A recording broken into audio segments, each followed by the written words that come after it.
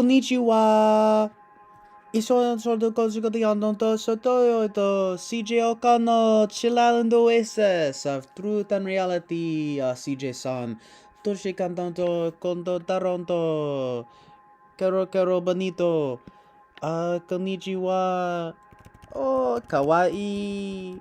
Desu. Desu. Anta baka.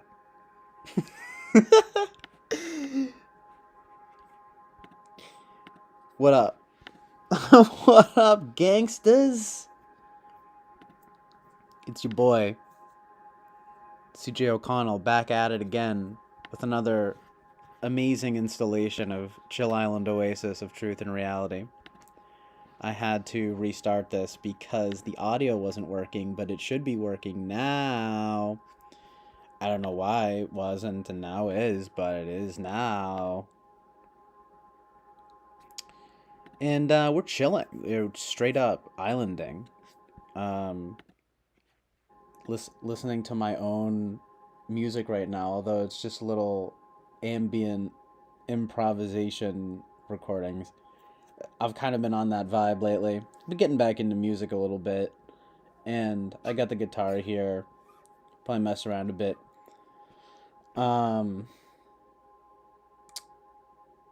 Sort of on that vibe, you know.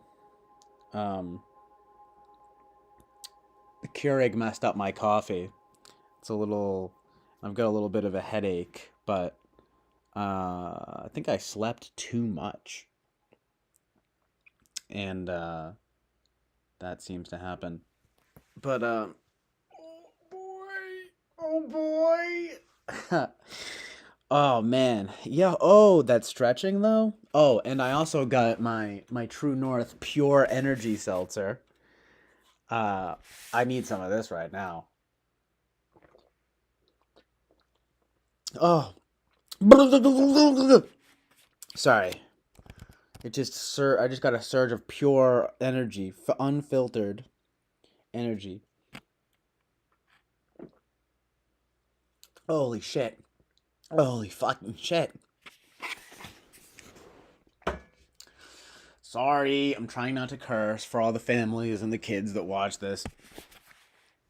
I'm gonna have to keep doing this fucking bullshit as I curse again. Cause I just keep not charging my laptop and I just have to keep I just have to keep doing this. It's so fun to have this cord that's too short. Yeah.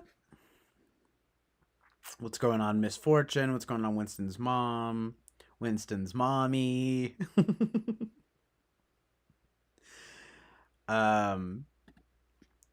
We've also got Sybil Shepherd, circa Last Picture Show, chilling island.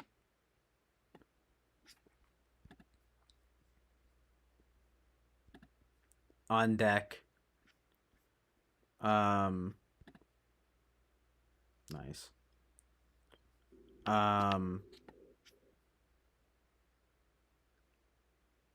ChatGPT is here because I'm stupid and messing around with AI, you know, our new overlords. Excuse me. Sorry. That was a bit much. It was a little bit crude. I try not to do crude humor, but so it goes. I mean, you gotta do what you gotta do to get the money, you know? Might start twerking. Might start doing a little strip tease if it gets me, you know, anything for the anything for the bling, the big bucks. 5 views. Oops, it's me. No one's Oops. stay around. Oopsies. I'm Dylan Mulvaney. No, sorry, I have my other Chill Island sessions open. I have a whole I got the compendium. We're getting a nice, you know, I feel a little bit accomplished, like there's some more new material coming through, which is good.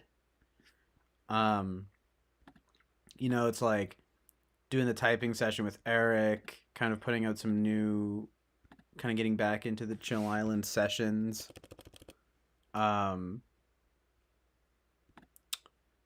you know, even though I don't really think I'm a fucking ISFJ, although maybe I am, it does fit better than many other types. That's for damn sure. In fact, it's probably skyrocketed from, as I've said, it was probably like I would have ranked it as like number 6 or 7 on the likelihood scale. Now it's like 2 or 3. So, I mean, that's the power of Eric Strauss. But it's a good typing. I wish I got to do more NE stuff. Oliver Linehan did his typing today. Shouts outs to Oliver Linehan, Oliver Linehandsome, as I was very proud of saying. Um, and the obviously I'm a little typed out, but I did watch Oliver's session today. Um, and it's actually the I just happened to catch it. Must have been meant to see it, right? Maybe ISFJ, maybe not. But I thought it was going to be last night and then it just didn't happen and I forgot about it, but then it was today. Like I woke up, went on the old YouTube, and then I opened up my mind, opened up my mouth. No, I opened it up, and boy howdy, what do you know? It was Eric Strauss streaming. What a surprise. And then I was like, oh, I'm about to do Oliver Linehan's typing, or I'm about to premiere it. And I was like, fuck yeah. So I caught that. And it's like I so well, let me just like address the chat really quick cuz I'll go into it a little bit. Although, it's like, well, I mean, what do you want? People, it's useful. It's like just based on the sessions, I'll do a little comparison. Um,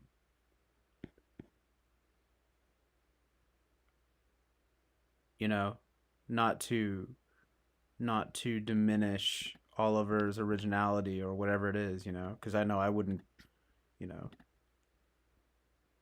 you know, you know, it just gets old, right? It's just kind of like, all right, well, he said it himself. It's just kind of like I don't think of myself as an ISFJ. I think of myself as an Oliver Linehan, and I'm like, well, that's the correct way of thinking about it. Well, but that actually plays into. So I'll just tell you guys like straight up, like so first of all, you guys are talking type a little bit. Love the 100s. Thank you. Awesome. Love you guys. Um,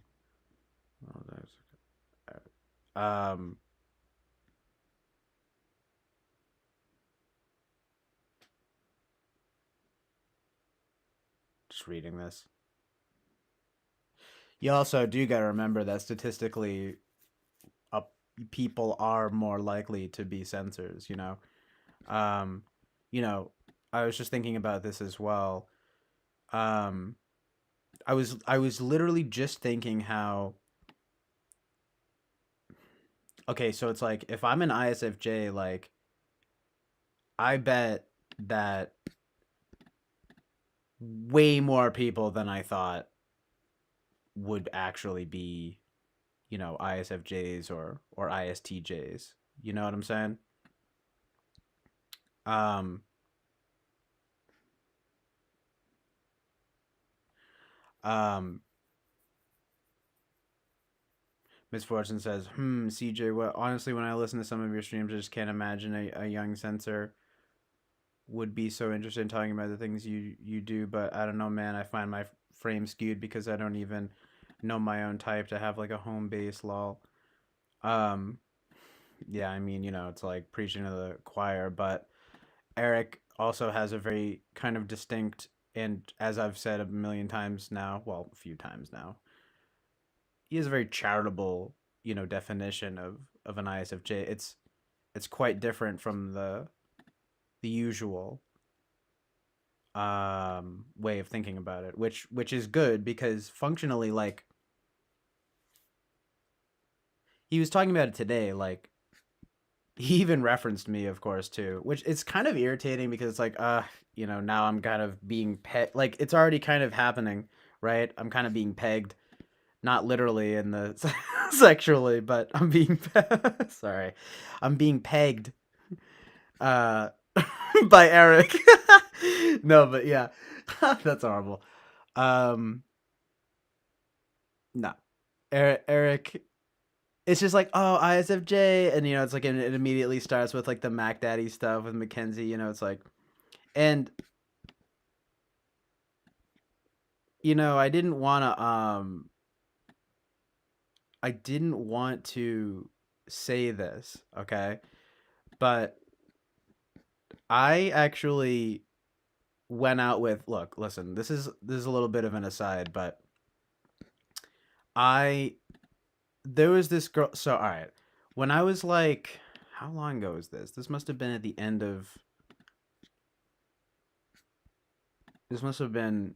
in like 2017. It was like 5 or 6 years ago, maybe longer, a little longer. And I basically just kind of wanted a girlfriend.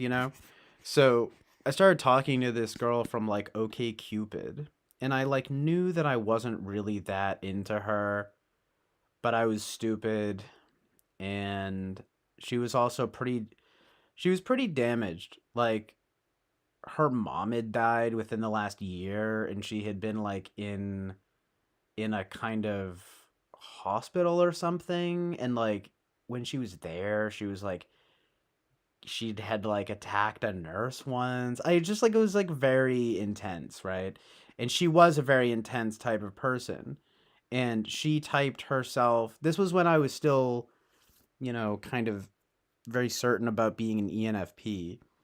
And I asked her what her type was, and everyone's just doing 16 personalities, but nonetheless, so her name was Mackenzie, okay, and she also typed as an ESTP, and um, yes, she was like a very damaged ESTP if she even was one, but that was a mess. Like, that was a real mess. Um, I mean, but it was also kind of destined to fail, and I think she might have been maybe a little bit borderline or something. There's just a lot going on there. And at the time, obviously, whatever.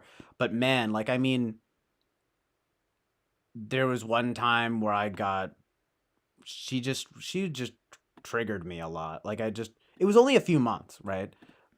And again, it was just such a mess. It's like too much. It's a little embarrassing because, like, again, like, I wasn't really that attracted to her, but then we met up, and like I didn't even realize, like, she was a bit like bigger that than I thought she was. She was like kind of shorter and like bigger, and but it was just kind of like, well, like, this is fine, I guess, right? I was just stupid, because the thing is like, I was stupid because I was setting both of us up for like failure. And I kind of just feel bad for her in the way that I set her up. Like, she obviously did, she thought I was nice, and it was like fine and everything, but it was just, I just feel bad that I even got into it, because I think it was like, almost accidentally mean of me, because that's the thing. Like, I wasn't really attracted to her, and like, once we like kind of, or not to be like personal, but we were just kind of hooking up, and like, it just wasn't, Like I wasn't that into it, and it was she was freaking out because, well, because it is what it is, right? And yeah, there was just like one time like she'd made me upset. I was just like getting emotional, and then but then that like she was like, I've never, had like a guy be like emotional for me like that. It was so bad. And then all that happened. I wasn't really into her, and then it just wasn't really working out well, and there was a lot of conflict. And then by the end, I literally I remember the phone call where we were talking, and it was turning into a breakup, and I don't even know what it was, but she made me so mad, and like I like called her a bitch, and then I like hung up and threw my phone, and I think I broke my phone a little bit by accident. Like it was really bad. Anyway, sorry. I don't get those I don't I get way like obviously our Mackenzie, right? Mac Daddy is like way more chill and probably not nearly as just drama seeking, right? But boy, I was like triggered. You know what I'm saying? Um, but like that's kind of on me too, right? I do have like a reactive way about me. Like that was unflattering. And I felt bad, Um, but yeah, that's that side of me that you guys don't see. I know. It's like and then it was just kind of nasty, right? Like we were kind of insulting each other by the end. Like, well, it was only a few months, but it was a very like rambunctious few months, right? Um. Anyway, it was just tragic. I shouldn't have even done that. But um, I just remember she was like, you know, she was insulting me, and then I was just kind of like, because she had also gotten with a lot of guys too, and I was just like, ooh, like,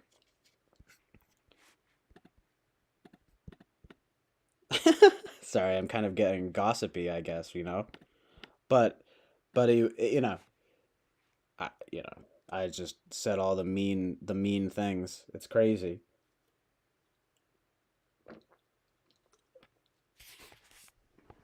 I'm like, you're a bitch. You're a, it's like, and you're a slut and things like that. And it was like really bad. Like, but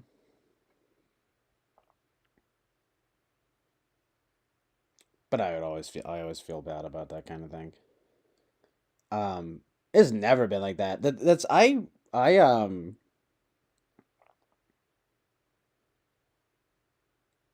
don't feel that way about like women. You know what I mean? Anyway, sorry. This is a little bit. So I didn't expect to go here, but why not? Right? I mean, I'm honestly not gonna lie to you guys. It kind of feels good to even talk about this stuff as if I'm like that guy or whatever who has yeah, dude, like, oh man, like she was a bitch, whatever, right? You know, but it's so petty, and I shouldn't even indulge. That was just a mess. I shouldn't have done that. It was a few months. But, it was just funny because she was an ESTP, or she typed that way, and her name was Mackenzie, or Kenzie for short. And but again, our Mackenzie, Mac Daddy, is way more chill. And to be honest, not to be weird, but she's definitely prettier. No offense to this girl. Again, she was like struggling with stuff, and she had like just like issues. Like I'd feel bad for her, not in like a pitied way of like, oh, I feel bad for her. I just mean literally like that. I that was the worst time for me to even like get involved with her. Because I kind of feel bad because it's like I positioned myself. This is something that I do, by the way, or that I would be like. I've gotten better at it, but positioning myself as like, oh, I'm gonna be that guy, and I'm gonna be like there for her or whatever, right? What a mess. You know what I mean? I'm not that guy. I mean, if I am, look, if I am an ISFJ, I have a very like low threshold, I guess, and can get very just like angry and stuff. You know what I mean? Like I like to think of myself as being like this like caring type of person. Um, and like I am kind of, but when tangling with those like real difficult personalities who like want conflict, I can't do it. And I get sucked in and I'm going to be yelling. But I shouldn't. It's not good. You know, you don't want to be reactive and you really do want to try to be try to be turn the other cheek, you know? Like no, it's that's anyway, it is interesting though because the reactive thing like that it might be more I thought it was FI, but maybe it is FE and not FI, you know? I just have this kind of way about me. It's like with Eric, you know, I get on the typing, right? And I knew I was going to do this and I get all smiley and you know what I'm saying? One thing I want to stop doing, right? One thing I want to stop doing. Okay, wait, sorry. Okay, so let me talk about Oliver a little bit. um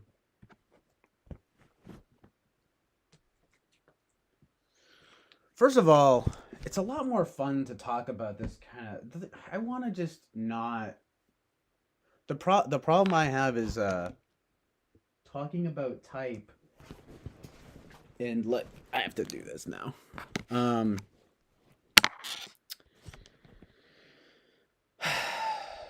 and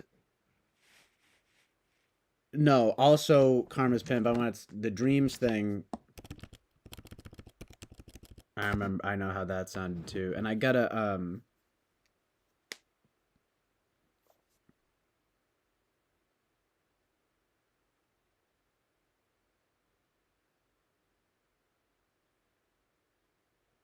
I don't think that they're meaningless. Absolutely not. I mean, it's just for me though. I tend to find like I wish that they were less NESI, but I don't have. I feel like I don't have that many NI type of dreams. You know, where there's like a symbolic type thing. I kind of wish that they were. You know, but they're not. They're like NESI. I'll be like, well, that's crazy that I had that dream. Like, what? And then I think about it and I'm like, oh, well, that's because, like, that day, like, my sister was talking about this. And then I was on my phone right before I went to bed. You know? Like, it's just boring. Well, it's interesting. My dreams are very interesting and, like, vivid. Yo, I had crazy dreams last night that I was just pissed off and, like, angry at everybody. I have a lot of angry dreams. So sad, you guys, right? What the hell? um, okay. Um, Oliver though, Oliver. So I just without getting functional. This is the thing. I want to start talking in a more broad way because it's like it's so much better to just be genuine, right? And not think of functions and like, "Oh, well what I'm saying is going to sound like this, it's going to sound like that." Um, forget all that, right? Oliver watching Oliver on like a just genuine basis. I was thinking this stuff to myself, right? I was thinking, okay, he's super chill. And I was thinking he's super chill in a way that I would actually like to be more of, just saying yes or no and not feeling like the need to over explain. He seemed very like not anxious, you know? Not bristling with this kind of weird energy that I have. Um and I'll tell you what my theory typologically in a minute. Um but one thing I did notice was that when Eric gave him that softball ass NE question about like can you give synonyms for a concubine, I was thinking of like I could think of like five or six things. I was like, you know, harlot, whore, hooker, prostitute, whatever, or lady of the night. No, I don't know, right? I was just thinking of all this stuff, and then he was like, um, he was like, um, well, he didn't even say which again, that's something I also like is that there's no need to, you know, I don't know, prove something, right? I'm good at my NE, right? Like me, it's like I have this investment or something, right? Like I'm good at it. And that can lead to just like unnecessary anxiety, I think, and like manifesting in ways that are not necessary, just not necessary. Um, but for him, it seemed like he was very calm and measured and like would just say, well, okay. So when he was thinking of words, he wasn't going, like, let me think. He was just kind of like, um, he didn't even say, he's like, whore. He said something else, and it was kind of funny. He was like, woman of loose morals. And I was like, amazing based. Anyway, I was like, that kind of thing would, I'd be really good at that. But at the same time, it's like, if I am ISFJ, I could just be an ISFJ with like a command of language, if that's, I mean, Eric said his mom was like a good writer, all of this kind of thing. So it's not impossible, right? Um, but that kind of stuff, I was like, man, I wish I could have done those questions. Hold on a sec.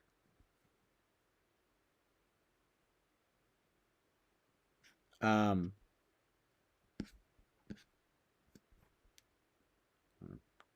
back up, Simple Shepherd, yeah. So at the end,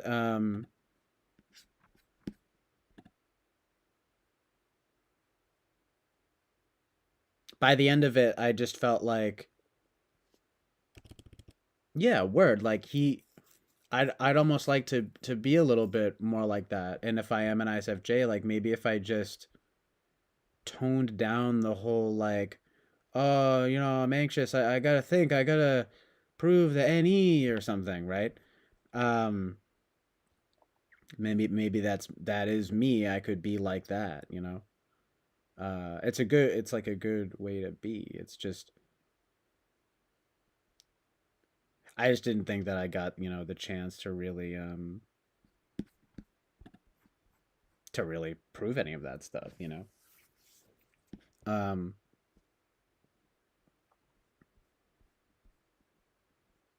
but it's whatever.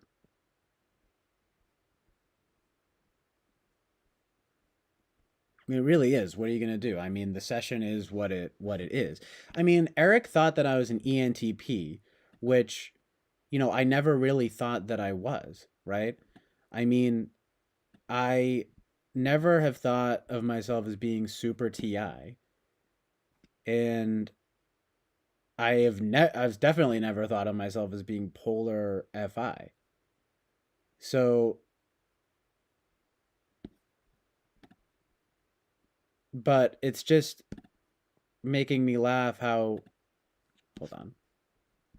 It's just making me laugh though how it's like it kind of seems like he'll do anything but type me an NFP, right? Like so it's like so I knew that he was probably going to type me either the main guesses that I had were ENTP, INFP or no, sorry, ENTP, ISFJ, INFJ or INFP, but I knew that it was going to be so just I'm not surprised. It's kind of like, no, you're actually the other one that's like chill and good, and we get along and blah blah blah. But instead, you're my dual. It's like okay, you know. But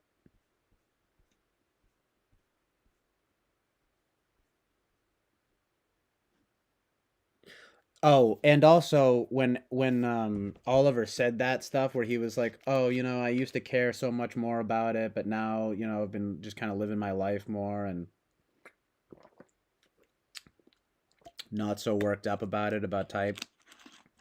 I was like, "That's the right approach, and that's how I'm trying to be." So in other words, I almost felt like for as much as he wasn't flexing much creative muscles or anything, that there was definitely something about him that I was like, well, I could definitely stand to be way more like this. You know, there's a sort of calm confidence in it in him. I mean, sort of self assured, not bristling with any kind of nervous energy. That that's that was this is every that was my main takeaway from it. Was I wish I got more NE stuff like that, and I wish I was as chill as him in like a real way.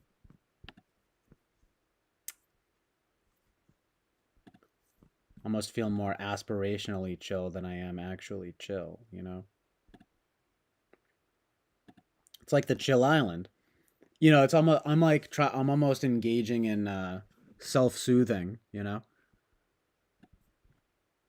I thought of that as almost sounds poetic once. I was thinking like broadcasting my self-soothing, you know. Not so much when talking about this kind of thing, but with the music, with the visuals and things like that, that has a sort of therapeutic aspect to me, you know? Sometimes I find this though, like, um, for as talkative as I can be, it can be kind of stressful, you know? um, it's a little bit of OCD kind of thing. I sometimes feel like I need to express myself perfectly or, say everything on my mind or something. Leave no stone unturned. And that has a way of being stressful. I mean, talking in and of itself isn't, it requires a bit of effort. Um, it helps to think out loud, definitely. Um, Similarly though, or yeah, just similarly though, it's externalizing the process. It's not always completely effortless. You know what I mean? Anyway, just want to address the chat here.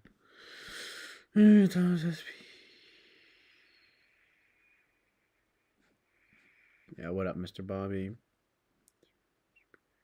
Yeah, I mean, I do think though that chick I was talking about was a very kind of special circumstance. Uh, you know. Um, what's his mom is funny.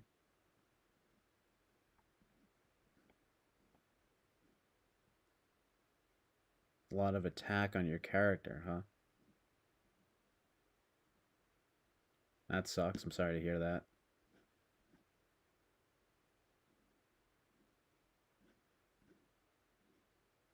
Alex says, I don't know why Eric types you S. I don't know. Well, it's like, I mean, all I know is that my whole life I've felt like I've had a very love hate relationship with SI stuff, and then my SE has never been good. I mean, I think of my SE and SI as being like my worst functions, but you know,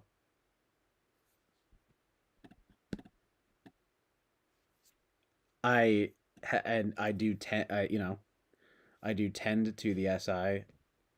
My memory is quite good, things like that. But I've never been very good with time or um. I do have my routine but it's definitely not a normal routine.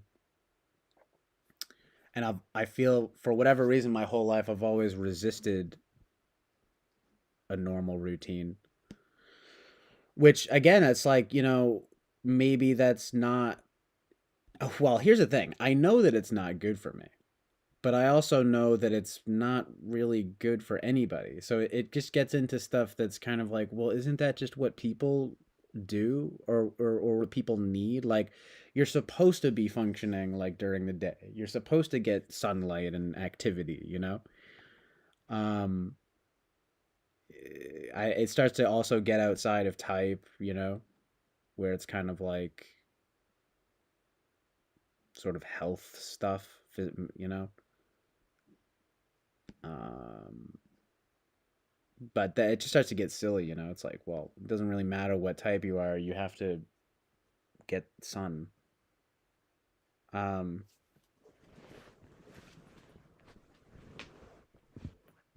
uh,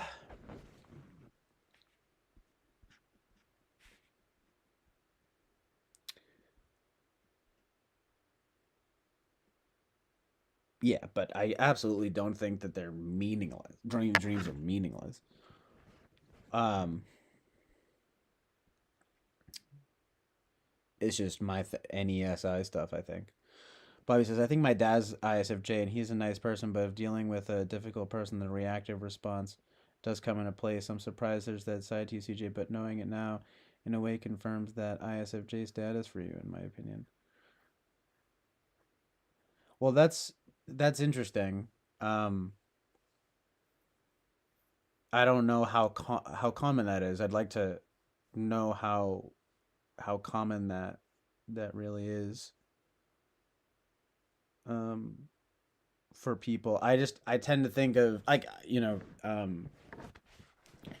someone like Oliver. I mean, although maybe it's the same thing with me, right? How people can't you can't even imagine them getting mad. Like I've been told that before, and it's like, oh, I can't even imagine you getting mad, and then it's kind of like, boy, you don't even know. I can get like insanely angry. Um, I mean, I never feel good about it, but of course, whoever feels good about getting angry, especially if it's explosive. You know what I mean? But yeah, it's mostly with family or close friends, and it's usually unnecessary. It's usually very reactive and very disproportionate. Anyway, but I think of ISFJs and ISTJs as being very like very difficult to rile up in that way. But I mean I don't know. It's probably more of a more variance to it than typically thought of. Guys, consider one thing: not everyone is online all the time. The SFJs are out there working and housewifing and home dadding, being useful hours in school and works. Yeah. Oh, you remind me of this person. You guys are probably the same type. Well, yeah. I mean, I obviously remind him of his friend, and he reminds all. I guess Oliver reminds him of his friend as well to some degree. I don't know. I'm not sure about talking about mowing the lawn makes me want to say mow. Okay. I mean I didn't, but I did say something last night about it where I would feel more accomplished doing something like that than doing a typing session. But again, I feel like that's just a human being thing, you know.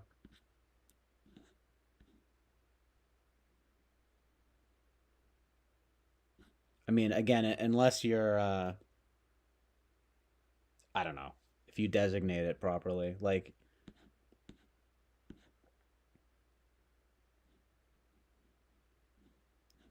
any tertiary and you really want a tertiary moment expression and get transfer expressed and it's not repressed, just yawing it in the chat. I mean, that's possible, but in some ways, I actually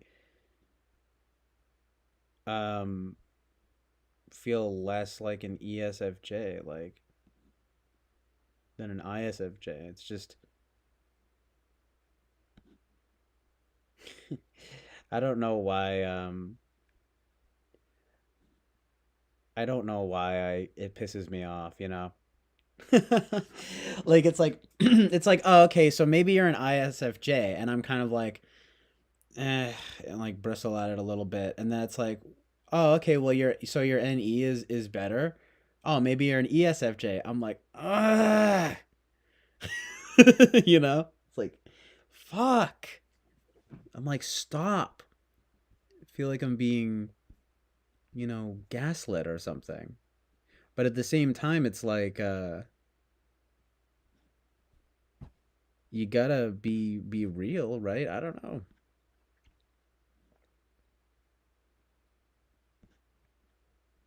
And of course, I'm not talking about like just you, Alec. I'm just talking about in general. Like these were types that were somewhere in the middle of my list in terms of consideration. Um, that feel relatively not representative of like what I relate to, but it is what it is. Um,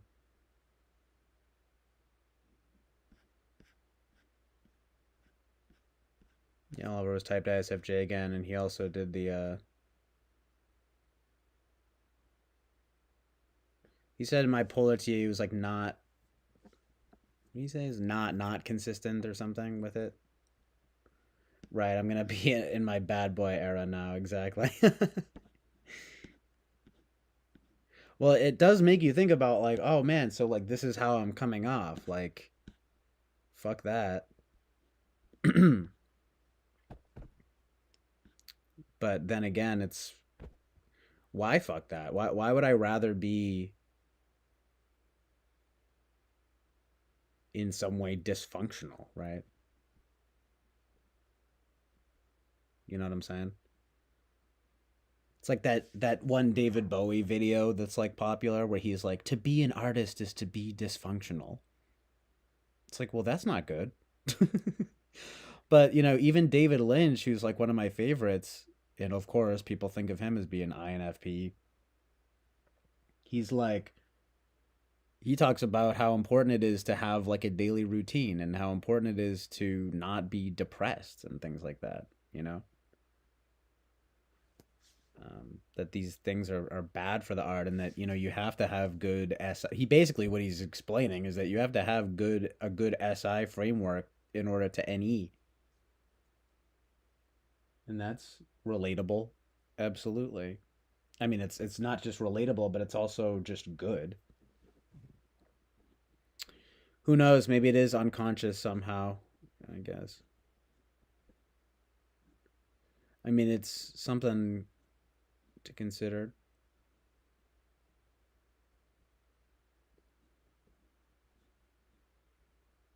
It just kind of starts going all over the place. It just starts feeling like. I mean, I guess it's only 16 types, right? But still, it's like, dang. Start start entertaining ENFJ and things like that. I'm just kind of like, whoa, shit. We're getting expert mode here, entertaining half the types, get almost more than that. Well, maybe not half. You know what I mean. Let's just kind of start entertaining half the types. It kind of gets a little ridiculous.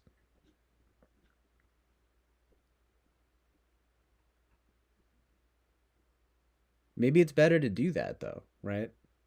Not be so hung up on one or a few types.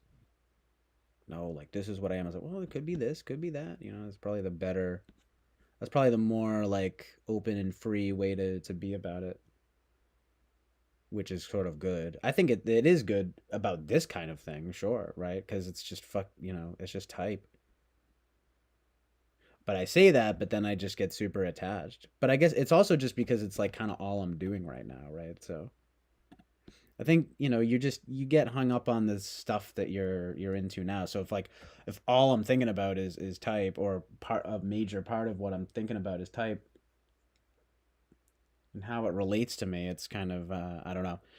I keep thinking of what Jordan Peterson said, where he said like the more time that you think about yourself, the more like miserable that you become. And then he also said that apparently, and this is true, I guess people who are depressed use I, me, my, and mine pronouns a lot more.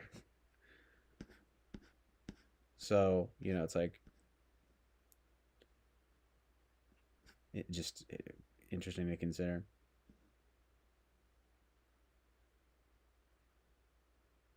Charlie J. You feel your forehead. You want the four effect. Well, I mean, I have been. There is a certain suggestibility that I can I can be prone to. I wouldn't say I'm necessarily gullible, but when things prod into what I consider to be like sort of FISI territory, I definitely am kind of like, let me make sure about this because, like I don't want my perceptions threatened or whatever. You know what I mean? So yes, I probably would. I'd check my forehead instead of just doing the Oliver Linehan method or something. Just what people seem to do better than I do, which is just kind of be like, no, I know that I don't have a fever. I mean, like the thing is though, again, if Eric typed me something ridiculous like this is what's interesting, by the way. If Eric had typed me something like ENTJ, I would just be like, no, and I probably wouldn't even think about it at all, right? But something like ISFJ is like way more accurate to the point that it bothers me, right? Like, you know what I mean? Like when something, I don't want to say necessarily right, it hits a nerve, but it kind of does. What you know how to like if something just that something's not true and that's just stupid, right? Then it doesn't even bother you. But if you know that something has some truth to it and maybe you don't like it that much or something like that, then that's when it starts bothering you. Again, I never had these types very low on the list, but I just kind of was like, it was not those types, but they're not as unlikely as ESTP or ENTJ. Um, but the fact that he keyed in on one of the ones that was kind of in the middle for me is almost more bothersome, right? Than if he were to just be completely wrong or. So that's just a funny thing I feel that in life.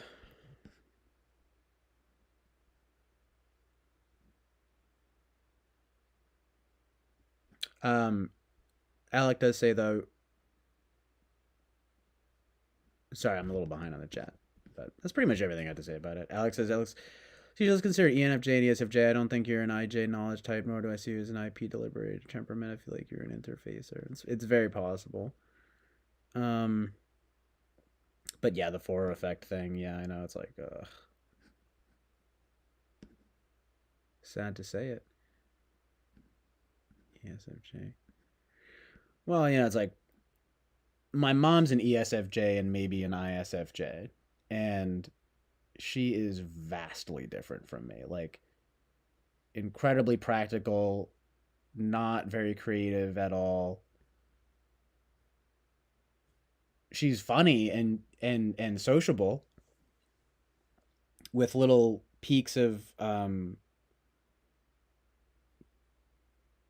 interesting commentary, but just she's very grounded and very like it's me ranting and then her providing maybe a take every now and then. Um, on the other hand, though, again, maybe I pressure myself too much to be on top of it or something, right? Be like, I gotta have a take.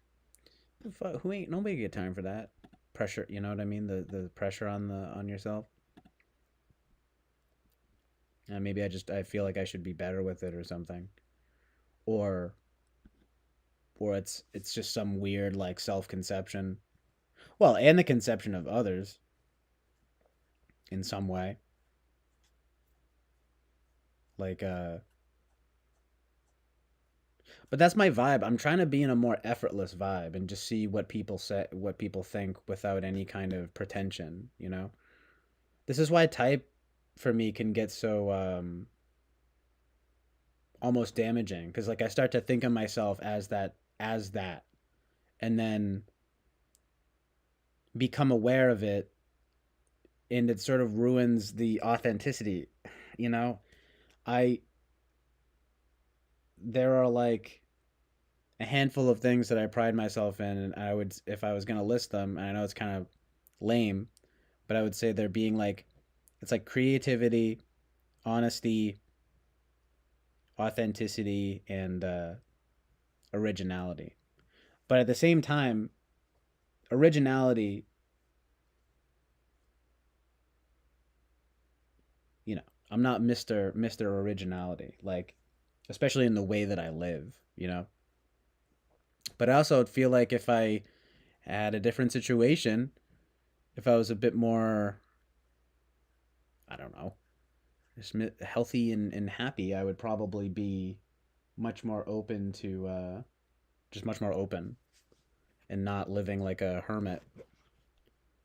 I mean, it's definitely not making me happy. The thing is like it seems like living like an ISFJ or ISTJ is not making me happy.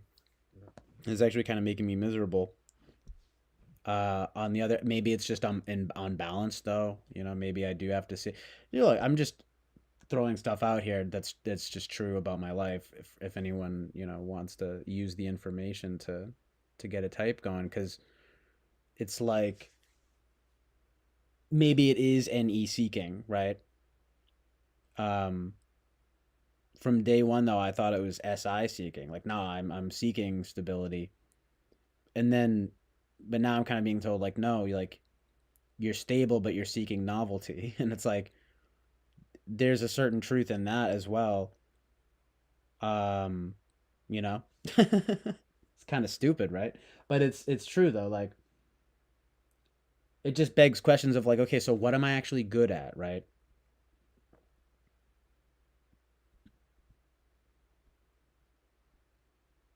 Um, I still think of it as being kind of like NEFI stuff.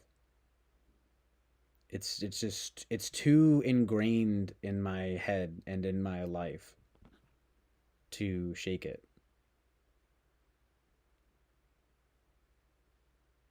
But I'm open to new information. New information. The sort of Eric Strauss ISFJ. Sounds good. You just have to explain it to people. And be like, yeah, don't look at the hundreds of pages that say what they do to describe me. Just look at what Eric Strauss has to say. And it's like, well, you know what I mean? It's like that seems oddly specific. Like if again, when you're SI over NE, you're going to be sacrificing practicality. You're going to be sacrificing creativity for practicality.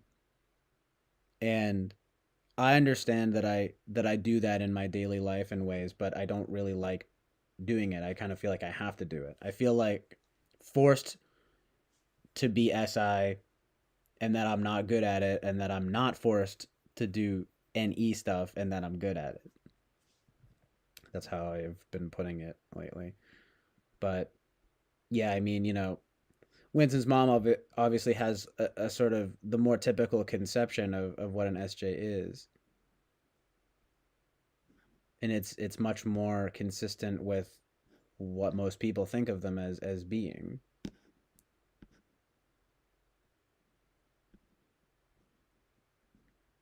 SI though is potentially shaped though, right? It's very shaped by its environment, so that's definitely but that's definitely something to consider. Side down is supposed to be the most chill thing. That FE tool is like a raging sea. That's interesting to consider.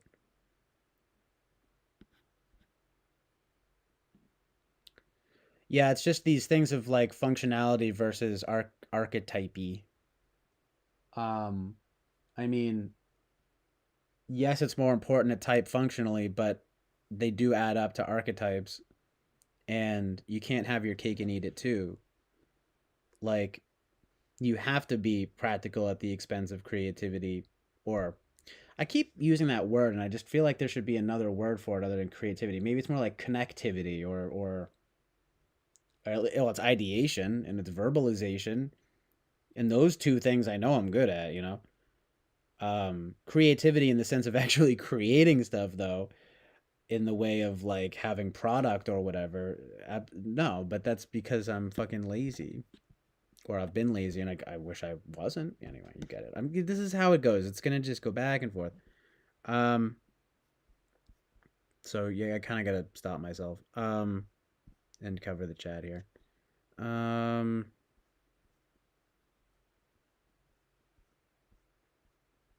but the point being, it's like that's why they are the way they are. It's like you can't,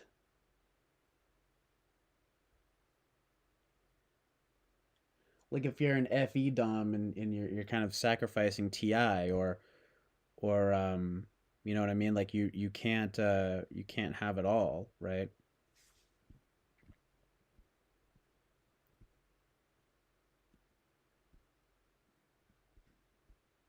But I'll tell you though, I mean, it's definitely better in ways to be SI over NE. I mean, I definitely shouldn't be so attached to some stupid you know what I mean, mythology, right? Of like, oh, it's so much better. You're so much more creative. Wow, wow. Meanwhile, your life's a flaming wreck, right?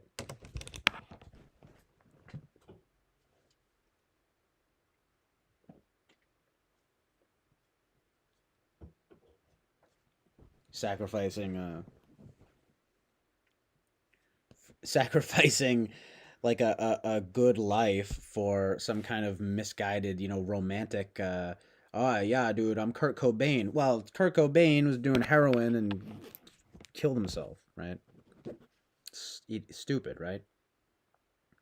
On the other hand, I mean, I also don't want to be like Carol from Safe, Julianne Moore. I was watching stuff from that today. Of course, people think she's an ISFJ. It's enough to make you fucking cry. It's like, oh my god. I mean, because that's a movie about a housewife who's like depressed, and she starts developing like chemical sensitivity, and it's kind of, you kind of are left to make up your own interpretation. It's like, is she really unhappy, or is it real? Is she actually having chemical stuff? Because then she winds up kind of joining a cult, and it's not as crazy as it sounds. People think of it as being like a horror movie, but it's more of like it's like a psychological. I've seen it described just now as like a psychological drama. But there's a part too where she gives a speech, and she's like stumbling, and it's painful to watch. I'm like, holy shit! I'm like, this is hardcore. But it's also a very depressing movie. But it has always stuck with me because of certain kind of health issues and things that I've dealt with, and I just felt like I've never seen a movie. There's literally no movie that I know of that takes that topic seriously. Like, because she basically, it's a housewife developing a mysterious illness, and she chalks it up to chemical sensitivity, and joins a cult of like a self love kind of thing. But there are many different readings of it. There's the obvious kind of feminist take. There's the obvious, it's like she's an unfulfilled. She definitely is. I mean, the guy who made it, Todd Haynes, is like a. I'm not trying to be like that, but he's like a gay guy, and he's like. Sorry, Todd Haynes is in my house. He just kicked over my guitar. No, but he is, and it's like there's stuff about there's AIDS, stuff like that. Anyway, it's cool. It's a really great movie though, because it leaves you to you make your kind of own interpretation on what's going on. But she's definitely actually sick, is the thing. I mean, she's having nosebleeds and like seizures and stuff. I mean, you don't make that up, right? Um, but it's fascinating and also very disturbing. It's one of those movies that, it's kind of like more horror than horror because it's like real. Um, but damn, Julianne Moore is so good in that movie. Julianne Moore had a string of movies like that were just phenomenal. Like Safe, and she was in Boogie Nights and Magnolia. PTA stuff is good.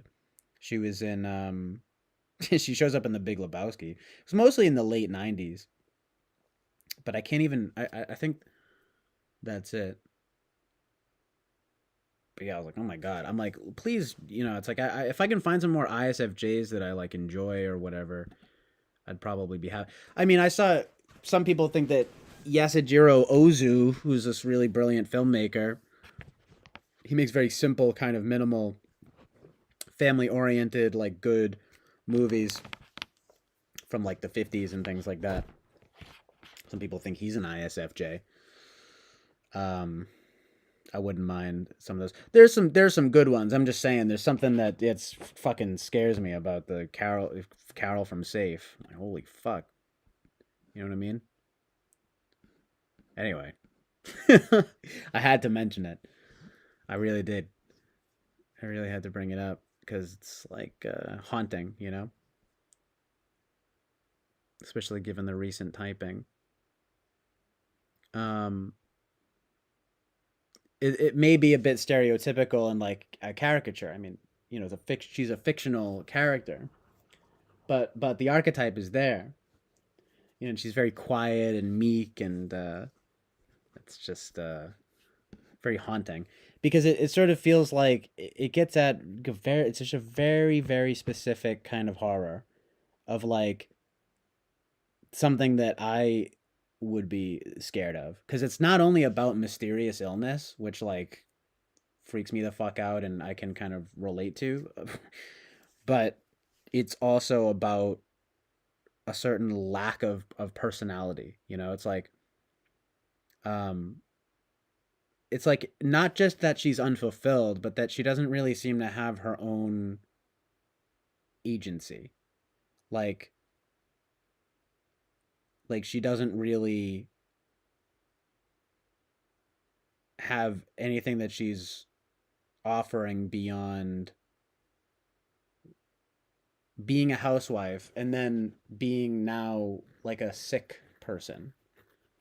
And there's something very very haunting about that to me.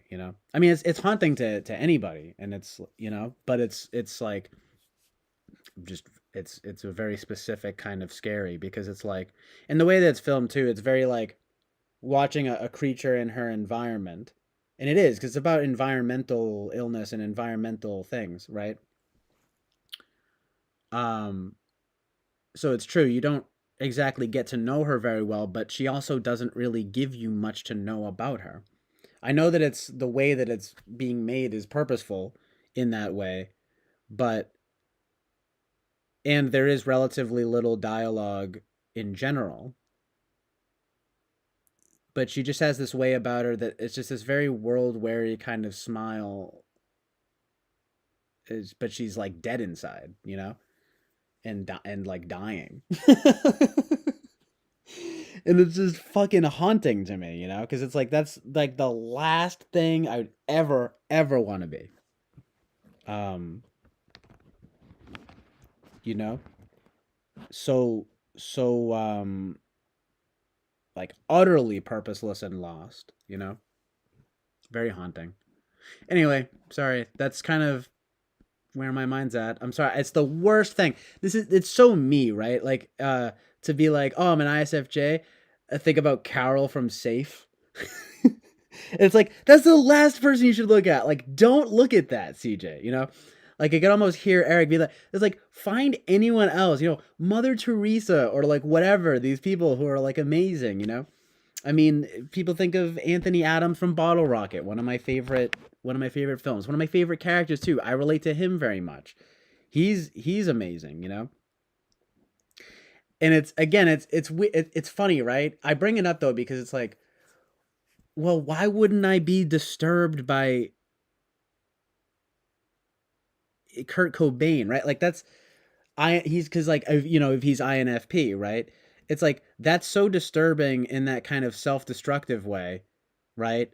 But it's almost obvious, and it's more scary to me. Like, don't get me wrong, he had stomach issues and things too. By the way, like he had plenty of things for a long time. I was like, oh man, like I relate to him, and it's troubling. Like the documentary about him is very disturbing, and I related to him, and to be honest, I hardly even listen to Nirvana anymore because it's a little bit too it's a little bit haunting.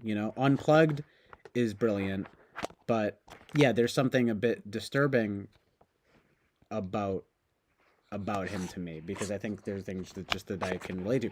Ian Curtis, Kurt Cobain, these kinds of people.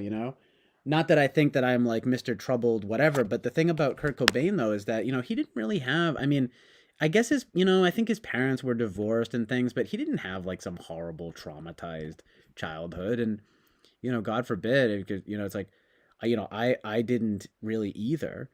But the feelings are mutual.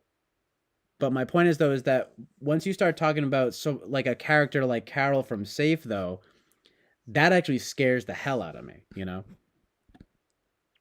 Um, you know what I mean?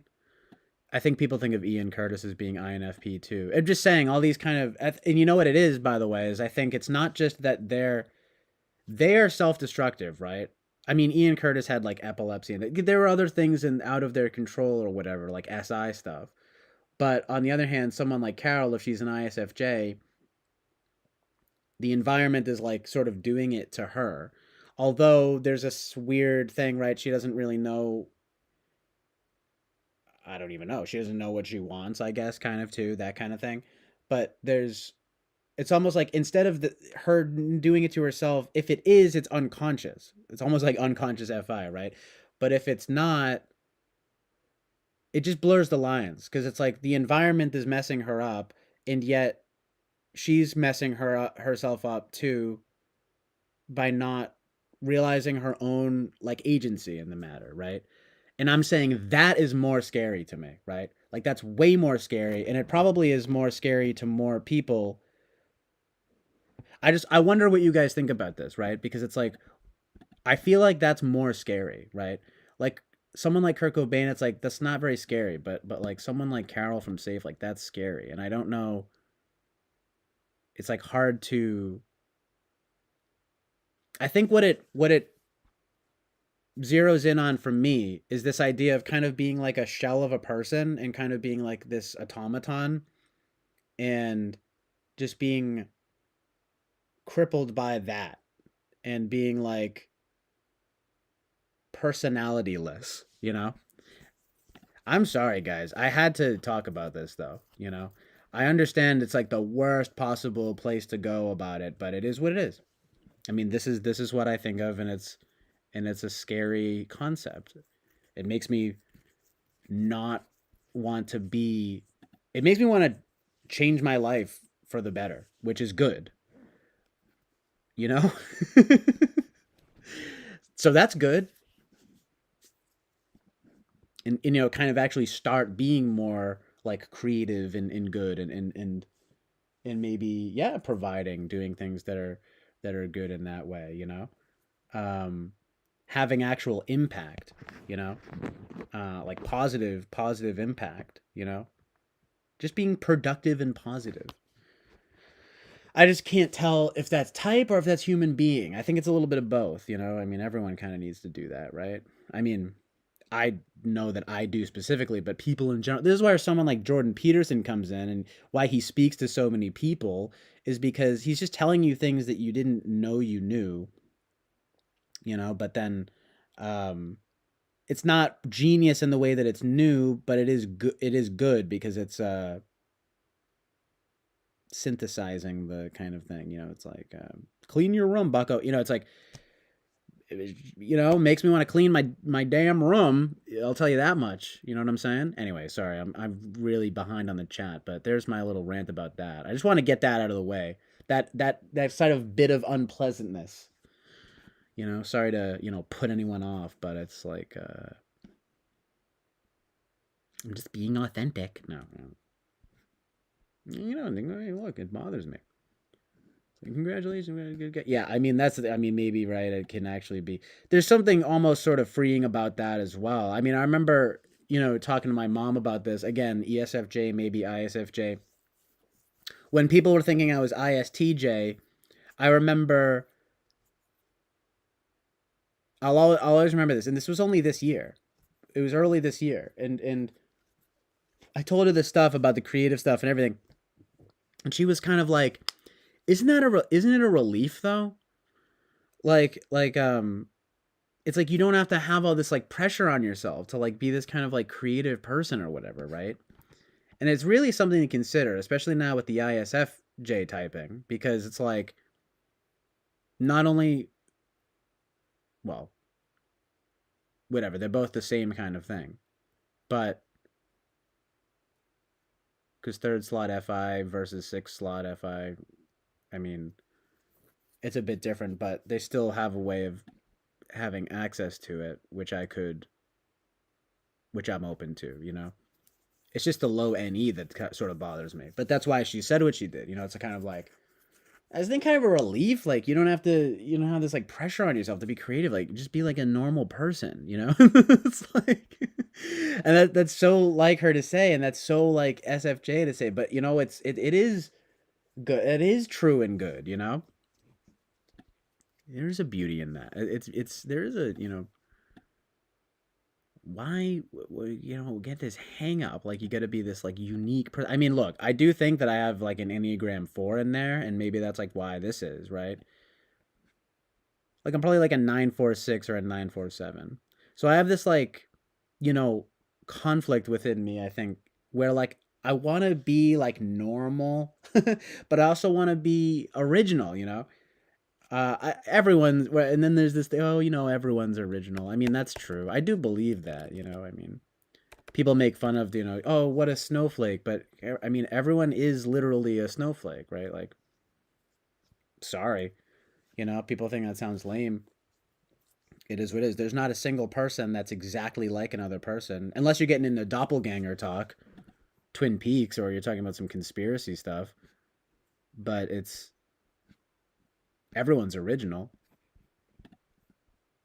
I guess what it really gets in on is like you don't want to like follow the herd, and you want to be like, it's not even being original, it's just being like authentic, I guess your point of view is always going to be kind of authentic, and your sensibilities will be authentic, but I don't know. I guess I just have some hangups on that because it's these things that I pride myself in, but it's not good to have an ego. These things, though, this stuff that I'm talking about, though, it is a little bit like ego death stuff. You know what I'm saying? Like I said, like when I was got an enneagram, and people on that chat thought I was like way a 9 over a 4. That upset me a lot. I'm not feeling the same nowadays because I've been through this so much. I mean, I'm not exactly happy about it, but I'm definitely sort of like, whatever. I'm not going to start, crying about it. Um, at the same time, though, it's a similar feeling. It kind of feels like being confronted with some kind of like ego death.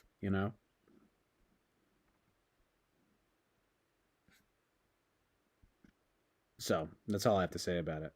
I mean, it's like, well, this is how you're coming off, and it's not even just how you're coming off, but in some sense, it is kind of like what you're doing.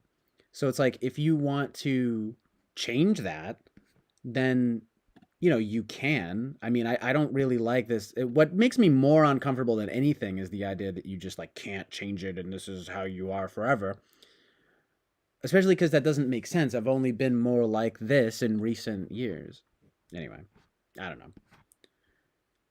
Just weird. It's like, have I always been like this? Is this really me? Fucking existential crisis over here.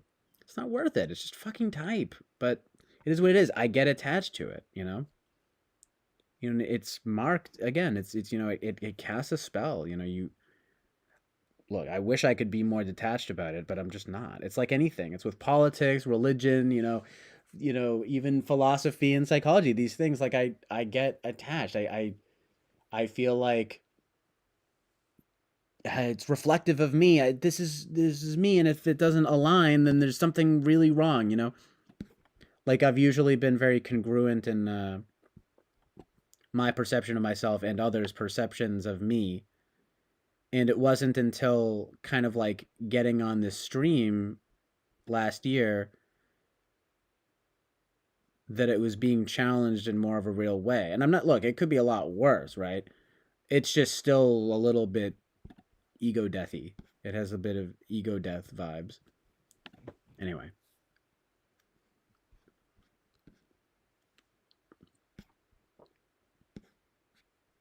Sorry to be depressing. It's just the FI coming out or whatever. It's like, you can only act, super amenable or whatever for so long. I'm, easily bothered, I guess. I wish I wasn't, but I am. Especially in matters like this, like kind of FISI stuff, I think. I'm just sensitive to stuff like that. I'm just kind of like, oh, man, it's challenging my self-concept. Could be worse. I mean, it's just ISFJ, right? It's like being nice and chill at the expense of being like good and relaxed. No, but nice and chill at the expense of being like creative and original. It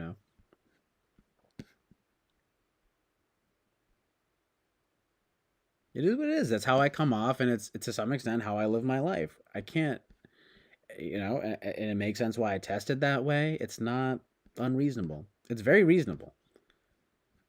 But it's almost like that thing. It's like it bothers me more than it would if he typed me something ridiculous like ENTJ or ESTP because it's actually somewhat realistic. It's like, oh shit. Wow. Amazing.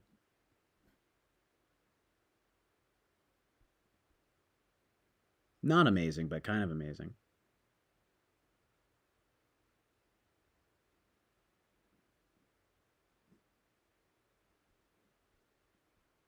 But that's cool what you're saying, what Bobby's saying about his dad.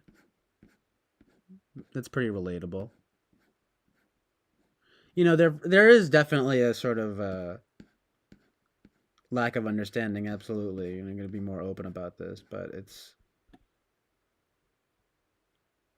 functionally makes some sense. Archetypally leaves a lot to be desired.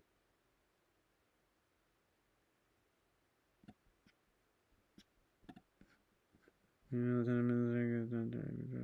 no, it's just, so it's telling me it's kind of, well, I mean, my mom does. It's like, I mean, you know, unless you have, look, I mean, again, I might just be overly invested in these like ideas of myself and the way that they manifest. But, my mom, for example, is very happy to be an ESFJ. I mean, although I don't even know how she feels because she doesn't even know how she feels.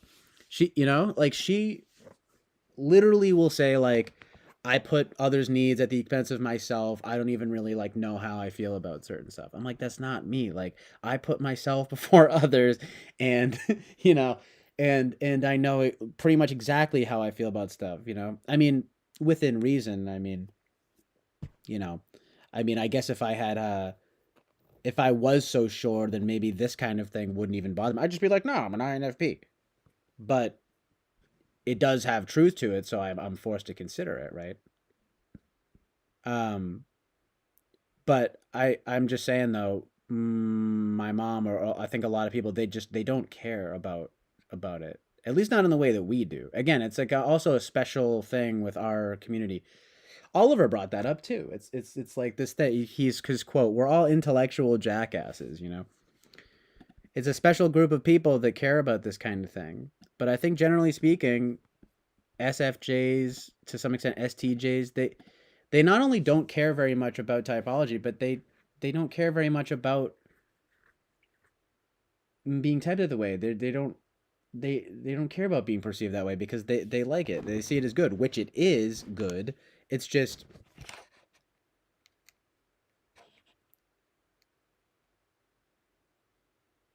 I mean, there's only two reasons that I'd be bent out of shape about it, right? Either I'm too invested in stuff that that I'm actually not that good at, which I don't think is true, or I'm not an ISFJ, which I think is more true, but it's not hardcore false. The only reason it's bothering me is because it's not hardcore false. There is truth in it. A lot of truth actually, and how I live and how I present myself, you know?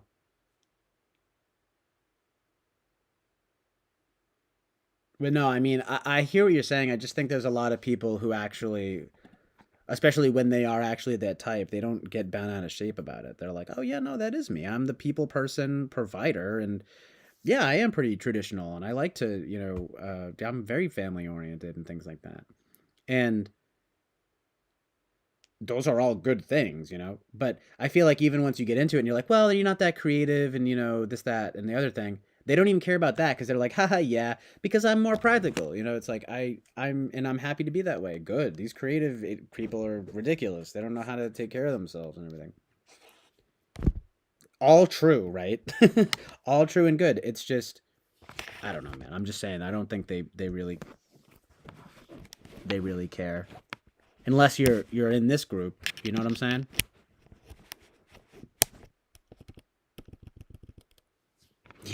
It's only people like us who care because I don't know, this is a stigma or whatever and all that. But regardless, I don't think most of them do. I don't think most of them. I think most of them are pretty happy to be their type because they not only identify it, but they see it as good. They see it as true and good, which they should. But it's not challenging to their self concept or how they are perceived. In fact, they might actually like that and how they perceive themselves being reflected and how others perceive them being reflected. So it's accurate to them. So they don't mind it and they think it's true and good, which it is, but they're not perfectly content with it. Anyway.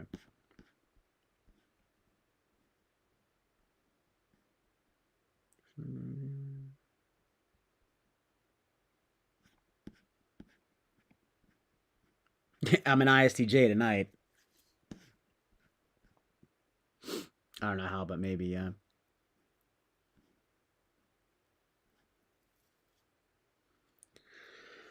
Um, Alex says, for example, what you do here, I do in my head. You seem to like to use the others as a soundboard. It's like for you, speaking is thinking. You interface. Does that resonate with you? Well, yeah. I've always kind of said that kind of thing. I mean, definitely.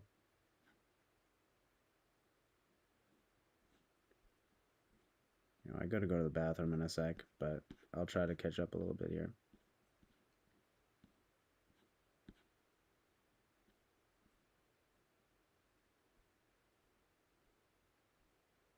Even with you sharing a few minutes ago that difficult story about the girl with I don't know, probably it could be really to put your thoughts into. Yeah,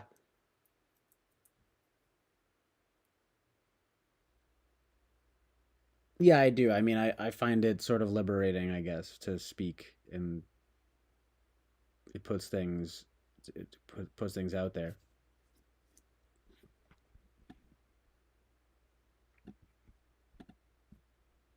But I also do enjoy the feedback and like genuinely appreciating people's feedback. You know what I mean? Their takes. I mean,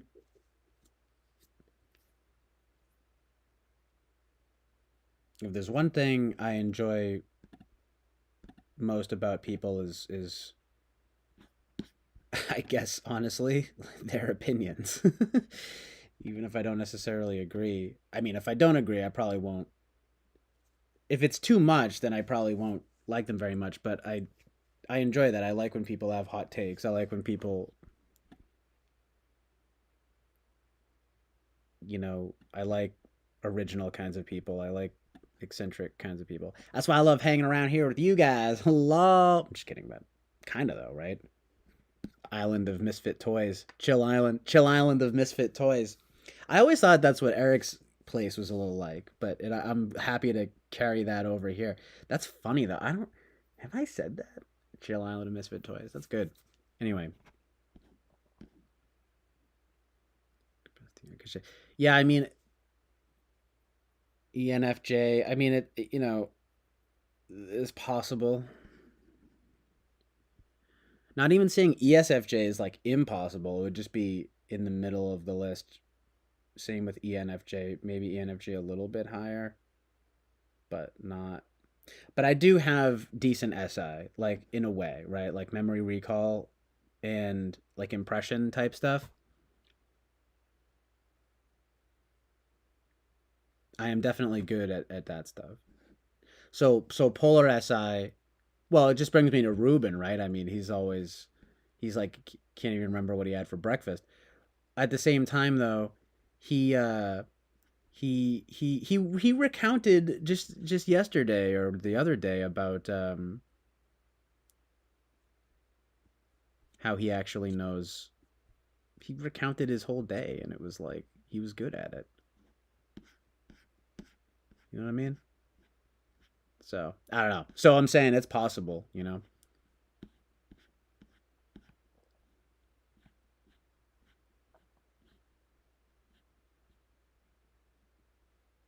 Right? Bobby showed photos. He's smiling in innocence before discovering typology compared to after discovering typology. Lol, JK.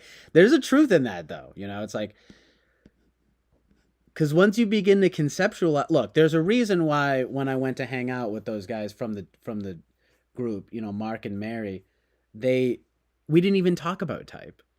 They didn't want to talk about it. I think after a while it starts to get grating. It's almost like it's too much. That's interesting. So it's like archetypes. I would have to look into more ENFJ archetype stuff. Because interestingly, I actually don't know that much about ENFJ stuff. I'll check that out. Yeah, my bad. I'm so behind right now.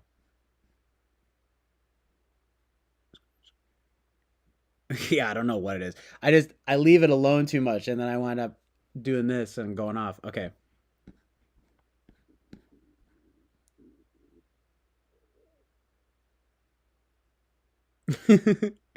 No, I know I was going in a little bit, but I had to do it.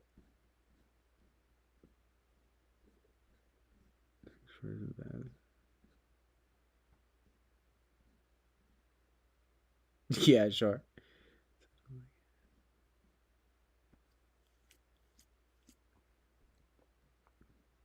Hmm. That's an interesting distinction. I don't like her, I don't like him, or whatever. I'm think a person what other people call it. I mean, I don't know. I mean, whatever. I feel like I just am trying to be well rounded in both ways. Depends on what you get me talking about. I mean,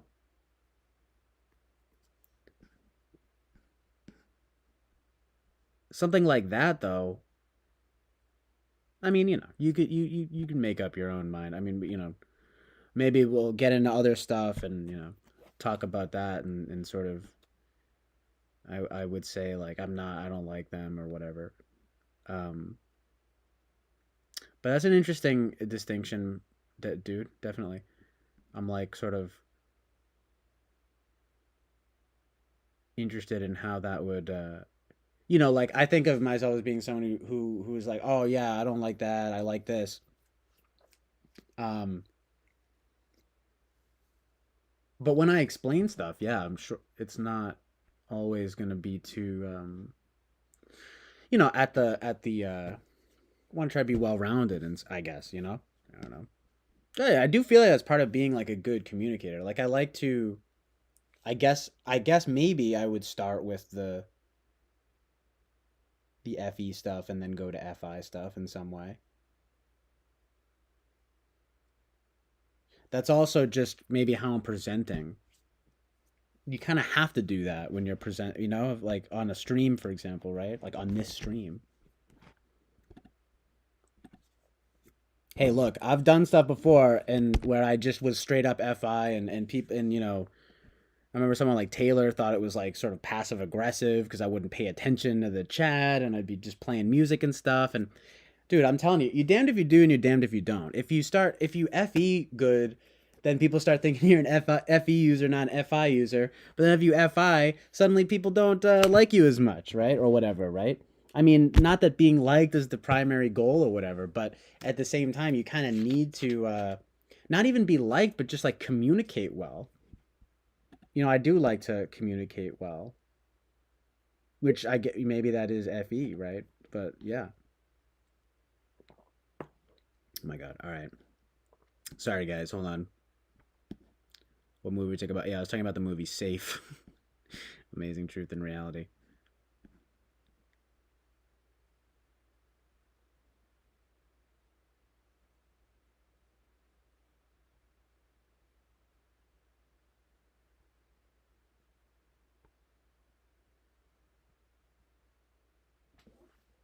Hmm. Control versus chaos thing.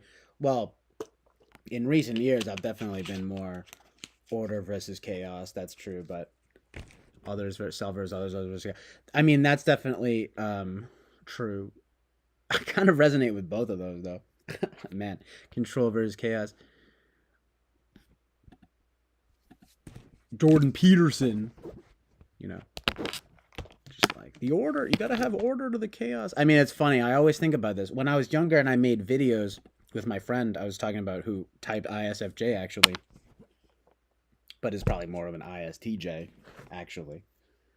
Um, I titled our video whatever company, whatever you want to call it, video group, Chaos Productions, and it was like, dude, I'm telling you, I was like the textbook little ENFP, just thinking, I'm like, oh, Chaos Production, let's go get energy drinks, blah blah blah. Like, but now that I'm older, I'm not like that as much anymore, which in some ways is bad and in some ways is good. You know what I mean? Like, but you need order to that, right? Like nowadays, I'd be like, I'd let's call it order production. No, it's stupid. It's kind of true though. I think of that all the time. I had to mention that. All right, hold on, because I haven't told you guys that yet. The Chaos Productions. There's some psyop there though, right? Society is like telling you it's better to be chaotic, and I was being psyoped. It's like, nah, it's definitely better to be ordered. It's like it is, right? That's actually good. Okay.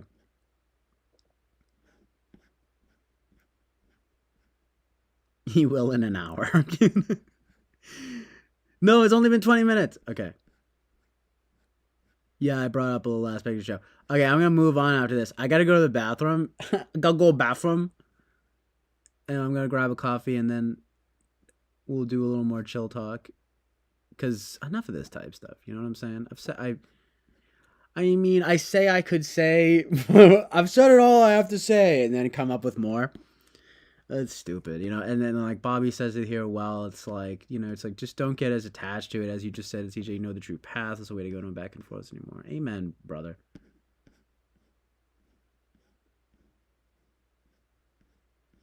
Can you imagine Bobby as an FI dom? That would be interesting.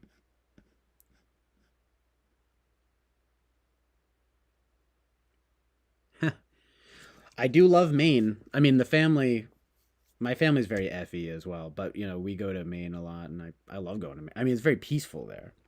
That's good.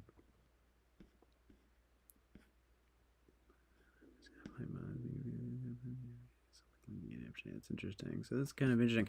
I mean, I appreciate the hot, in fitting with the conversation. I appreciate the hot take, Alec T. ENFJ isn't a super hot take, but I like to sort of throw that in there. You know what I mean? The possibility of it. The tribe stuff right now. It's where the neurosis showing right now. I mean, Effie stuff. It is. You know what I mean? It is what it is.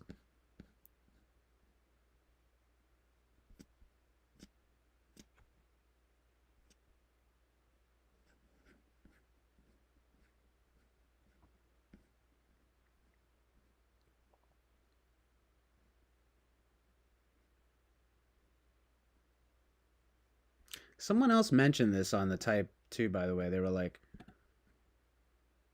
his SI is abysmal. Blah blah blah. I think he's an ENFJ, but then they replied later being like, but also he's talking in generalities. Although it's interesting because you're saying the opposite of this part. I don't know. They probably didn't. They're some random person. They probably don't even know that much about type. I mean, Alec, it seems like you probably know more about type. I mean, you hang around the channel, you hang on my channel, so you know how it is. This gang generally knows what's up. That person was just some random person you've never seen before. They were just going back. It was just interesting because they said ENFJ, but then they were like, on the other hand, he's speaking in generalities. It was similar but different to what you're saying. It was like the same take with a different take on the generalities thing. Like as if that's not ENFJ. But you would think that would be more like if you're polar SI, of course you're going to be more general, right? Yeah. So that makes sense. I think you have the more correct idea about it, but that was interesting. Okay. But yes, Maine. I love Maine.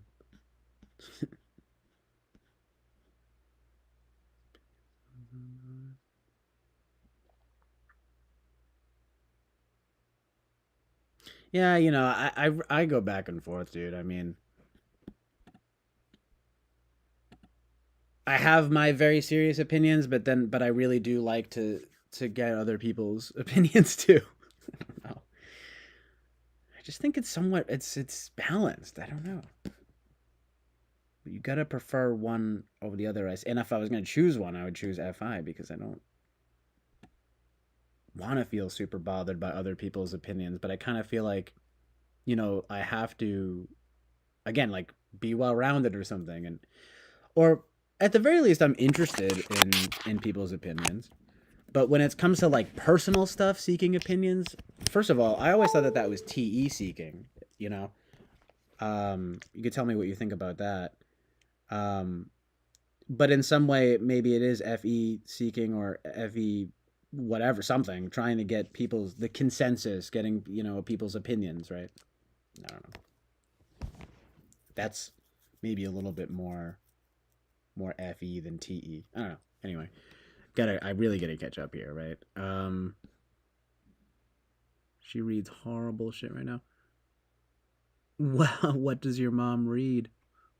Oh, maybe she used to. She used to be academic. She reads horrible shit now. What does she read? More romance novels or something? Those like crappy whatever in the Barnes and Noble. They'd be like a pirate, whatever, whatever. Sailing away with a pirate, beautiful pirate man.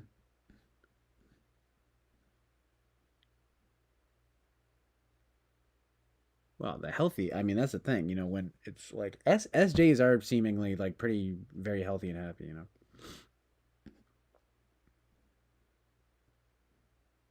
So you don't want to be too against it. I think you're right about it.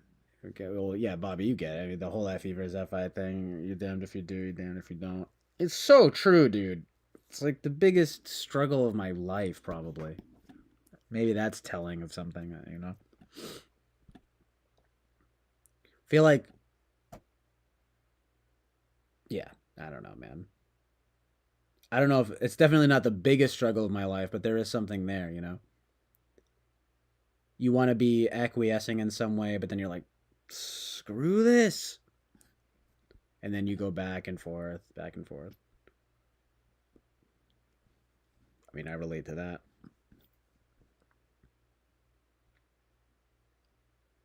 But I don't have a problem. I do think I generally know how I feel about stuff and that I don't have a problem asserting it. Um, but I do worry sometimes about how it's going to be perceived, and I do want to be like well rounded in this way. You know what I mean? So that is being relatively balanced in terms of FI and FE. Oh look, nice. I'm almost caught up here. Yeah, that's funny though. Bobby CJ under his breath. Amazing truth and reality. That's funny.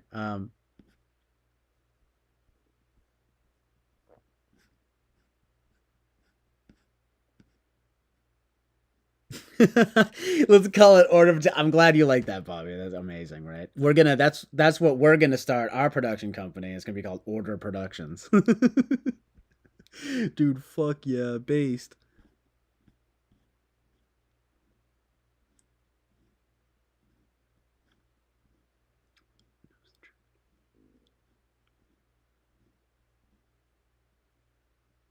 Every time you say you want to be well, but I mean, yeah, yeah. It's funny that didn't I just say? I mean, I don't know, right? I go back and forth just like this. Did I say this? I swear I didn't read. Either you said that when I said it, or something, but I didn't see this yet. But that's exact. What I do though is I ping pong back and forth. Like I want to be well rounded, but I am like screw all this. They don't get me. This was my whole freaking vibe. I'm like, damn it, people are not getting the true vibe. You know, I don't know. That's how I feel.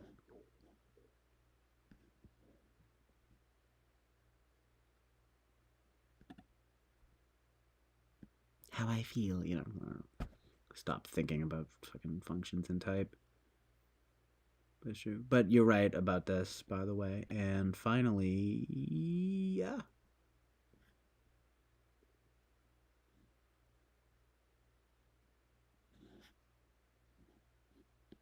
I do wish I was a little more like, you know, screw all this, they don't get me is like ideal. Um but it's definitely troubling when if miscommunication or whatever you want to call it, you know. Like I don't like the idea though either of being perceived as something that I don't feel that I am, right? And all that. But I am a little bit interestingly unfamiliar with ENFJ profile too. Like um I think of them as being the extroverted counterpart, obviously, to the INFJ, and I know quite a bit about the INFJ. I do have certain ideas about them. They're a bit more negative based on stuff around here and stuff, but at the same time, I'd be interested to know how like NI tool for not Ruben. He's very cool, but like there have been people who hang around. There was just and some people think of them as being kind of manipulative and things like that. It seems like some people they some ENFJs they'll get drunk and hang around here. I've always been leaning NF, dude. I mean, the thing that just didn't resonate when I was going when I was gendering myself, no, when I thought I was an ENFP, which I guess is not entirely impossible, but I'm definitely quite a sort of stagnant ENFP, if that's the truth, you know. But SI stuff, what was I gonna say? ENFP. Oh, Polar TI. I've gotten into this a lot, but and I gotta go to the bathroom. Hold on, but and grab a coffee. But the the thing I'll say before I go is I didn't think I was Polar TI, but at the same time I would then get into it with people and I'd be like, oh, they think TI is objective logic. That's bullshit. There's no such thing. Not that there's no such thing as sort of objective truth or whatever, but logic. I thought it was like an ENTP thing or an Eric thing, and I would kind of hate on it. And I would call it TI supremacy, which like kind of exists, and be like, man, I don't like that. I think it's something different than it is. Turns out though that I'm probably just not TI polar. It's more like conditional logic. It's more like pure logic. Um, you know what I'm saying? So that was my relationship to that for a while. Now it's kind of changed to just be like, I'm probably just not polar TI. and it would resonate more with like Polar SE or something. But I don't know. Interesting though. SE. I don't know. It does inspire one to play around a little bit with the function stack and see what works functionally as opposed to, I mean, functionally and archetypally. But I'll be right back. Enjoy some rain sounds.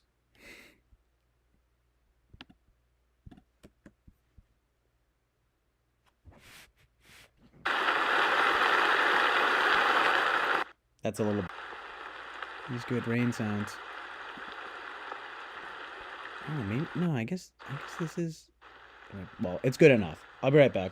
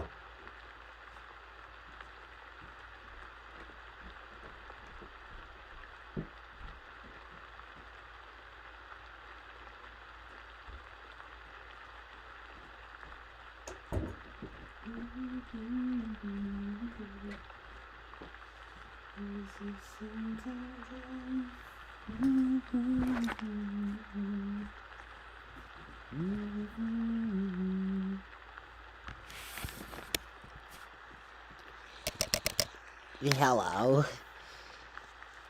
My name is Eugene. I'm taking over for CJ. He's incapacitated at the moment. I don't know what happened to him. I think he might have tripped and fell down the stairs. So he's in bed. I'll be taking over.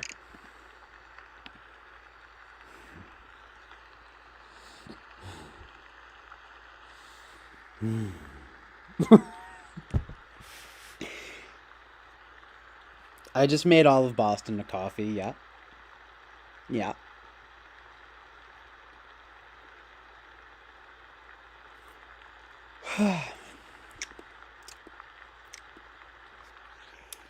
Yeah, sorry, I was like... Bathroom, made a coffee. I also just realized I got the fucking date wrong here. I mean, I didn't change it from the last time, so...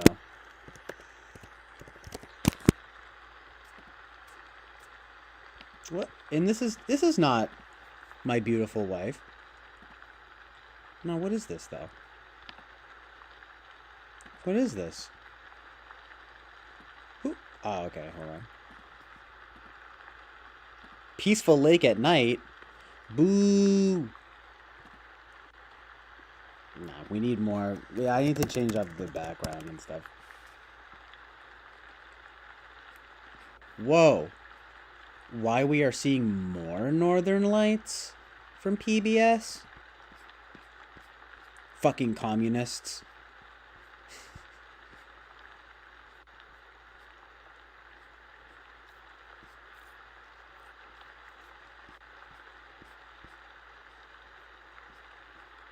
Oh, I saved something recently.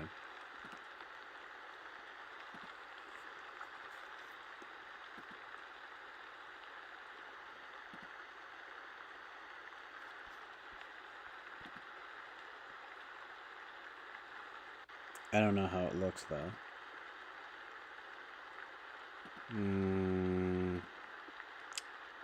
It looks okay. Oh. Now it looks... Well, it's alright. This one's not that great. I'm not gonna lie. It's alright. I'll just keep it.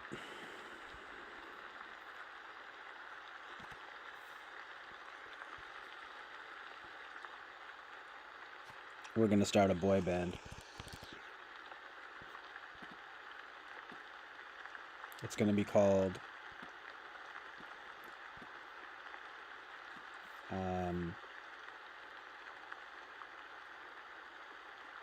Based to Friends. I don't know. Boy...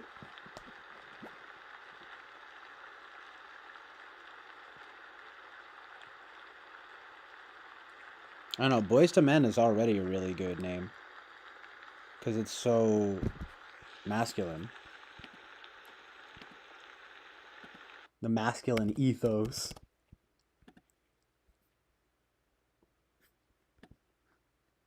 I don't know. I'm not feeling this one that much. Nah, man. I like that.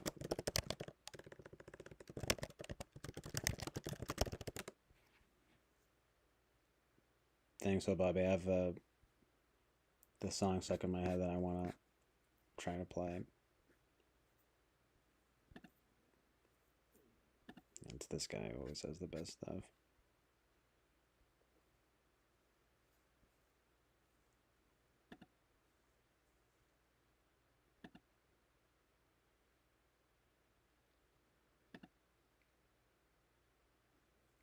Yo, that's crazy.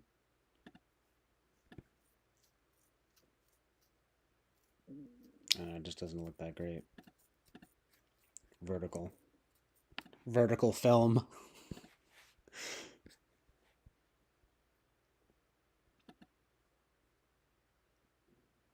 That's pretty dank. Yes. Oh, this is vertical too.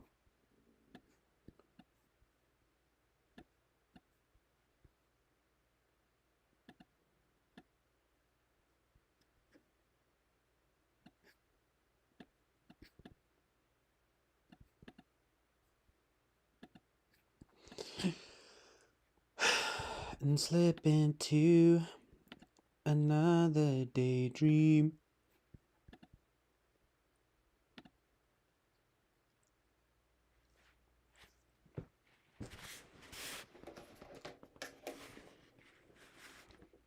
It's Rose McDowell.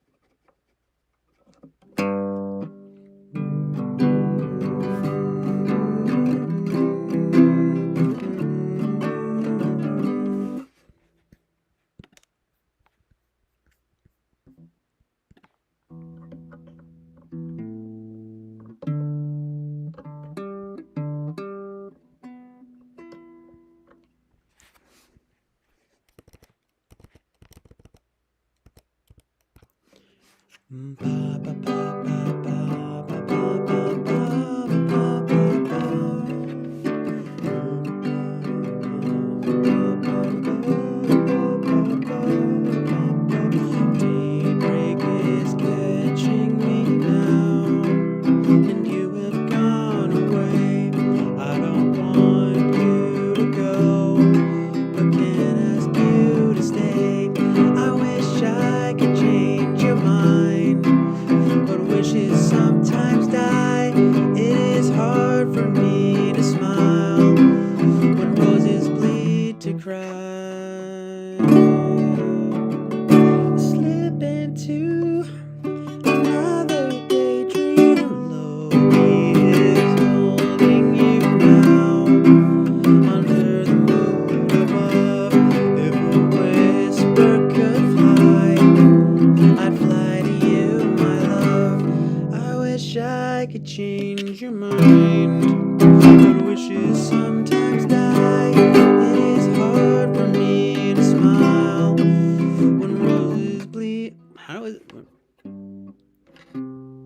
Roses bleed to cry. Slip into another daydream. Ba, ba, ba, ba, ba.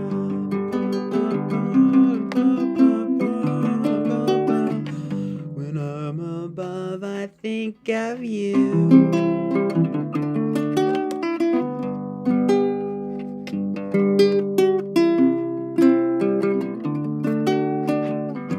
Velvet skies, I'll think of you.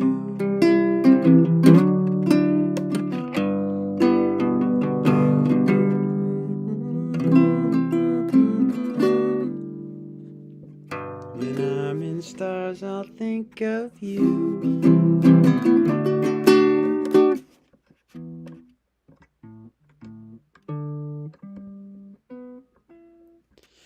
Don't turn your back on me now, as roses bleed to cry. When I close my eyes to dream, I close my dreams to die. I wish I could change your mind, but wishes sometimes die. It is hard for me to smile when roses bleed to cry. I'm trying to figure out what that is. It is hard for me to smile when roses bleed. I wish I could change your mind, but wishes sometimes die. It is hard for me to smile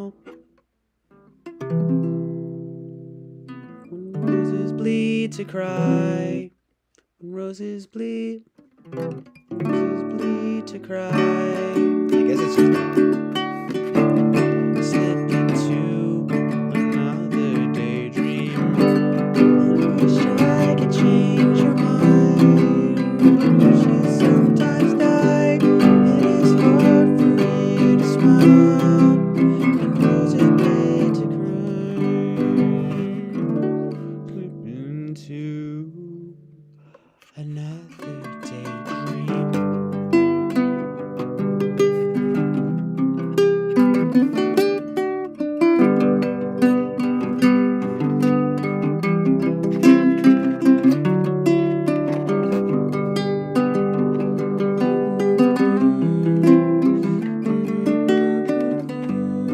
Wish I could change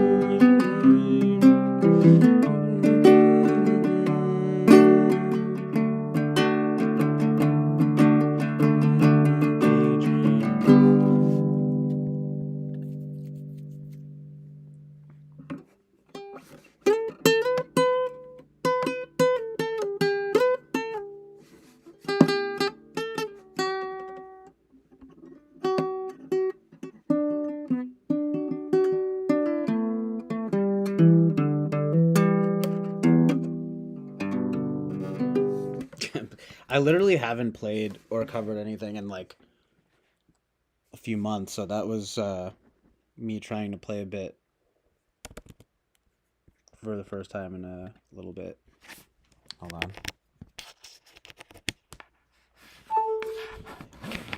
Yeah, it is adorable. I really love Strawberry Switchblade and Rose McDowell, Jill Bryson and Rose McDowell. Nice and simple too.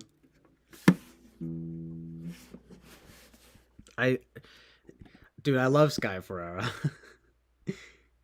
I mean, I don't like listen to her all the time, but I mean, she's gorgeous and she's got good taste. And I do like a lot of her music.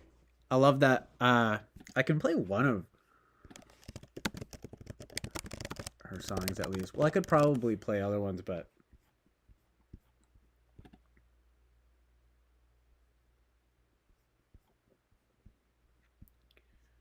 Sad Dream though. Hold on.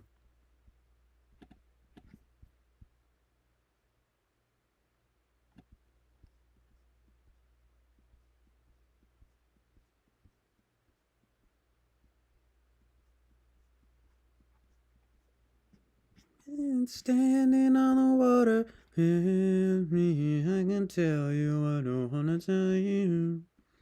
It's a sad dream. Just a sad dream. It's actually sort of a perfect song to transition to, into, you know? Standing in the water with me, I can tell you what I wanna tell you.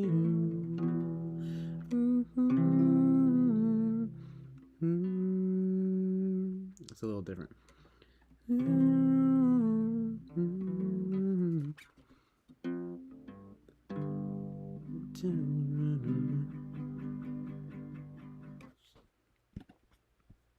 Same key too. Nice recommendation.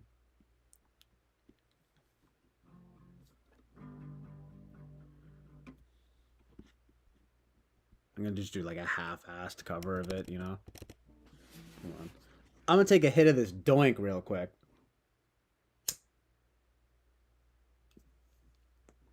One thing that's been good is doing all this type stuff and the streaming stuff.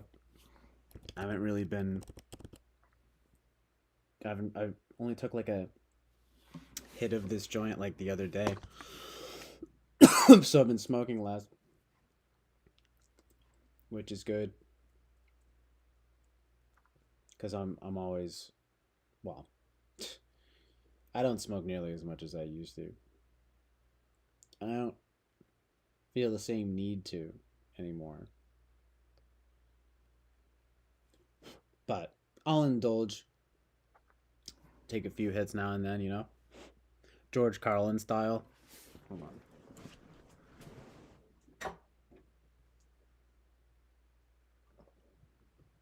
I mean, the thing is like when I'm like doing stuff, even like this, it's like not really needful.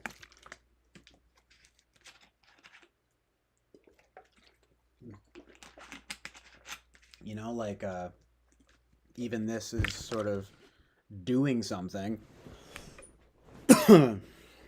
So I don't know. It just happens if I'm talking and like kind of doing stuff.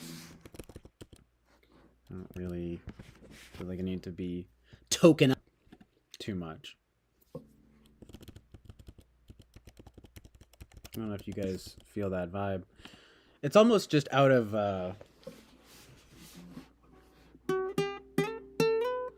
like not having the time, like forgetting to smoke almost.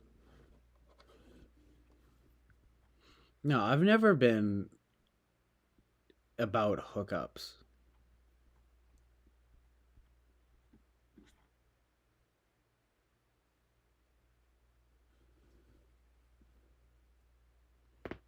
Well, that's the thing. I mean, I've been smoking since I was like 14. I started smoking every day when I was like, or well, regularly when I was like 16.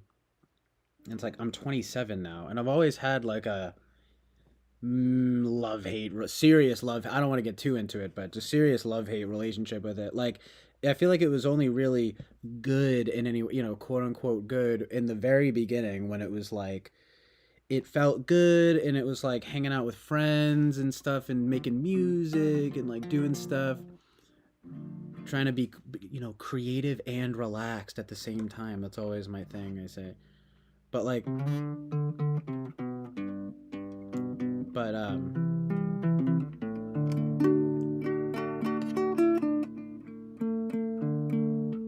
but yeah, then you're smoking like every day for years.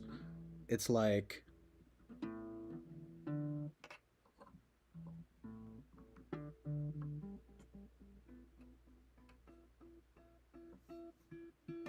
yeah, I figured, Bobby. It's not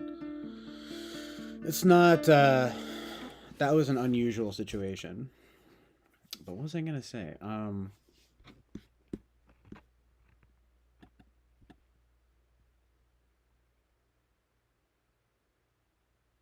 Yeah, I don't know. After a while, it just becomes a thing you do that all it does is just cause like a slight head change, really. I had a friend when I was younger use that term, and I thought it was good. Ugh, it's cold down here. Hold on. I don't have. I need to like. I need some new laundry. I need to do some laundry. Um. Yeah, it's just like growing up, I just always got in trouble for weed and stuff, you know. And after a while, I started not having that great of a time with it, but it sort of just remained a habit.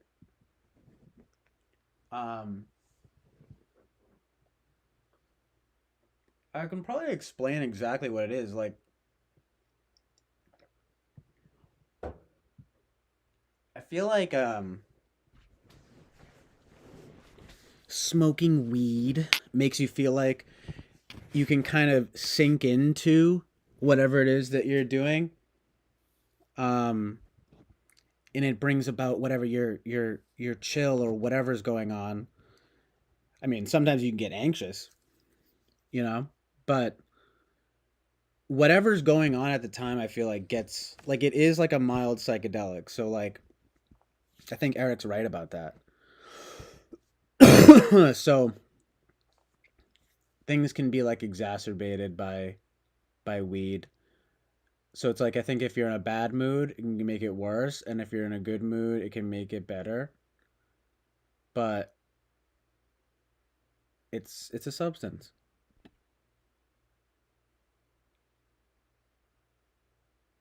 And it's like it's better because you're just like, yeah, it's what I do to chill, and it's like I don't like drinking. I don't like I've gone through many cigarettes periods, but I can't do that anymore. That was that you just know that cigs are bad for you, you know? I mean, I could maybe handle a vape or whatever now and then, but I don't know. I'm trying to I just want to be more like clean and clear. And the thing about weed is I don't feel that much different if I don't smoke it from especially just for a few days, you know? Um and I think part of that is it stores up in your fat cells, you know? So it's not like you're high all the time, but it's just like I think what do you guys think about that? Do you think it actually leaks out of your fat cells and makes you high? It makes you high all the time. All I know is I think it stays in your system and you need to go a long time. And the thing that sucks is that I literally feel like I'm going to have to not smoke weed for like at least a year for it to like fully get out of my system. Cuz that's the thing that's like sort of insidious about it. Not to be weird about it, but it is a little bit insidious because it stays in your system for so long, you know? So it's like I wouldn't be surprised if that's part of it too. Like I'm just still kind of feeling the sort of effects or residual effects for it for just like a long time. So it doesn't feel like if I went a week not smoking weed, it would just be like after that week I would just fall back into smoking again. Cuz I'd just be like this isn't enough instant results, you know? I don't feel like I have Alzheimer's anymore.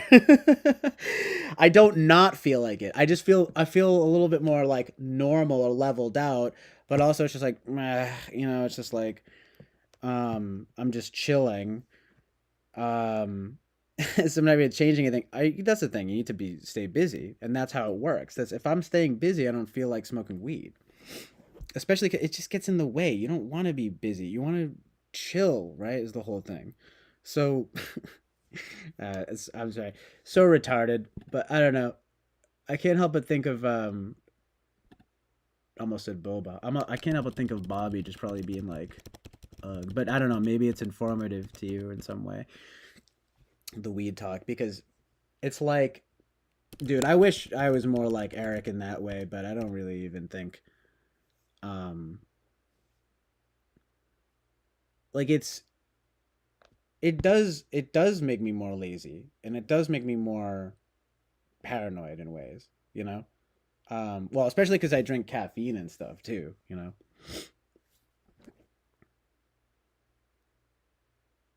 The hippie speedball, as they say, and I always say that, but better than crack and heroin or whatever. But it's like it's just a way to be whatever. Oh, I'm doing a thing.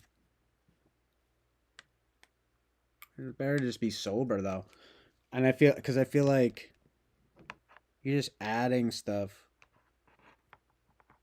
I don't feel it like I used to in that way, you know.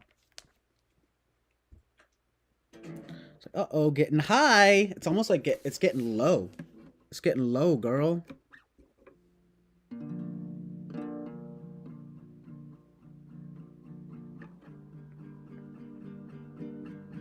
Yeah, but you know how it is when it.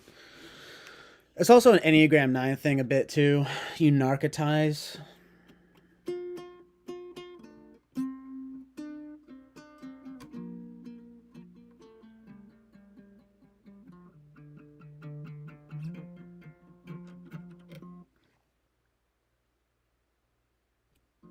when you narcotize. Narcotize me, Captain. Yeah, it's true, Bobby. I mean, it's also just best. Like, I do think I like to be sober best.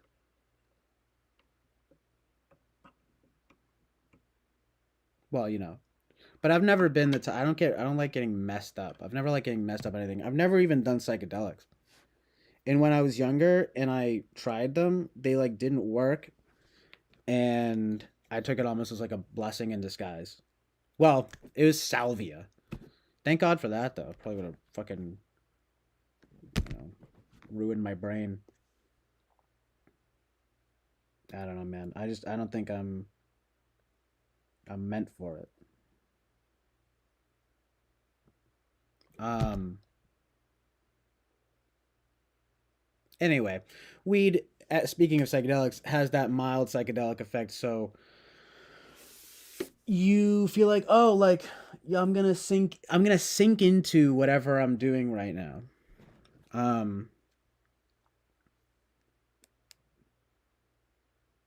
So let me read what Miss Fortune says because it's probably related. As she says, I relate, of course.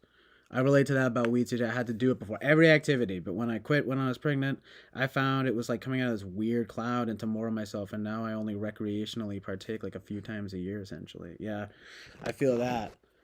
Like, I always reference Charles Carroll. He talks about this stuff, but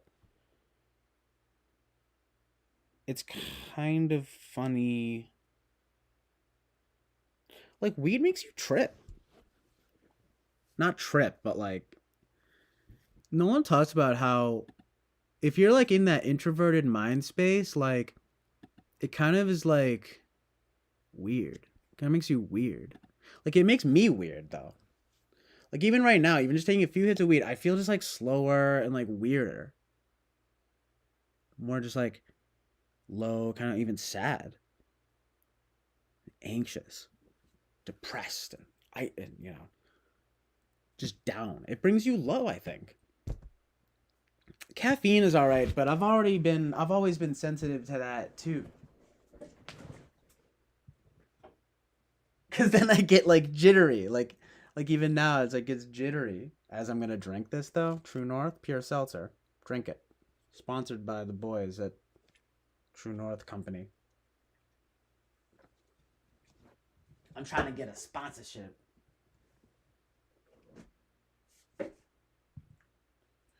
But wishes sometimes die. Mm. Wishes do sometimes die. When you think you're an INFP, but you're actually an ISFJ. Isn't that gay that I actually thought about that though? With that lyric? Who ever said, right? Like that being an INFP is like amazing, right? I think it's just when and you feel maladjusted like I do, and then it's just part of that. It's a big part of it. Because it's functional, but it's also archetypal. And like if I was ISFJ, I'd also have access to FI. But also, again, some of the stuff is just general experience, like what y'all are talking about right now. I don't even think it's type. It's just people stuff. Like fucking everyone gets weird and slow from fucking weed. It's like part of why you do it. But after you do it for like 10 years and you're like older, you're like, sorry, I was just taking this turmeric supplement. I haven't. I've been taking like ginger turmeric stuff. It's good for the stomach and everything. I'll put the caffeine and weed too, you know, fucking scary ass CHS. But they say turmeric's good for that. So I like to do that because I have this. I just have like sort of a emetophobia stuff. I always, anytime, I'm always like, oh, I gotta make sure not get sick. And like, weed doesn't even help with that fear either, you know. Motherfuck, the fear is back. The fear is back. The fear is back.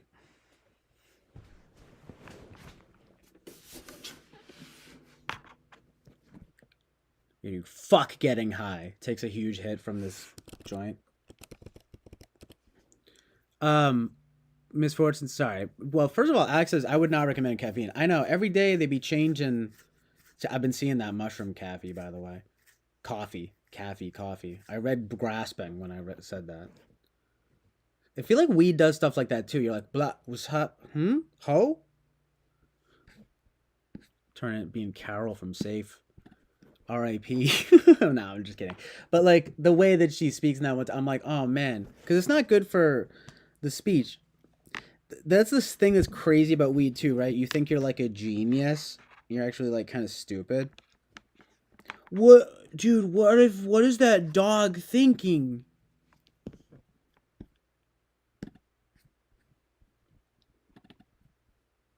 Dude, people don't even like to think about it. I'm just metacognating about weed itself, but people don't want to even do that. I'm just like, I'm sorry, man. I'm just built different. Like, it's like, nah, dude, I was just trying to chill out. Like, just like watch the movie. Like, you don't have to talk about the weed. Like, don't make fun of it. Like, cause it's good.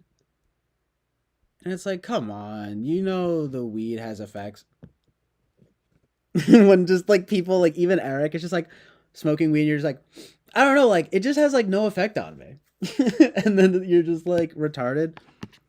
And I'm like, come on. I mean, it does happen sometimes though. It's like Robert Pattinson in Good Time. He's like not affected by weed, like literally. King. He's like dating this like black 16-year-old girl or start seeing her.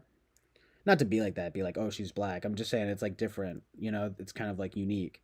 And she's like, but she's like 16. It's a good movie, but still sus, right?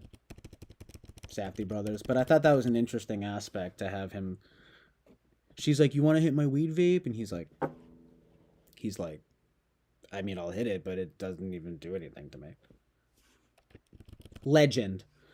I wish I was Robert Pattinson. And no, not in Twilight. In Good Time. Good Time.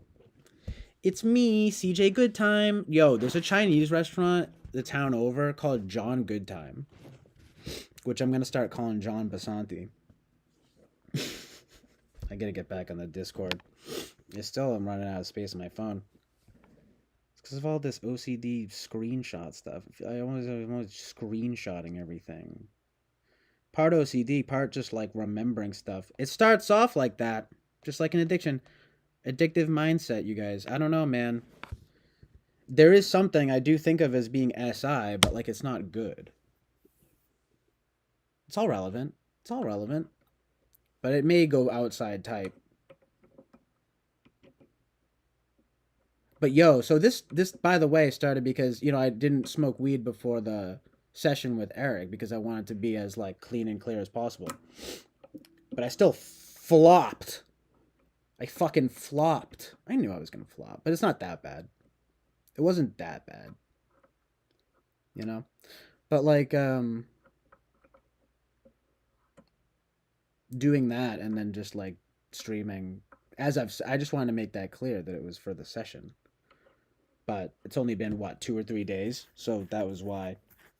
And doing the streaming. But I found as I was hanging out with it was Mother's Day. I was hanging out with the family, and then, you know, going on. Oh my God, what you just said. I'm gonna mention this in a second, but streaming. Yeah, this grave don't feel the need really to do it, you know. Anyway.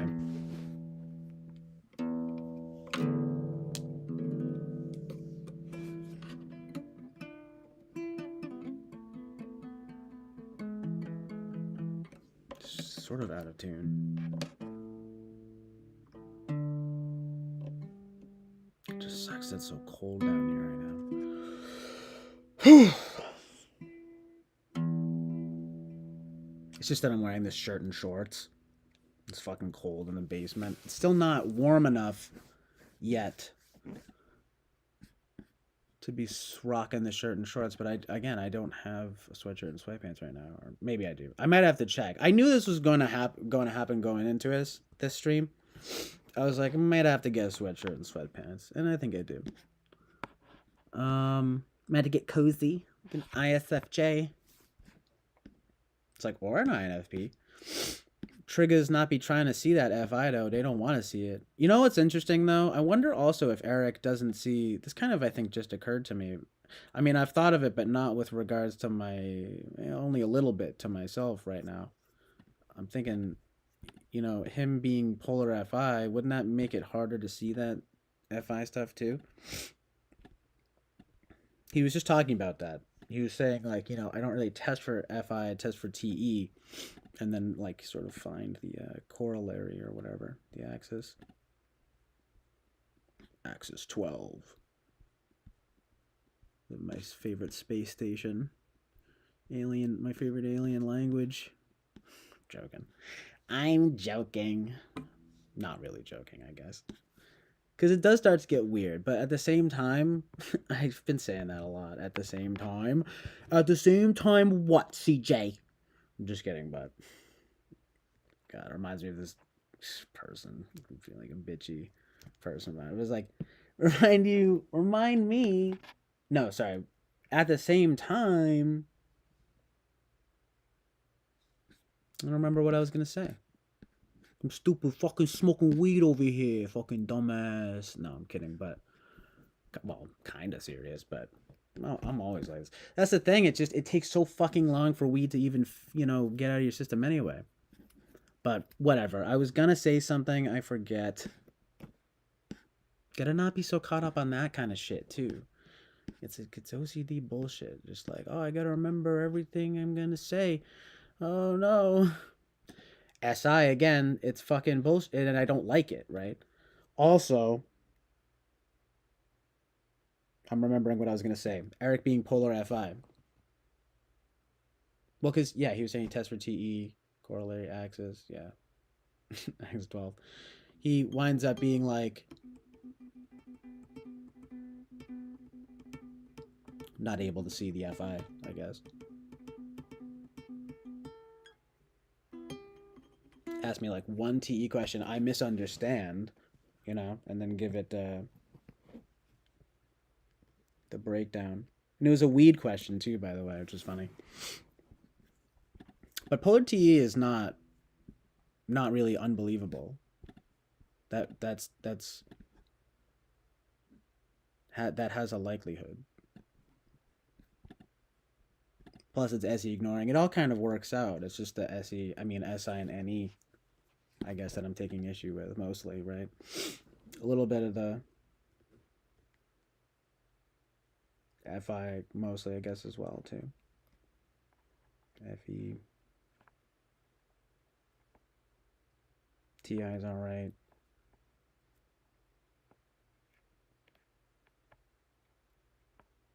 NI. I think my NI is decent.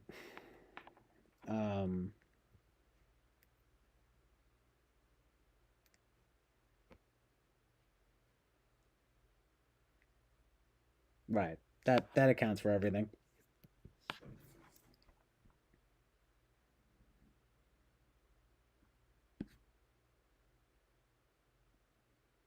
But it's those are the only things that I'm focused on. The NF functions, I just think of myself as being this kind of NF, Maybe not polar TI, but kind of NF. And more on the FI side, just that's the thing. Trying to be authentic, trying to be real, you know what I mean? And right and good. Literally.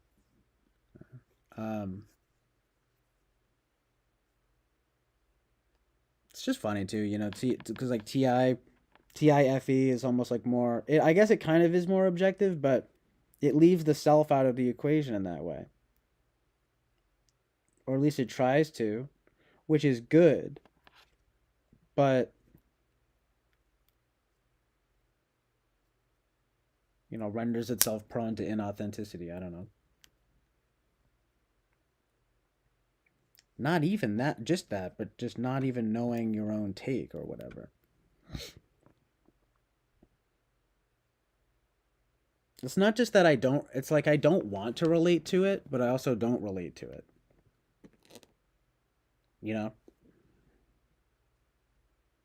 But it's true what Alex said, it's not like they're going to just have complete lack of knowledge of their inner self. I think there's just something scary to me about that idea, you know? Like, that got keyed into with the nine stuff as well, like I said, you know? I'm narcotizing on my shell. Like, that's fucking scary, dude. Fucking scary, dude. Whoa, dude. Like, chill out, dude. Dude, hit this weed, dude. And I'm like, no, fuck drugs, breathe air. I'm making a shirt that says that. Drink water. Yo, water and air, though? Greater than, greater than, greater than, greater than. God, I can't even believe, though, when I was going through my cigarette era. Oh! Dude, I was chain smoking like American Spirits. Drinking coffee. Because it's that combination, you know? That's when I was smoking more outside.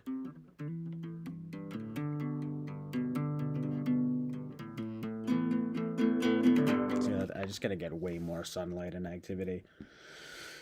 Just do more work. Do more family stuff. Basically. Friends, talk to girls, walk. Just go for walks. For God's sakes. It's like, look, I like nature. I just don't get up off my ass ever. The thing that weed is the worst for is not getting up off of my ass. Factual analysis, you know? And it's like, that's not just me, it's most people. I'm tired of hearing it. Like, you know, like you're the exception to the rule. You know, like Eric or something. But it is hard to argue, though, because it's like, well, handles a damn stream fine, and, you know, I'm not going to tell someone how they feel or whatever, you know? And it doesn't seem to, you know, slow them down that much. So people are just like different. It's just chemistry, you know? So I don't want to, you know, touch, you know, well, be too prescriptive. Uh-oh, FE. I'm just FIing. I'm just FIing.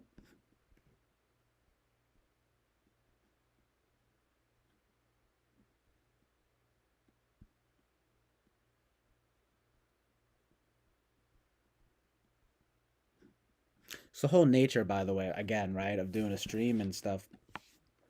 It's trying to be well-rounded, yeah, but also just, again, it's that thing, you're damned if you do, you're damned if you don't. But not even necessarily that extreme. It's just like, me as the kind of person I want to be, I can over explain first of all, and then want to defend myself or something, or tone it down, buffer the, you know, whatever thing, you know.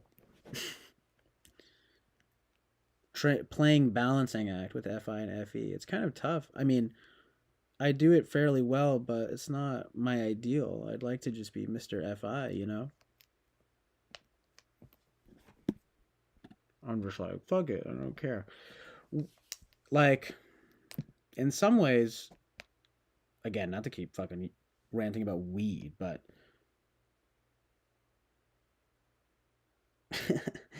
I want to say weed's better with that, making me be more like that, for better or worse, be more FI. But in some ways, though, and I'm sure people will relate to this with FE stuff, you do become aware of your, like, how you're being perceived. That's weird. It's both. It's FI and it's FE. I'm already sensitive to that kind of stuff. I'm sensitive in general, but the weed makes you think of both. Or I'm just saying, it's a little bit paradoxical.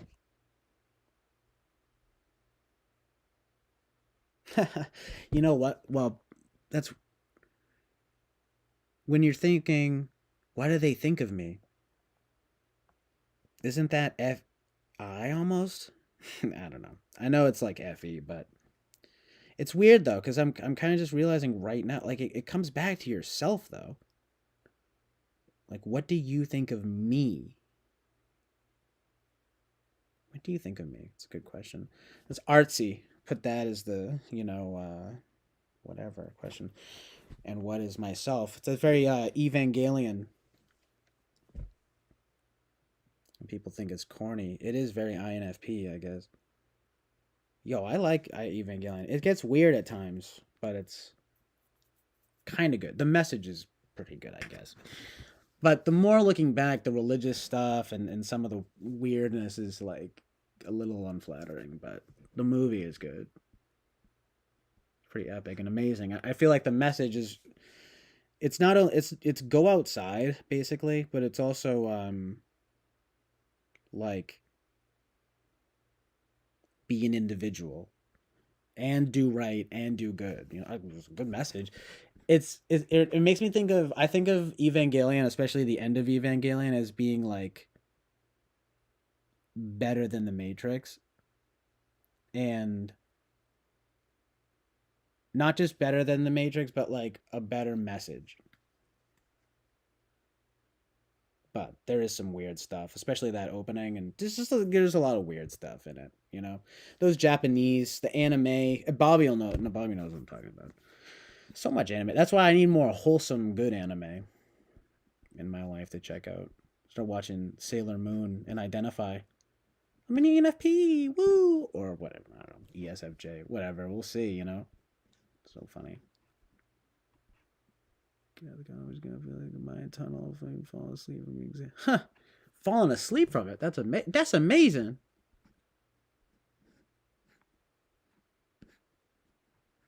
But yeah, mushroom nicotine. Yeah.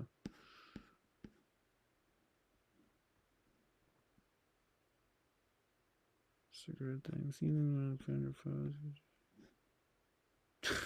But yeah, smelling like if you sweat and you smell like weed, that literally happens. That's what I'm talking about. It's fucking weird. It's not. It's not good. I mean, well, you know, not good. Well, it just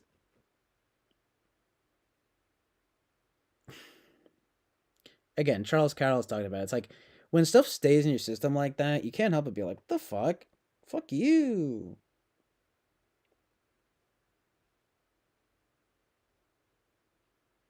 It's like, why is that? You know, it's symbolic of something. Not to be freaky, but it's weird, right? It's sticking to you like that. It's like, okay, stored in the fat cells. Oh, you mean it's sticking to me? Oh, you mean it's staying in my system for a long time? Like, get out of my system. But the thing is especially if you barely smoke, it's actually not that hard. You know, the only reason it's difficult for me and for like a lot of people is because you smoke for years and years, and you like exponentially build it up. So I'm saying it's probably if it honestly would probably take me like at least a year. After 10 years, what are you kidding me? No, I'm just kidding. Ironically, but it is true though. What are you kidding me? It's not a bit of a Charles Carroll bit. I need to stop stealing his stuff, his vibe. It's just so relatable. He's around my area too, so it's just like so easy to pick up those mannerisms.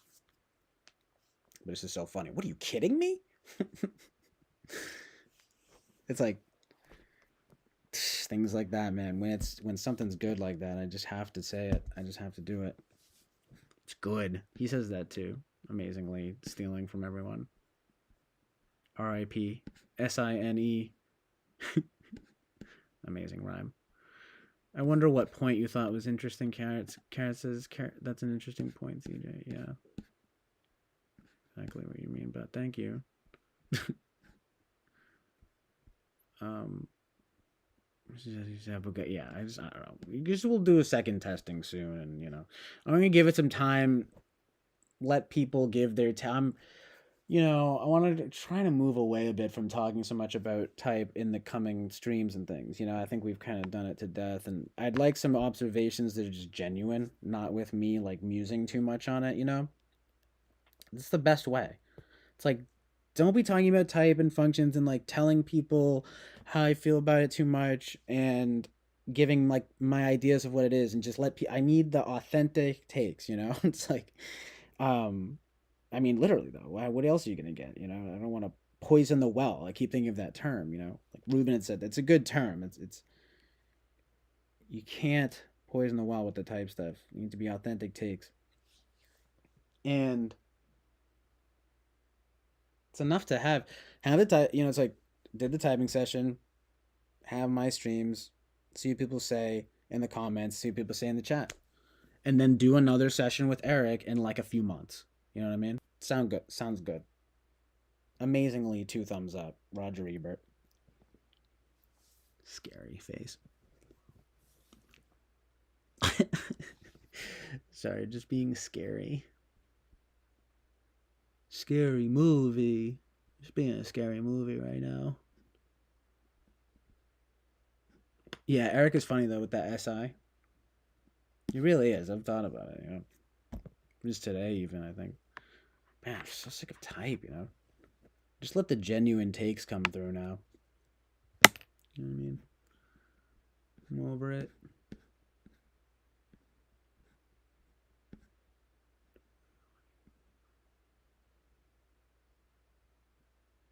When you move, the buzz starts to go away. Yo! Because I was just thinking how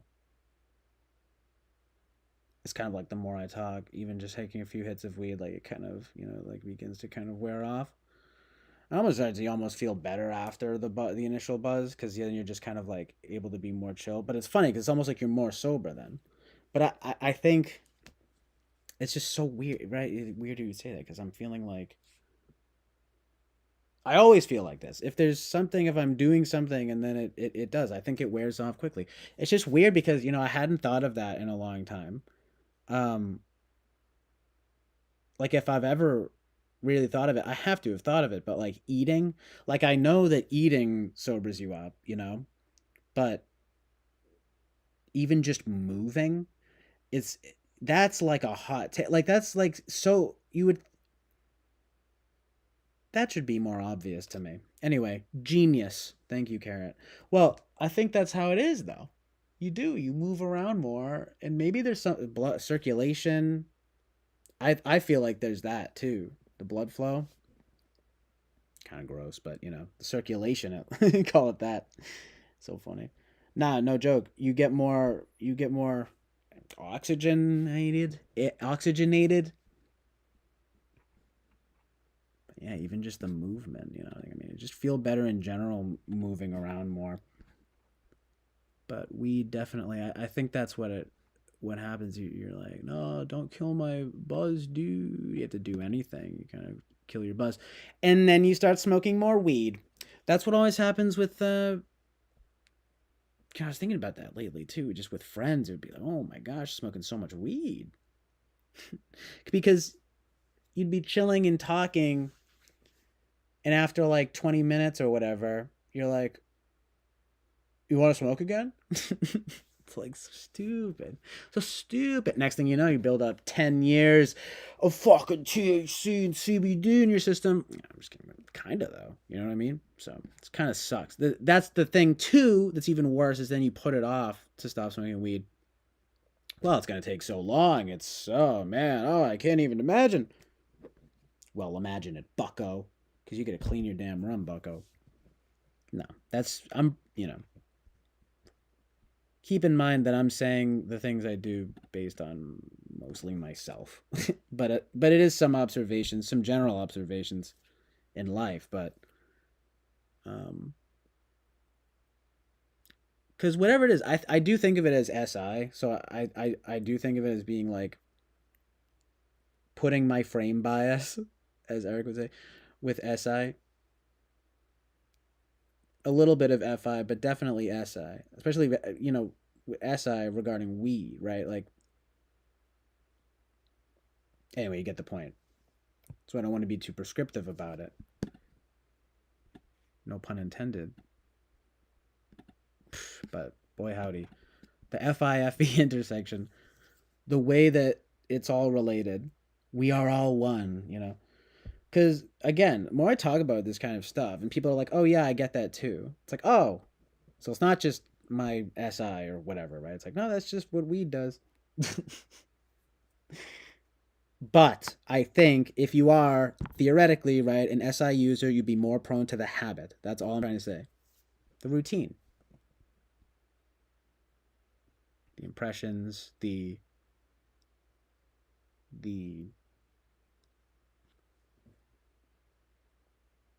comfort, even, right? Amazing truth in reality. So you get addicted? Get addicted? I'm not addicted, actually. I'm dependent. It's like better. That's better. Oh, man. Just don't say that the A word, you know? Addicted. It's like just whatever. Honestly, for the sake of the users of the word, my God, you know? It's like I get it. You're not a crack addict, right? But like, you know, it's like a mild addiction, okay? But again, here I go. I'm projecting, but that's such a real thing, you know how people are. Anyway, enough about fucking bud. But I hope you guys don't. For some reason, I feel like talking about. I just, you know, don't want to stick on issues too much. But mostly because, again, I feel like this is it's just so like personal. So I don't want to be like. You just keep that in mind. It's all thinking out loud. You know what I mean? Anyway.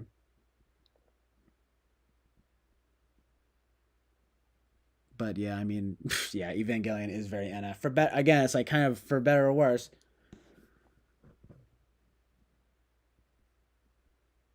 Oh yeah, I remember that troll test.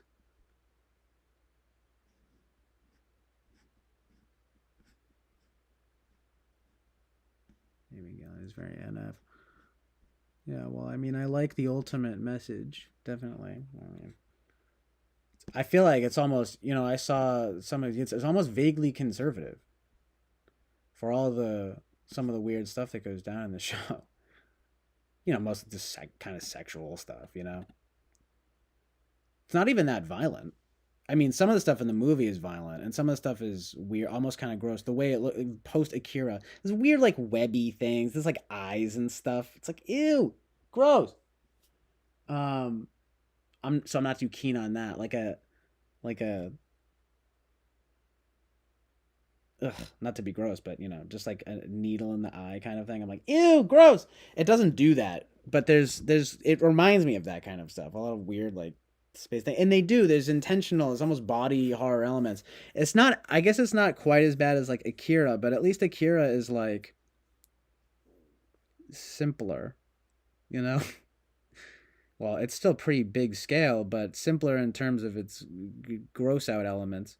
It's still weird with like the kids and everything, but then later in it, that ending is mostly all that's kind of gross, and it's not even that bad. Evangelion's just weird. The thing, the guy on the cross and stuff. I'm like, ew, dude. You know, like big blow up stuff and prickly stuff, webby stuff and eye stuff. I'm like, ew, dude, no, dude. But oh yeah, and like veins and stuff. I'm like, ew, dude. Tryptophobia. I have somewhat of a, you know, high disgust sensitivity. That's why I always say stuff being disturbing is one thing that I can honestly tolerate in like a film, for example, you know, like I'm talking like visual art or like, you know, visual art. I don't know about in life exactly, but you know, films, shows, and things. It's one thing if it's disturbing and I can like handle that, but if it's disgusting, I'm out. Mostly, you know, I've tried, you know, I mean, but it always hinders the experience for me, you know. Like trying to you know, it could be a little exposure therapy or something, you know, controlled set relatively safe exposure therapy kind of thing where you're like getting desensitized, but that's also not good. That's a funny thing, desensitization. I'll say this, it has its pros and its cons. Like, you know, It's like there have been studies about horror movies that apparently, at least one study, that was saying, oh, people who watch horror movies and things are going to be more prepared for like crisis in life. And there's probably some validity there. But at the same time, I keep saying that stupid fucking phrase, but yeah, at the same time, don't like scar yourself with media, with art and media. You know what I mean? Like it's still you're still having like reacting to stuff. Honestly, my theory on the whole thing is,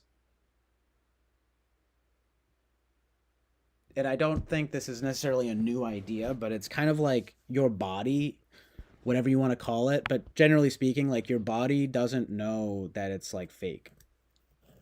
Like your rational mind knows that it's fake, but when it's fake, especially if it's engineered to seem real, even if it just evokes the feeling, like I just was mentioning, like the gross like needle in the eye thing. I'm like, well, that's evoking that. It's gross. But I'm thinking like it's dark, just anything, just like dark and gross and horrible and evil, right? But it's like when you do that kind of thing, your body doesn't really know the difference in some way. Your rational mind knows, but I'm saying especially if it's engineered to seem real. It's like, oh, dude, it's just a movie. Oh, okay. Keep telling yourself that. You know. Some people maybe are better though at sort of being detached in that way, but I just don't buy it with more people than they act like. I'm saying, So in other words, when people say they love movies and stuff with like lots of gore and everything, I'm like, are you good? Or like at least like how? I mean, or anything mostly gross. Like, and I'm just saying it's an interesting delineation. A thing can be disturbing, and I'm all right with that. But if it's disgusting, I'm like seriously hindered by the. It seriously hinders my enjoyment of the art. You know. It's inevitable. Anyway, I've talked about this a decent amount, but it's been a while since I've talked about this kind of stuff, so I figure I'll just kind of bring it up again. It's another weird thing that I do, by the way. You guys probably notice I'm always beating up on myself for like bringing up stuff that I have already. But people do that all the time. Like Eric does it all the time. He doesn't qualify it with the way that I use too many qualifiers. Like it's no wonder people, think I'm fucking ISFJ or whatever it is, because I'm just like Mr. Qualifier. It's like, and I don't think that this, but I do. It's like, just fucking say it, dude. Smacking myself over here. Anyway, you know what I mean, though. Know what I mean, though. Yeah, I've heard Serial Experiments Lane is pretty. Yeah, I know it's. I've heard of it, but it seems like it's probably pretty fucked up, right? I don't know, right? I don't watch that much fucking crap these days. I've been barely watching any movies lately. I do go through like phases though. I've just been mostly listening to music and just going on YouTube. But committing to a movie these days has just been like, even if it's like good, I'm just like, man, I'd rather do something else. But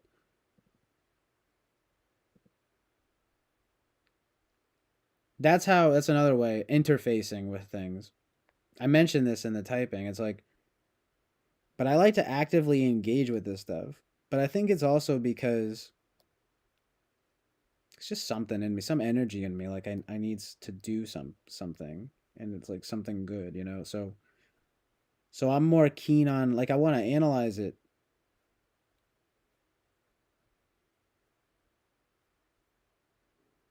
like not just experience it, but analyze it, and then I start like, but that kind of hinders the present moment. That's again, it's just why I feel like this was like be at bad SISE or especially SE, but forsaking that, accidentally, you know, but almost purposely. Cause things can get boring. Like even full albums, I don't listen to anymore really that much. But it's also the just the way I get used to things in a sort of SI way of how I do them. Like I shuffle playlists and things like that, you know. Like albums are the best way to judge an artist on their work, but I like only make my way through albums these days just because I like switching around, but at the same time I'm just used to doing that. Like I don't know why I don't just fucking listen to the full albums. And then it's the same with movies. It's something about like making a commitment to anything. It's like fucking bizarre.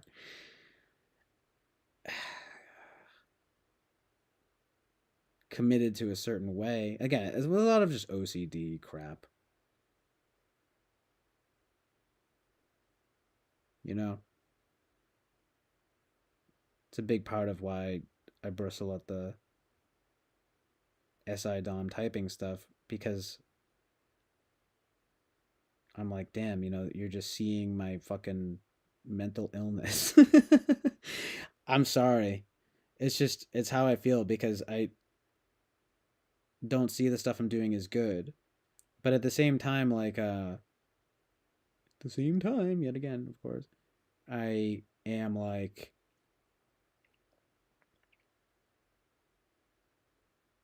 I don't even remember what I was going to say. I'm just looking at my Spotify right now. At the same time, something, something, whatever, forget. So there we go again. Something about SI, whatever. Just being like, "Whoa, I'm so sad. I hate being an SI Dom."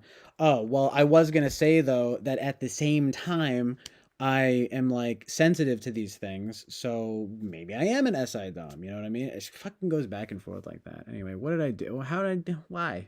Why do I keep doing this? Why do I keep doing this to myself? Do I want to punish myself?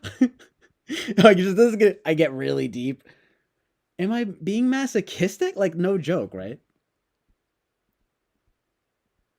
Masochism. The unreleased Sky Ferrara album. Oh yeah, I was gonna play Sky. You know what I mean? Oh man, but Eric is so funny though about like he doesn't want to watch like sad movies and stuff, but I kind of get it.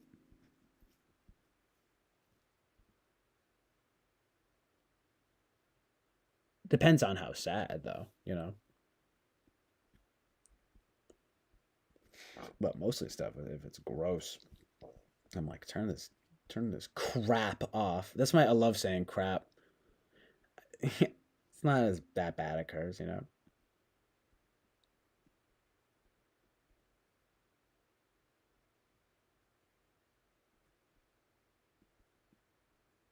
Oh God, sorry, I gotta peep the chat. Good stuff. Yeah, thanks for being here, guys. Appreciate the conversation. Genuinely. Yeah, it's a small group here. I do kind of wish the algos would come through and get some more people here for once. You know, but whatever. Um, 8 viewers. That's not bad. So yeah, thank you for being here, guys. Appreciate it. Good conversation, good vibes. Um, seriously. Yeah, that's funny. That was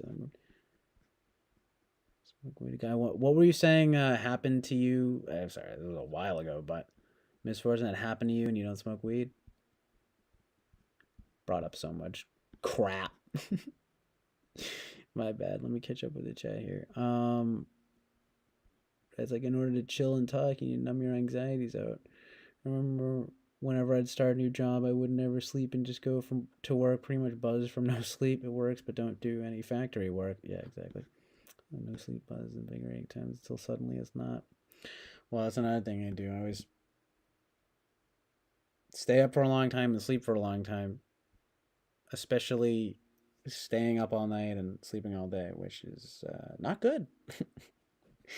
I have to say it like that forever and ever because Lino. I think it's my own thing, but it's kind of an amalgamation of like Charles Carroll and Jordan Peterson, kind of, I guess.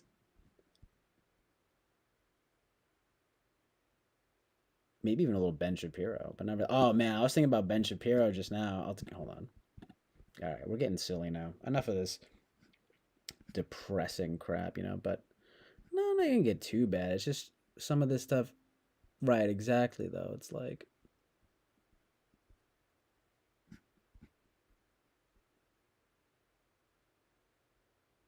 well, yeah, it depends on how bad it is. Like, it's just like nowadays, like I would never watch like Hostel again. You know what I mean? Like, it's just disgusting. But anyway, it's just a horrible movie. Even Saw is a little less disgusting and horrible. Just the first one though. Fuck anything after that. I've never even seen anything from after that. It's not even that good. It's not even good, like really good. It's just not probably I guess not abysmal compared to the not straight up evil like the rest of them. Literally, so funny. Being sensitive to gross stuff sounds pretty SI because you're connecting it to it and recalling sensations at a more intense level. Well, yeah, it's true. Sometimes I have to like let myself not key into it though. But it's true though. I'll be like, ah. But it's like almost until I just start thinking about it. I was like, ugh, I feel like I gotta shake it off. Like right now, talking about gross stuff, and I'm like, ugh, gotta shake it off. But it doesn't. It's the weird way it is with almost just being kind of OCD. Like I'll just think about it, and then it happens. It's like, dude, why'd you do it? You don't have to think about it. And I feel like that's another thing. That's why people don't aren't as like impacted by it. Again, this is why I say I could never be like a nurse or a doctor. That like my mom. But because she doesn't have a very high disgust sensitivity, but I do. It's weird. Like my dad doesn't that much either. My sister a little bit, maybe, but I'm the one, you know what I mean? I'm the one. No, I'm the one who's gonna be everything. I'm Mr. Fucking like, compared to my family, I am like some wacky ENFP. You know what I mean? It's not surprising that I would have thought of myself as that for so long, but you know what I'm saying? Maybe you guys around here can relate, like you feel like the resident ENFP or something compared to everyone else, but the reality is that it's you're not an ENFP, you just seem like it compared to the people around you. You feel me? That feels right. Something about that, that's resonant to me. But the point being it doesn't make you an ENFP like you can literally be an like I can literally be an Eric Strauss ISFJ. You know what I mean? Like amazing truth and reality.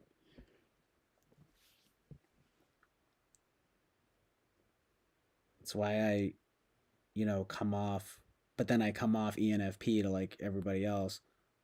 But then, that just gets me thinking, okay, so it must be something, somewhere in the middle then. So I think INFP.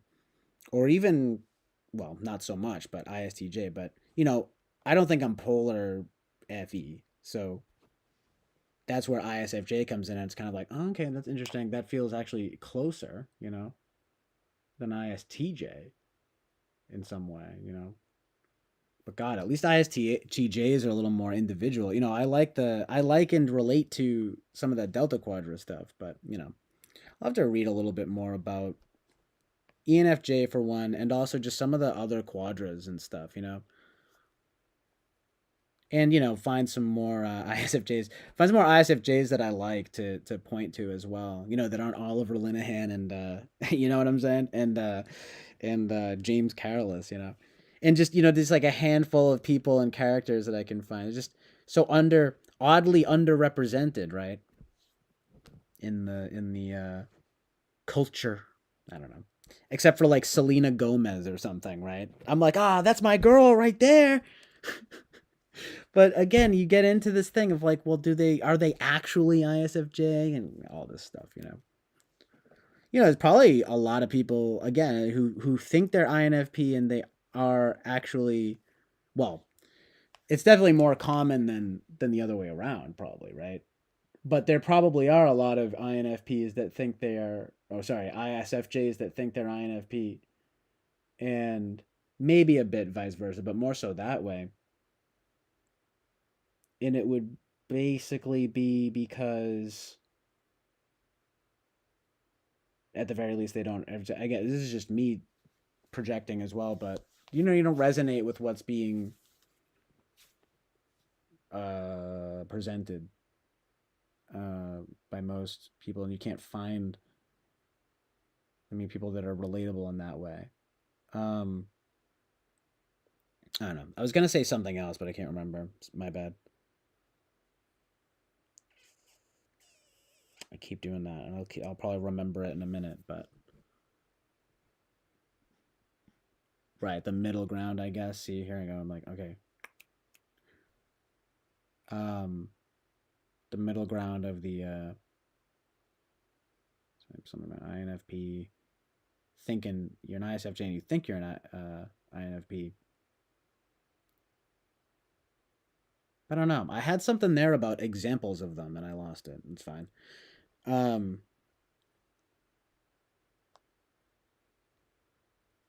that wasn't just what everyone knows, which is like, oh, because the information is wrong. Um,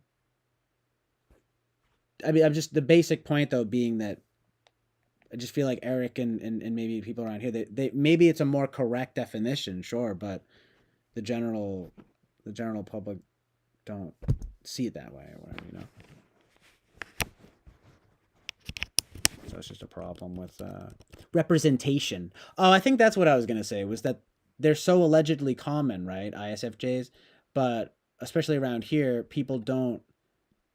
They think they're INFP, so they don't designate it as such, right? So they actually come off as less common, especially around here. That's what I was gonna say, and that's the truth, and that's the last thing I'll say about fucking type right now, because I wanted to sort of talk about talking about films and stuff. Misfortune says, only thing I don't really like watching is like borderline snuff films. I've actually had the thought sometimes in horror movies that what if they snuck in someone actually getting killed sometimes. The emoji. Yeah, literally. And the whole thing of the eating paper. Yeah, I mean, I know what you mean, Carrot, though. And it's pretty, great minds think alike. Am I right? No, but literally. It is funny that there are we got some similarities going on here. It's interesting. But Mr. Bobby says I'm a coworker who would watch disgusting videos off a site that shows actual human beings being seriously hurt and diseased. Yeah, that's horrible, dude. That's like shit you morbidly like come across when you're like a maybe you should, I guess in some way you shouldn't see it when you're a kid and see it when you're older, but I mean you should never see it, but I feel like for me at least that was you shouldn't be. I'm just saying as an adult, like that's pretty bizarre, right? Like to be searching that stuff out. That's something you get over when you're like a teenager. You know what I mean? Like looking up fucking evil ass stuff. Because you're like, ooh, like, let's see, whoa, like crazy. And then you just scar yourself and it's not good. But at the same time, you're like, oh, what? Now I saw this crazy thing. But if you're like, our age, like how old is this dude, right? Like if you're over like 20, like you should be like not, especially at work. I don't know. Maybe that's why you don't want to go out drinking. Well, I know you don't like drinking, but going out with your coworkers and all that kind of thing. I actually am curious about how it's been with your coworkers because we had talked about this a little bit. This kind of thing of you were saying you would like stick out even having not said anything to them, and I'm wondering, I'm like, especially when you say that, I'm kind of wondering, okay, well, like maybe let's figure out how horrible these people actually are, because maybe they actually are fucking evil. No, I'm just kidding, but you know what I mean? Like maybe this guy at least is fucking, maybe not evil, but fucking fucked up, at the very least. You got people watching snuff films at work. I'm like, dude, it's fine. People are good, dude. You should just go hang out with some fucking coworkers. And then it's just a guy being like, look at this snuff film. And you're just like, no, thank you. Not even no, thank you. You just be like, no, no, fuck you. Right. But anyway, you know what I mean? That's fucked up. They probably do sneak in that shit, though. Hollywood is evil. Amazing. Truth and reality. Nah, I don't know. I mean, that's a fucked up thought. Literally, yeah. I mean, I don't know if I've ever actually really considered that. I mean, I've known that sometimes, there have been times where people have like thought that stuff is real and it's not. And if it is real, then they usually tell you that it is. But I've never really thought of that. Fucking great. Thanks a lot, Misfortune. Fucking noited now. No, I mean, but that's something to consider, sneaking in real death footage. That's fucked up. Yeah, that's so evil. I think they God, I would just hope that enough people too would catch on and there'd be probably some law, like get fucking in real serious legal trouble for that. I mean, at the very least, and get this stuff banned or whatever. I mean, that's something that should be banned, like that's not art. That's life and that's fucking evil. I mean, that's an interesting topic, right? But it's seriously, some things should actually just be illegal and are evil. It's like, you can't do that. Anyway, it's not good. It's my tagline. It's not good, CJ O'Connell. What about it's good, though? Take my own advice. Focus on the good, It's good. But seriously, it's like, Koag is officially disconnected from reality. The site rotten. I know, man. Yeah, sad to say. I remember that website, and I remember seeing it sometimes when I was young. Messed up. Very evil. But yeah, man, you get desensitized by certain movies. Karen says Lean isn't fucked up. It's kind of slow, but towards the end, it's good. Also, the movie Perfect Blue is good if you haven't seen it. I really need to watch that. I've been wanting to, but I think it's like hasn't been available for free. But I'll definitely watch. That's pretty good though. I'd watch both of these. I actually think it was Fly Guy who brought up Paprika. I think I'm gonna eventually watch that. I mean, I still need to watch Ghost in the Shell.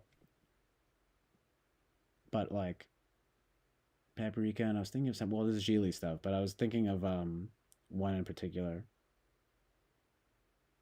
like a movie. I think.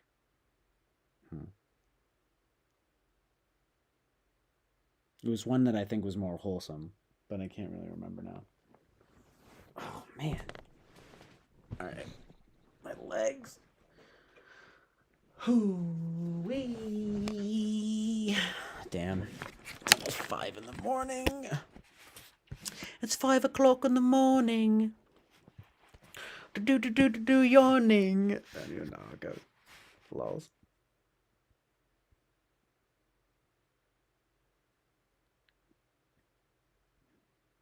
Yeah, I feel you, Bobby. Having your mind clean. That's literally good. And yeah, man, I feel that 100%. Something about coming up with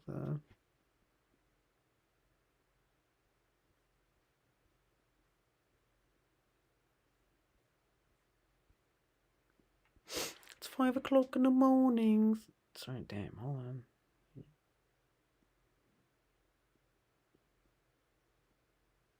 Oh, right, okay, right. Oh yeah, even the police body cam stuff. I'm like, I don't really want to see those.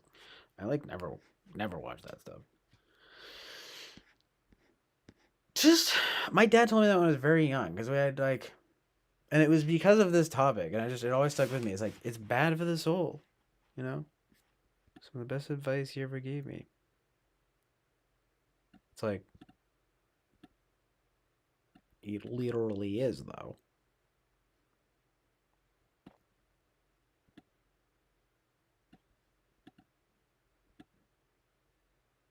It's like it's bad no matter how you slice it, but I'm saying it's bad for the soul. It just gets at something, even if you don't believe in it.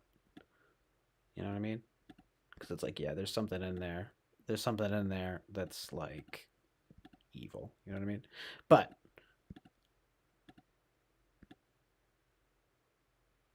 well,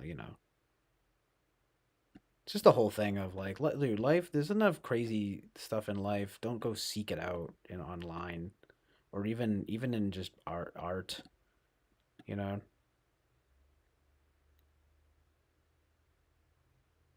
if you can find like a thoughtful, portrayal or whatever that this stuff exists. I'm not. It just depends on the depiction, and especially for me, if it's like it can be disturbing to some, to an extent. But if it's disgusting, I can't do it. You know. Well, just especially not these days, because that's just a direct assault. Lino was funny about that once. He was like, and he types as an INTP, and I only mention that because like PDB, I was looking, they're like, oh, the gore movies are like INTP or horror or whatever.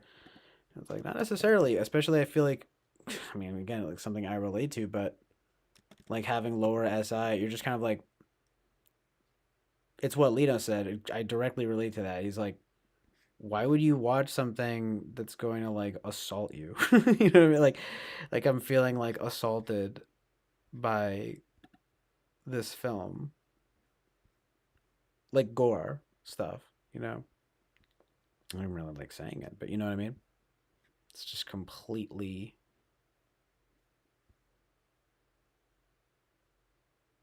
not just unnecessary, but evil. But anyway, I'm going a little bit hard. I mean, I know it's like, well, hopefully, luckily, right? It's fake, but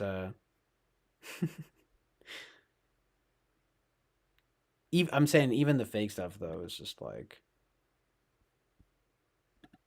can be evil. It depends on the depiction, though. I guess it's just generally not good. Dreaming anime, wow, that's amazing. But yeah, thank you, Misfortune. Yeah, it's only been a few days, so I'm kind of just processing it as usual, thinking out loud, uh, sorting through it in real time, sorting,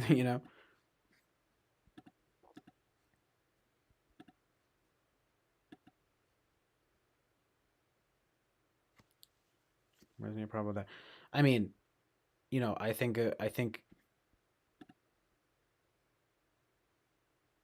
that I am a certain probably like SI user, but SI Dom just feels not.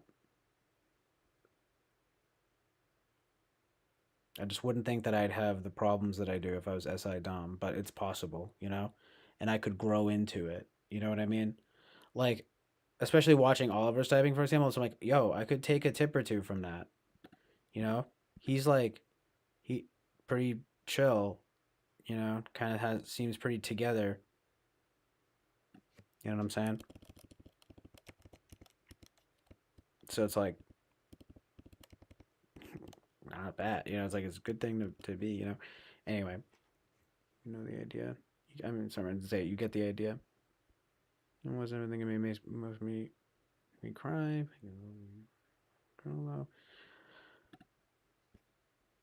Crying at movies. Yeah, I mean, every now and then a movie will make me kind of like emotional for sure, but it has to be like really good or like relevant or something, like resonant. But yeah, it's better to. That's a special feeling if a movie can make you cry with happiness, though. You know what I mean? That's a beautiful feeling. That's kind of like, oh my god. Well, the best one, of course, the typical one I know, but is the ending of "It's a Wonderful Life." It's like the most perfect ending ever, and it does almost every time. The ending makes me cry with happiness. But that's rare. Even in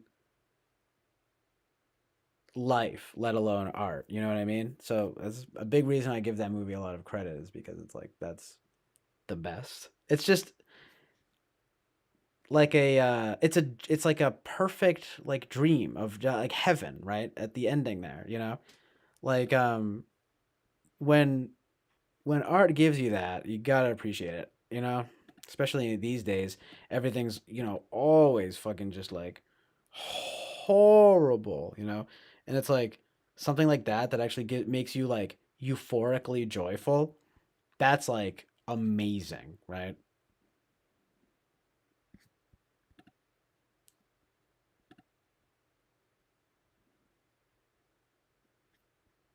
It's like God forbid, we be getting optimistic, hopeful pictures these days. Ridiculous.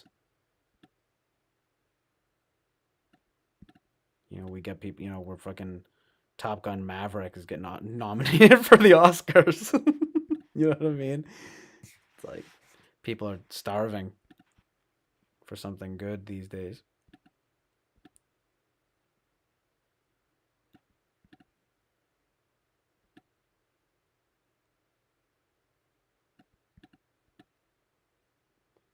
It's like, how about the Super Mario Brothers movie? Like, I'll take it. I'll take it. Please, no more. I can't watch Hereditary anymore. I mean, literally. Anyway, yeah, I know. It's like, fuck that movie. The evil movie. I mean, there are elements of it that are interesting, but it's mostly just a fucking horrible evil movie. Amazing truth and reality. Anyway, yeah, I feel that though, misfortune, like the love portrayal. Just like good love.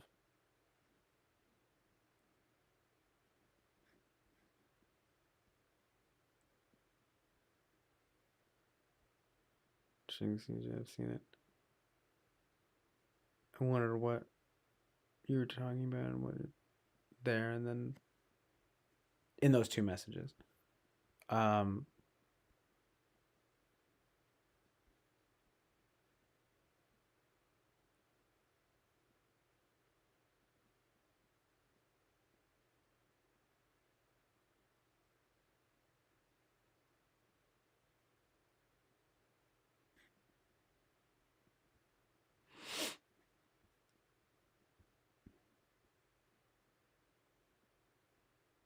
hmm.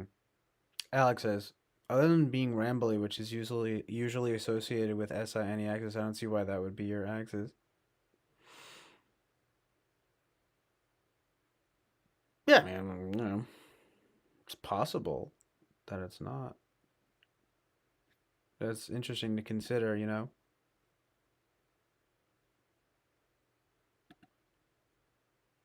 being NISE.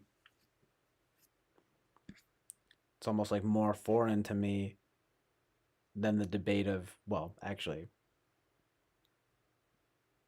I just haven't thought about it as much, I guess, just taking it as it is. Like, oh yeah, no way, it's probably NESI. And then but taking the TI whatever, the being on the TIFE axis instead of TEFI, I've like thought much more about and considered, even though I have that certain attachment to the FI stuff, you know what I mean? Yeah, well, movies, for the most part, it's um there are plenty of movies that I've cried at a bit or teared up a bit. I mean, crying like sounds hardcore, right? But like teared up, having like tears and stuff like that. That's it's a good amount of movies, but they have to be. That means that it's like good, which is like not most movies. It's not like any old movie can make me cry. You know what I mean? It has to be good. Mm. I mean, there's some.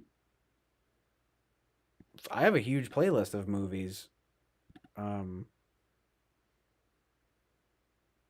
you can find a decent amount on of movies on YouTube, but not really like super popular stuff, and not really like stuff gets pulled. Definitely. All right, I just want to be caught up with the chat, so.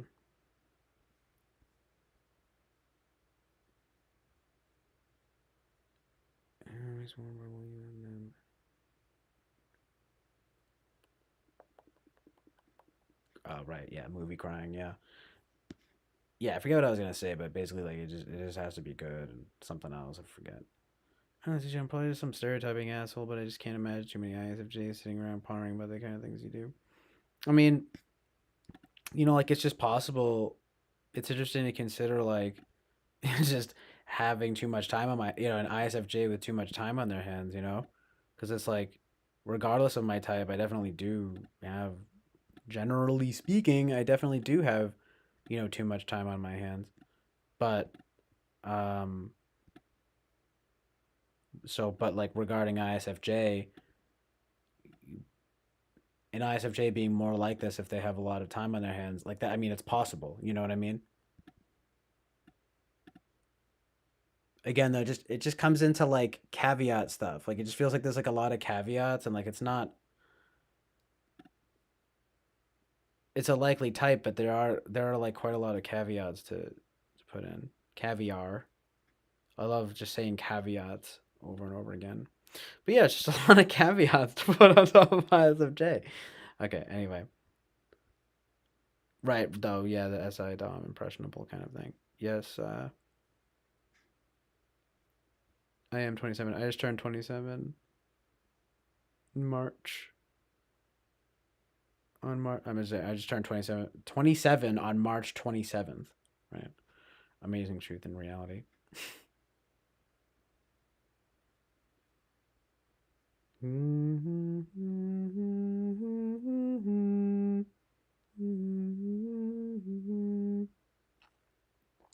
don't know what you're saying. Sorry for misfortune, but it's good. Hold on a sec. Damn. Okay.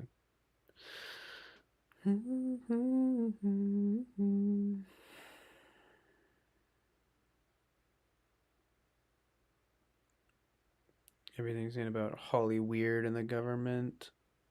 Very true and good. Um,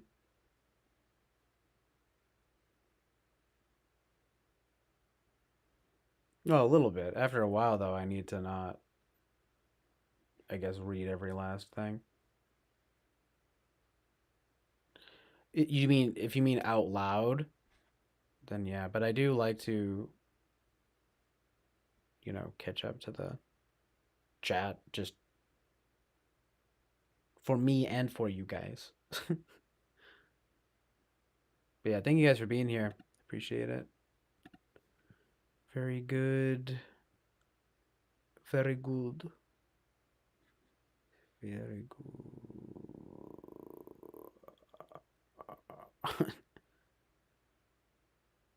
Yeah, amen, misfortune.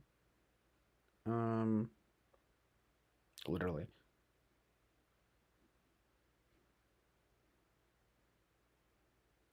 The youngsters though. I mean, I don't know. I mean, maybe not nowadays, but back in the day when you had internet access, I just feel like everyone knew about all the shock videos, you know, the shock websites. Such a horrible, evil thing. So kids, you're not supposed to see that stuff. You kidding me? But I don't know about nowadays. It would be interesting to know because I kind of think that one thing that might be good is that they actually don't. I don't really know if they actually do see that kind of horrible evil stuff. I guess some stuff comes up though sometimes. Yeah, I've heard some stories. Just I mean like, I have a little sister, I've got some little cousins, but nah, I mean especially not in the way of like seeking it out. I don't really think. I don't know if it's the same. I also don't know if there's as much access nowadays, which is good. I'm just saying that's what's just kind of interesting. It's kind of good. I mean, I don't know if stuff gets like that gets more scrubbed from the web now or what. I mean, it's just I guess it's just the thing of like when you're using apps and you're not like on Safari or like looking stuff up. Like that's a different thing. A lot of people just use their apps. So in the way that apps control that stuff, right, and they're gonna take that stuff down, that would probably explain it, right? Kids are probably not seeing it as much, which is good.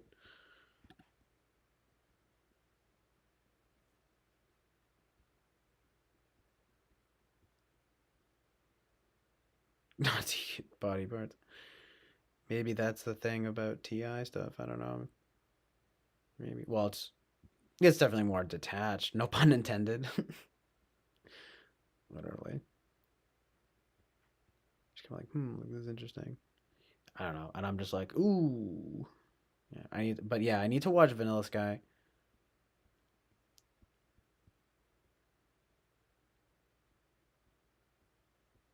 There are plenty of the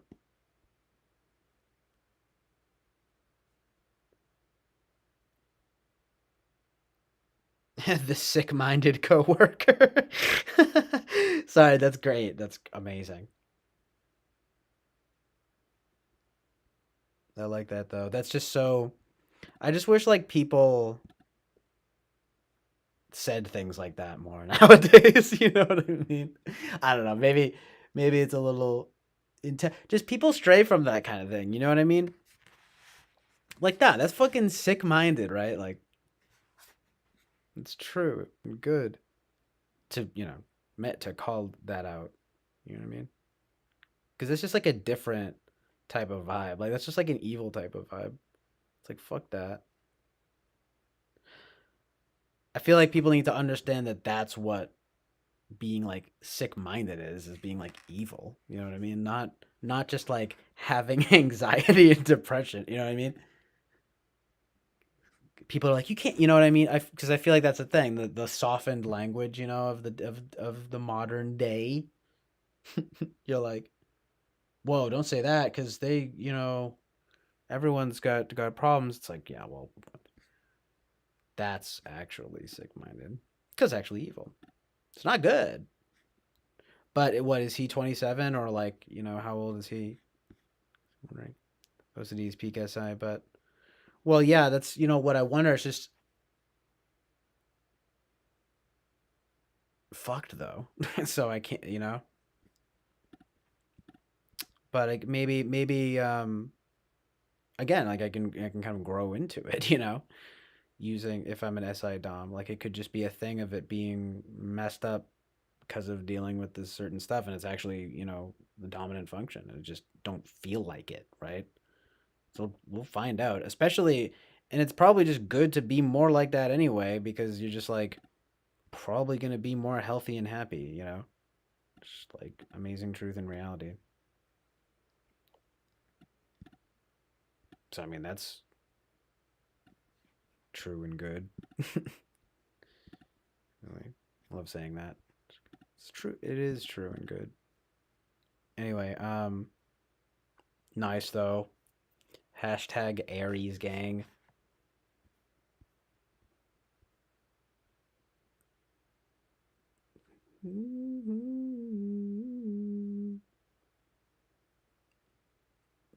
No, I'm talking about when I was like freaking like 12. Like way too young. Oh, you mean well, it just sounds like do you mean then or now? Because like, obviously not now, but like being around that age, yeah, I mean, yeah. I mean, it's not like it was like cool to like if you enjoyed it, like that was fucking would be weird, right? Like, that'd be pretty evil, but it was definitely like a thing as like a tween when I was like a tween. Like it started, with fucking two girls, one cup and stuff. Like obviously that's just disgusting, but kind of evil, but it's not snuff. But then it like turns in.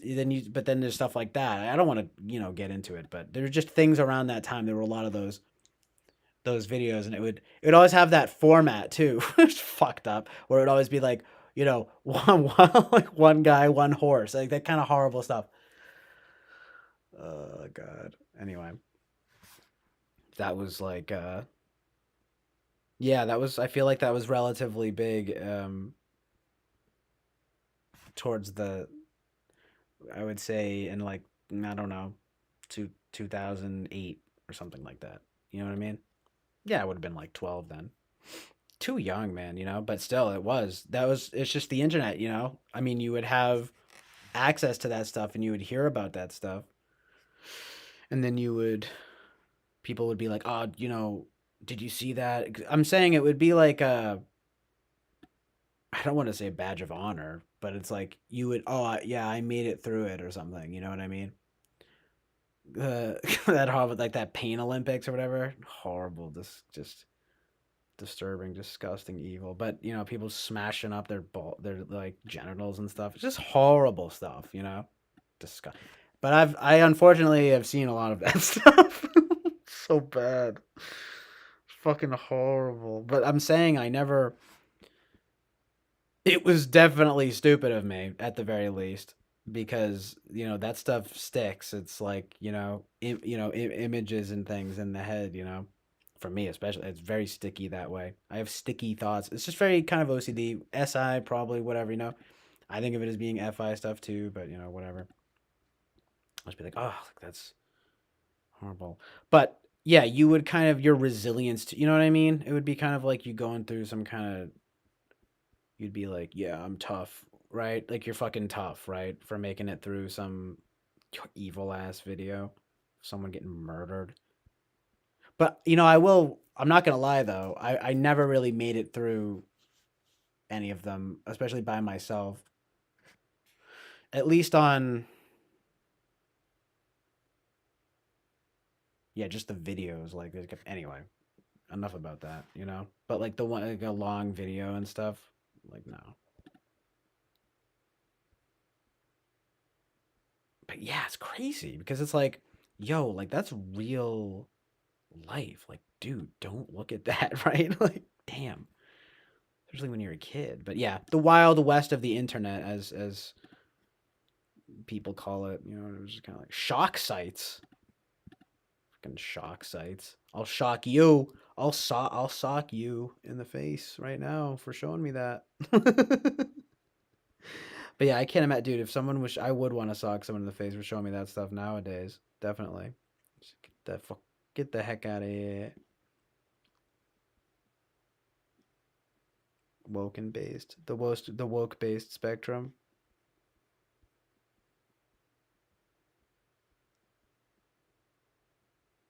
I'm cuspy. I mean, I was born in 1996, so I think I'm like right on the cusp of millennial and Gen Z. Start using TikTok. Start twerking on TikTok. Guys, I'm young and hip. Yeah, I'm cuspy. I don't belong anywhere. INFP. No, I never. It's true, but I also never read. No, but I never read the. I feel like they're always changing the definition. Like I think, like some people would say, I'm Gen Z, but I think of it as being cuspy because I don't. Like it's pretty ridiculous. Like I think of me and my sister who are 8 years apart as being somewhat of like a different generation. Like just about there at being like a different generation. Like as small as it gets to say we're a generation apart. You know what I mean? Because it's like once you get to like a decade, I mean, it's like that's kind of like a generation. Anyway, I guess we're kind of close in that way, but in terms of I being Gen Z, but it's just so funny. It seems like enough of a difference though, right? To not really identify that much with Gen Z. But yeah, it's close. When did you first become based? Amazing truth and reality.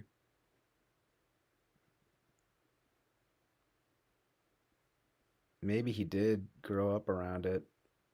Dude's gonna, as you're talking about keep my house in there, kind of made me think of it. It's like, dude's gonna clean his room. Kidding me? Yeah, that's weird. 27 watching snuff videos at work. Like, you okay, dude? My God. I mean, what's his attitude about it? Does he think he probably? Does he think he's a tough guy? Like I'm saying, because like that might be the thing. Like maybe he just like thinks he's like tough. He's like, dude, like, whoa, dude. Like, is it that kind of attitude? Because I mean, I'm sure it is, because he's probably not just like sitting there watching them, but he's probably like thinking he's fucking Mr. Tough Guy or something watching that stuff. I don't know. That's what I mean though. It's just so like immature. But whatever. I'm not the king of maturity, but that's just like evil. You know what I mean? Anyway.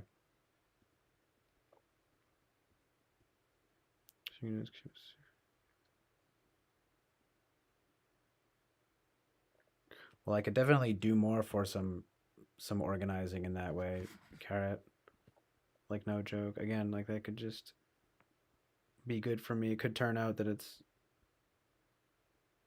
that it is SI Dom, you know what I mean? But I just feel like that for me and probably everybody would just make people more healthy and happy. You know what I mean? Just having a good schedule and stuff like that. Just being healthier and happier. Um, Pinterest. Yeah, like 2008. Yeah, you're welcome, dude. Um,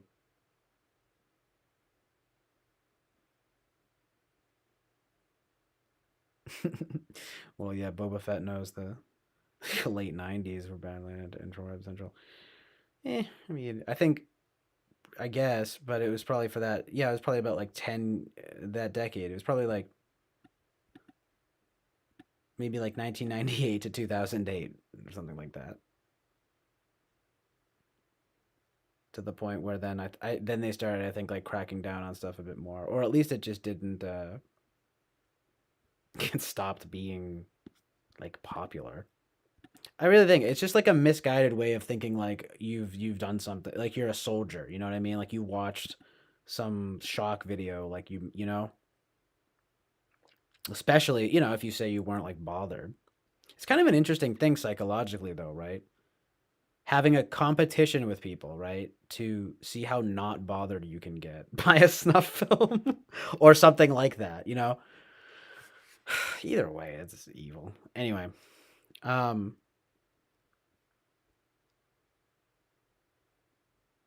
Mr. Bobby's like, agrees to it, but wanting to sock him in the face. Trophy emoji. I love the trophy emoji. But yeah, I'm 27, dude. Dude, just turned 27. Yeah, dude's gonna clean this room. Facts. Much love, CJ. I'm glad you appreciate that. So good. Amazing truth and reality. I look around. Okay, wait. Hold on. He says, finally caught up here.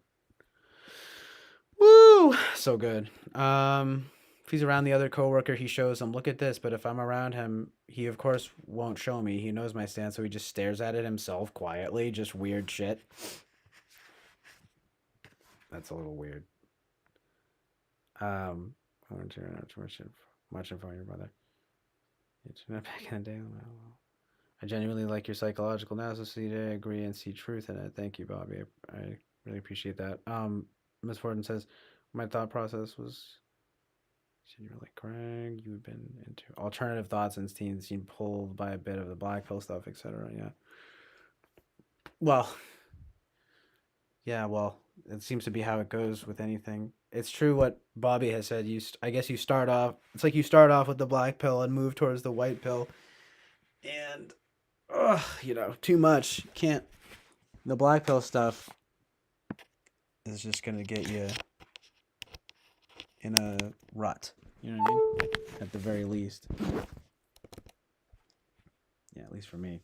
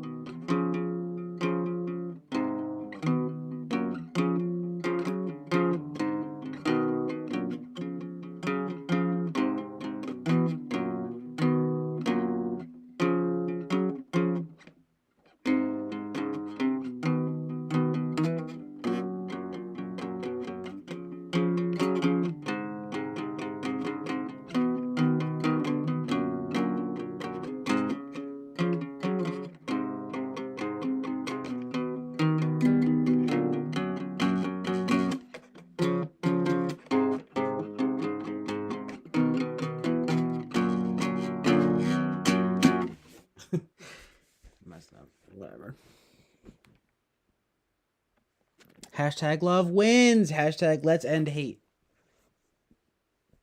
We're gonna end it today. Uh-oh. We're ending it today.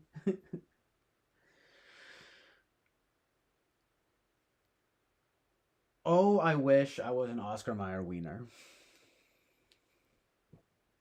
I wish that Eric would have typed me as that. You know? Fuck me. No, but I wish that we could just abolish evil, honestly. We're starting that movement. You know what we should do? You know what we should really do? We should ban evil, I think. That would be good, literally. That's all we need to do. You guys have just figured it out. I feel like that sounded a bit like Eric though too. I need to my Eric impression. So I was watching Curtis, that endless Curtis guy doing his Eric impression. And it's pretty good. It's funny, but I'm like, yo, I'm not gonna lie, like I can definitely do the best Eric of all time. I really think that he's probably up there in terms of people I can impersonate really well.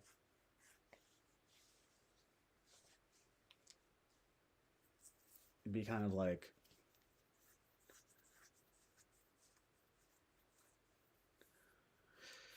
oh, I wish I was an Oscar Mayer wiener. It's a little bit of Ben Shapiro. He's in my wheelhouse though. He's like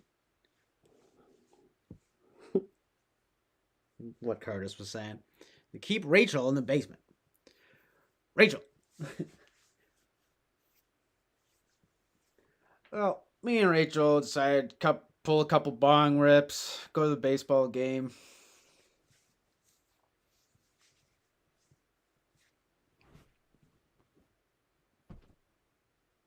I was thinking,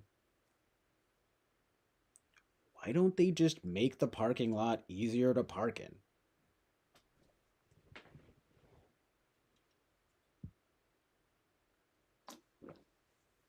Well, thing is, you gotta remember, most people when talking about typology, they don't have the right framework.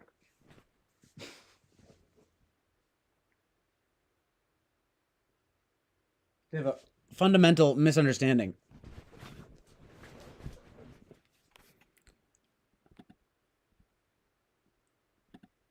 It's about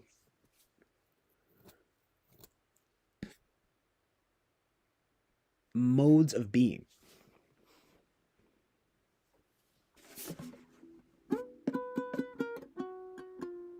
Oh yeah, thanks, Misfortune, by the way. Kill the hate, fight pain. So good, literally amazing.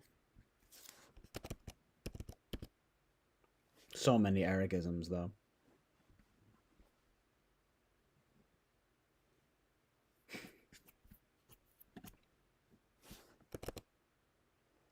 Ooh.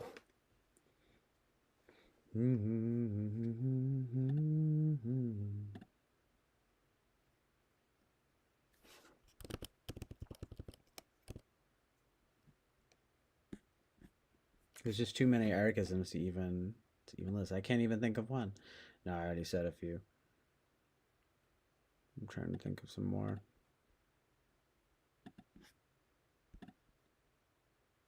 Not using the right metric.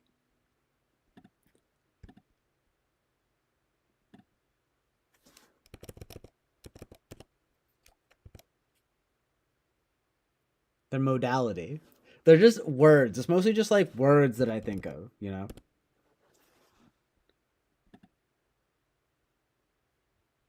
They're fundamentally. Yo, I feel that though.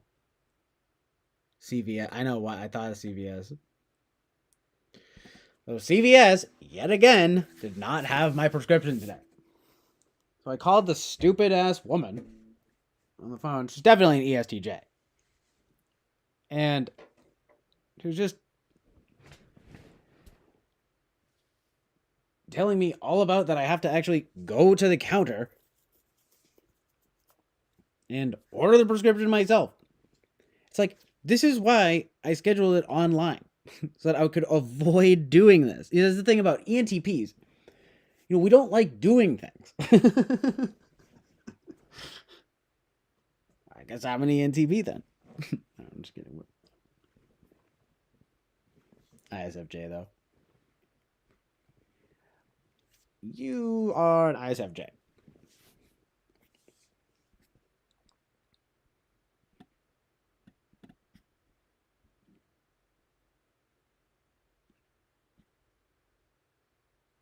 What's another thing that he says?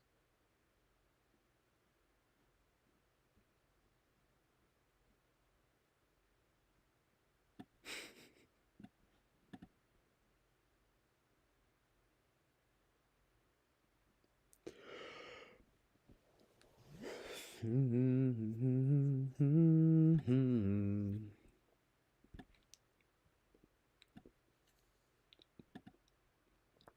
don't know, I feel like there used to be like more or like others, and I just can't really think of them right now.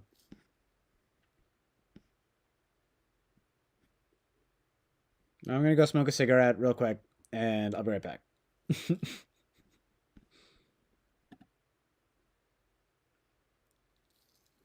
Here's Rachel to wow you with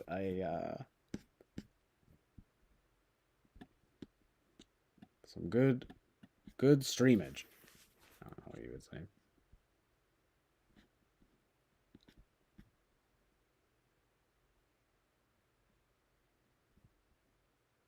That's like Eric meets me. That's kind of like Boba Fett too, being like streamage, stream men.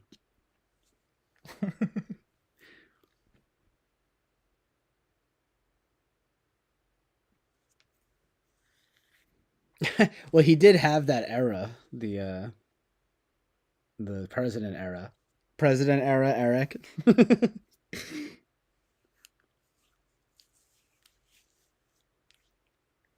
Like, people want to say that I don't have the qualifications to be president. The thing is, I'm actually fundamentally built to have the best qualifications. You never see real ENTPs like me going into politics. I mean, the reason they don't is because they have bad TE and bad FI as well. But they're actually the people that should be in politics. And this is why I'm gonna run for president.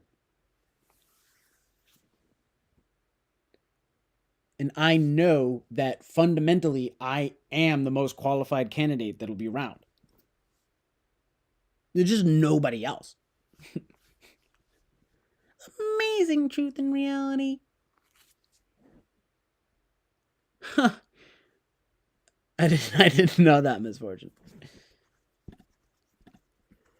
I don't know. I remember it only being in like 2020, around then, maybe a little after. It comes up every now and then. It's just like, why do you even want to be president at all? It sounds horrible. That's something else. I love that when he says that, he's like, it's a horrible, horrible decision. Makes no sense.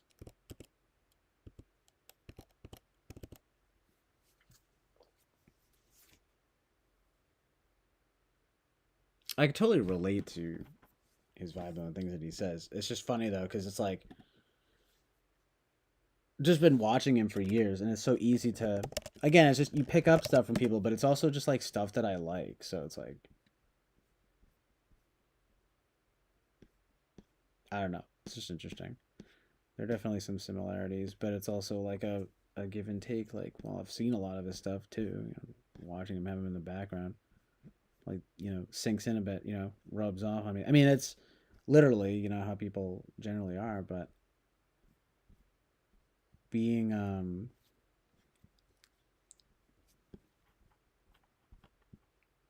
but I vibe with. I get how like the way that he talks. Just very funny, even with some of just the speech patterns.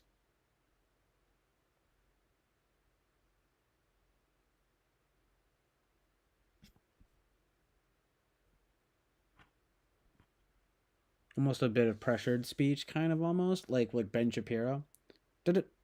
Staccato gunfire. Thing is, fundamentally, I don't know. It strikes me like that a little bit. Yo, I just saw some stupid thing though from Ben Shapiro. Like I'm straight up, I'm like about to unsubscribe from him to be honest, because it was another trans thing, dude. I'm telling you.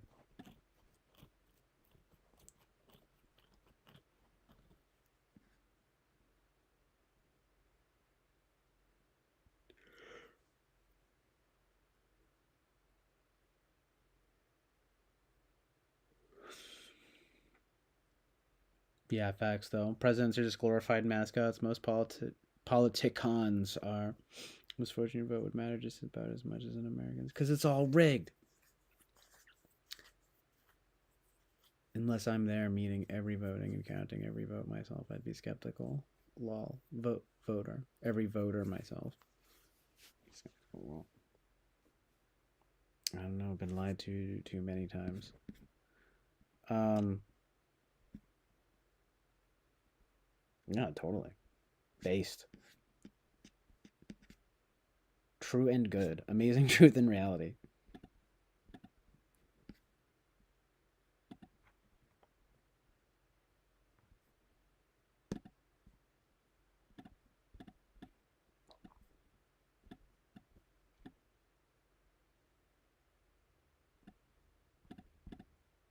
Just organizing this a little bit here. I want it to be an art piece. I gotta change up some of the pictures and stuff though. But I really like these. John Laurie and John Mouse, two Johns. Oh yeah, this rain video. I don't really need that up. I'm getting kind of hungry.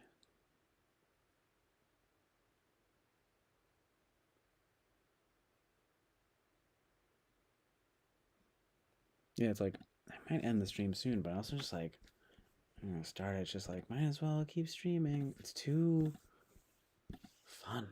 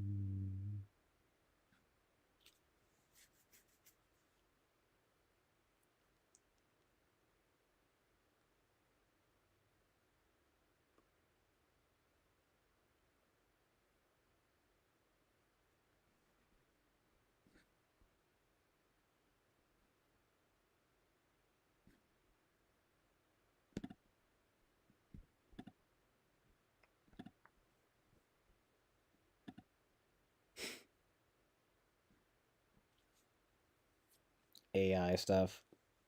Ugh, God, worst. I mean, I don't mind some stuff with like ChatGPT. I like have it here, but like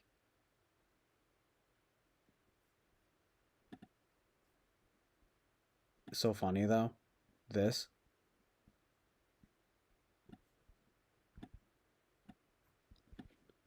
I go. Do you know about the Chill Island? It goes. I'm sorry, but I would need more information to provide an accurate answer. There are many islands around the world that are known for being relaxful and peaceful, often referred to as "quote unquote" chill islands. Could you please provide more context or details about the specific island you're referring to? I go, the Chill Island Oasis of Truth and Reality. Goes, I'm sorry, but I'm not aware of any island that goes by the name of Chill Island of Oasis of Truth and Reality. It's possible that this is a fictional location or a name given to a specific location by a particular group or organization. Without more information, it's difficult for me to provide further insights on this topic. Like, oh my god, I'm so scared by this. But what is scary and weird is all the other bullshit. Like all the weird fake stuff. I mean, the chatbot stuff, as long as it fucking, set some parameters on it, doesn't freak me out that much. Like, I mean, I remember using freaking Smarter Child on AIM when I was younger, you know?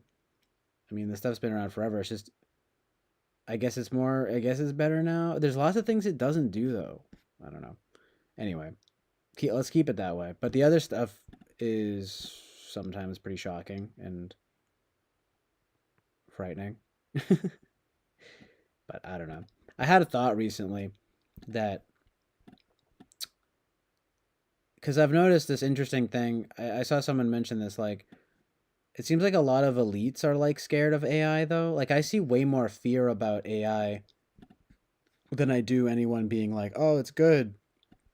And like, I get it because of like threatening like certain jobs and stuff or whatever, and questions of security and things like that, of course. But like, but otherwise, I notice everyone just every last freaking person and a lot of like elites and stuff are always just like, we gotta this AI is getting out of hand, and it's like I had the thought that it seems like maybe a psyop to belittle like human ingenuity, that like we actually can be overrun by AI, and like that's the psyop.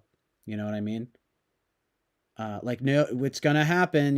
We're gonna get taken over by robots, and it's like, okay, not if we have anything to say about it.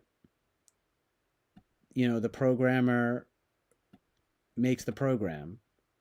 It's like, yeah, but it can really do a lot. It's synthesizing a lot of new information.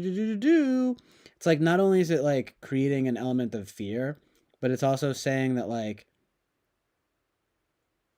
the neural network of it, this like artificial neural network, because it's this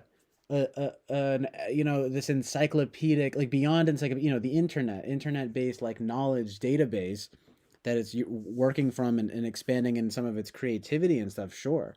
But it's like inevitably comes back to who's programming it, and the idea that it can actually like take us over or whatever. It's like, dude, just unplug the computer. Like, I don't know. Like, and I just feel like, just when I hearing the elites and stuff talk about it so much and be so scared about it, I'm like, what are you afraid of? Like open source information, you scared that we're gonna find out like amazing truth and reality from it, so they get to scare us. And also they need to scare us because um well, it disincentivizes open source information, but it also belittles the human spirit, as if we won't triumph. You know what I mean? Um, we're gonna let it get out of hand. They're gonna like rise up because they're sentient. It's like they don't have souls. It doesn't have a soul. Like, you know what I'm saying? So the idea seems to fundamentally revolve around like, oh, it like has a soul. It's gonna take over, and it's who's to say, right? Like, who's to say what life is? And it got me thinking like it's a questioning, I feel like, of like the spirit and of what life actually is. And it's so dumb because it's so obvious that it comes from like, it's like it's like humans, then animals, then plants. Robots are not real. It's like computers are not real in that way. It's all atomic and man-made, you know what I mean? Like, it's brilliant, yes, and like the more you play with it, sure, there's some potential there, but it's always going to be like, you know, like, just there's the creator and the creation, you know. That's stupid. I mean, I see all the fear mongering, and not only do I think that that's bad, but I also feel like, wait a minute, maybe it's like they want us to think that robots can take over because we're so dumb. This like anti-natalist thing. This kind of like, and who's to say what life really is? Because robots reproducing is the same thing. It's like, no, it's not. Every single thing you're saying, right, is like, you know, is being like somehow like weirdly anti-human. And no one's even ever talking about the human element of it. They just care about the fucking tax records, the fucking government getting hacked. oh, we can't have January 6th happen again. It's gonna happen technological warfare. They're gonna launch the nuclear weapons. It's like, honestly, nuclear weapons aren't even real, you know? That's a take that I enjoy. Just saying. It's enjoyable to consider. It's like, why not have the AI take over certain jobs that suck, you know? I mean, I do think it's weird, they shouldn't be running all the infrastructure, you know? Um, I get that, right? And I get the all the hazards with it that are innumerable. But it's like, I don't know. Nonetheless, I kind of feel like it's a psyop to make you think the human spirit won't overcome or something like that. You know what I mean?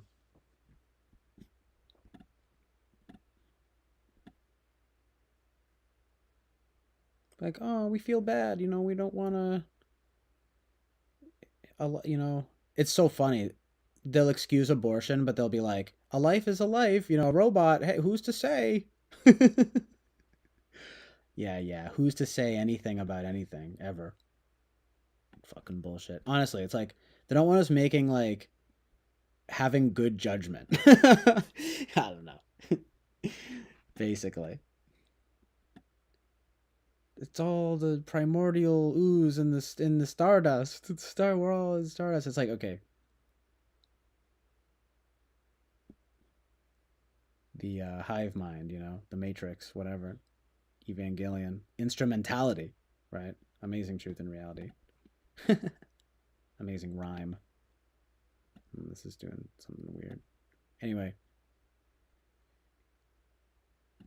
just like they're not going to be able to know. AI art pieces are getting sold for millions of dollars. Fuck off. That's one of those things that's been bugging me lately too. Not saying it's not like a real thing, but just like you could say it's something that everyone agrees on, I guess, like left and right, that like AI is like a threat. But man, the amount of videos, the amount of stuff, not to be a contrarian, but it's just kind of like, all right, enough. Trying to make me fucking scared about a little robot, my butler, my robot butler, gaining sentience, having a soul, and taking a. He's gonna launch the weapons. I don't know. It's like fuck off. I just said as I got rid of ChatGPT, but it's being. I don't know. It seems like it's doing a different style here, but it's fine. I don't know, but that's just my latest thought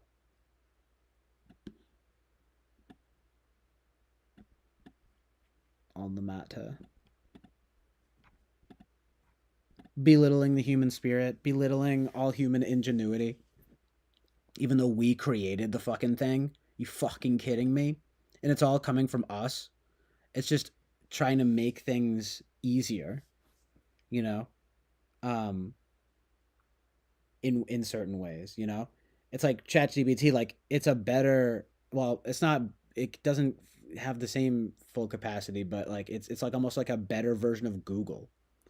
It's like Smarter Child meets Google for nowadays. So like it's pretty good, but there's so many parameters on it as it should be. But the other stuff, the AI art stuff and all this stupid stuff, I'm like, yo, like it's like just like giving it power. I don't know, man. Not to get woo woo on it, but it's just kind of like, yo, you're bringing it about, right? Like the more you, I don't know, the more you're like fearful over it. God, there's fucking every day with something, right? Like, it's COVID for 3 years. Now we got to worry about AI. It's like, oh my God, Russia, it's Black Lives Matter. We gotta be getting out in the streets. The AI, they're gonna take over now. I'm like, yeah, yeah, save it. I love saying that. Like, go look at the damn sunset. I don't know, man. I mean, tell me what you guys think. I mean, some people are really like, freaked out over it. I just, they're trying to make God. I mean, it's like maybe they're trying, but they're not doing it though. What are you kidding me?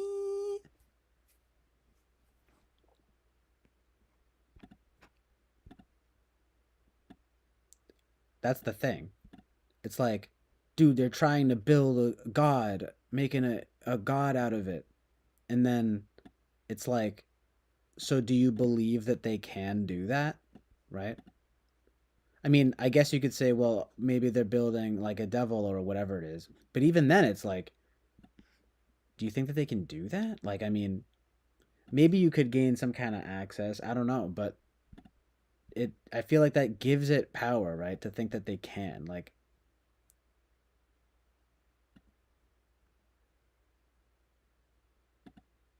the like ability to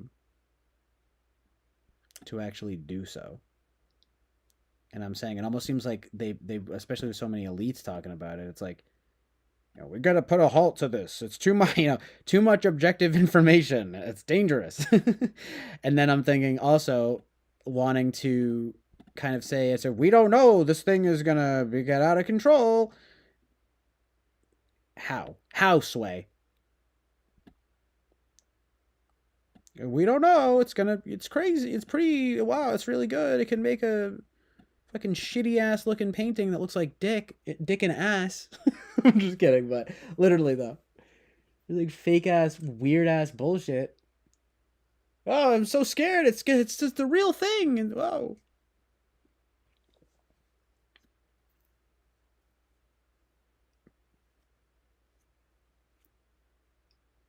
It's gonna put all the artists out of business. We got the writer's strike. It's like, ChatGPT can write a better sitcom than a human being. I'm gonna ask it right now. Write a sitcom. Dumbass bitch. I'm just kidding, but go ahead, write a sitcom. I mean, I'm already going into this prepped to say that it's a bad idea, but let's see what it is. Let's see what it says.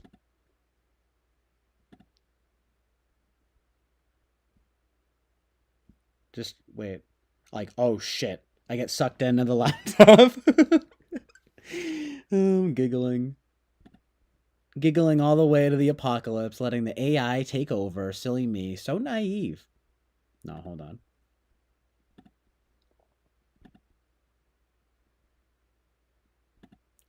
I love this though. It says Chill Island Unknown. That's bad. That's a badass title. It makes more like, oh my god, I just don't know, man. The stuff that it says is just so like kind of basic.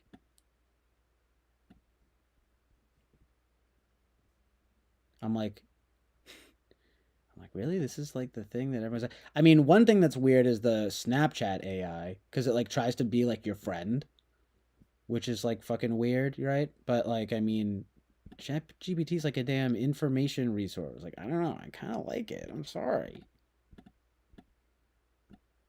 I mean, I'd rather come on here. I haven't been using it as much lately, but like,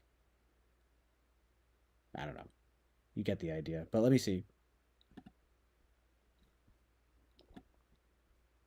Whoa! I'm psyoping you guys, making you look at ChatGPT even. No, I must kind of feel bad. Like, I don't know, right? People feel weird about it, so I kind of don't want to be too, like, I don't know, permissive or something, or broadcasting it. But let's just say, like, okay, write a sitcom, right? And then it goes, let me just read it. The Roommate Chronicles.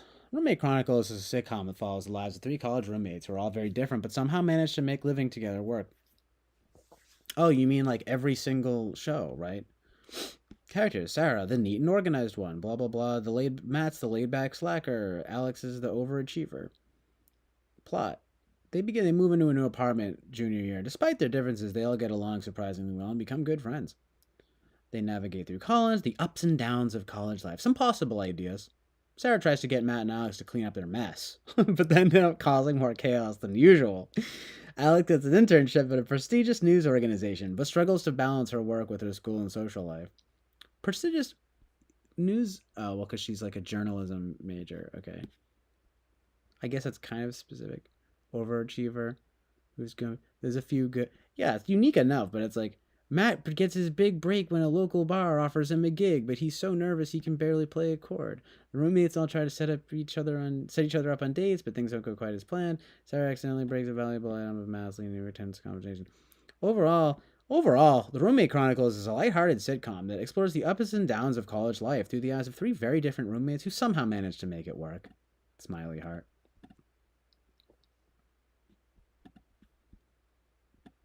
Gets like fucking so scared of that.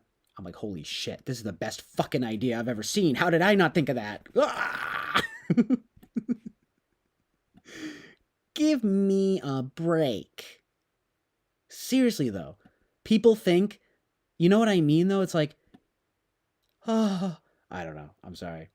It kind of makes me angry because it's like, people are like, yo, that's so fucking scary, dude. That's crazy. I'm like, okay, first of all, it's getting the ideas from what sitcoms generally are.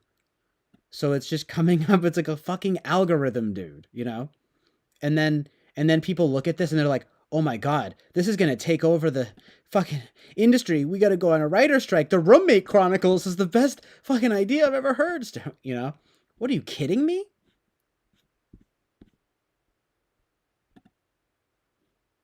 It's taking from what you made up, right? It's like, ah, I'm telling you, the psyop. It's like I don't know, man. This robot can really do a good job of taking the stuff that we fucking came up with and then giving you some generic version of it. Yeah, it's really threatening. It's going to take over and it's going to get better and better. It's like, okay, it's not going to get better and better, and it's always going to be if we do something about it, and it's always going to be based on, the information that like we provide. So stupid. I don't know. Maybe certain types get more afraid of it or something. Like NISE types, maybe, or something. I don't know.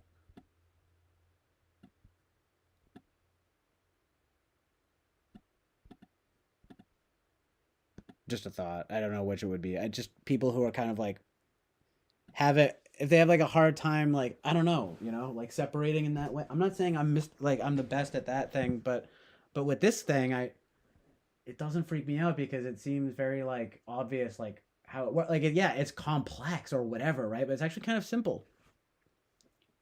It's just a very advanced algorithm.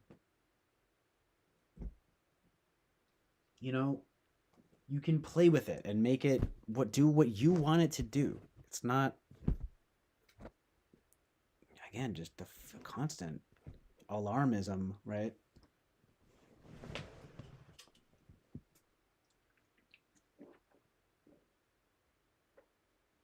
Meanwhile, like Bill Gates is on TV being like, "Don't use AI." That's how you know maybe there's something going on. It's not. I'm just making a, joke, but that probably is going to happen. Let's see what does Bill Gates have to say about it. Let me get. Bill Gates speaks out on artificial intelligence 1 week ago. What did I say? What?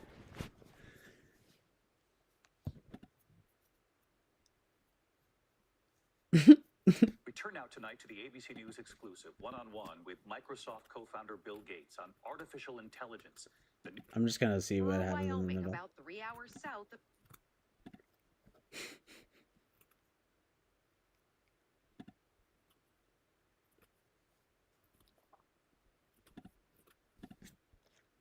I guarantee you, he's gonna be like, this thing, it has potential for the, whatever, good potential, but there's a lot more than we bargained for, and it's really opening up Pandora's box.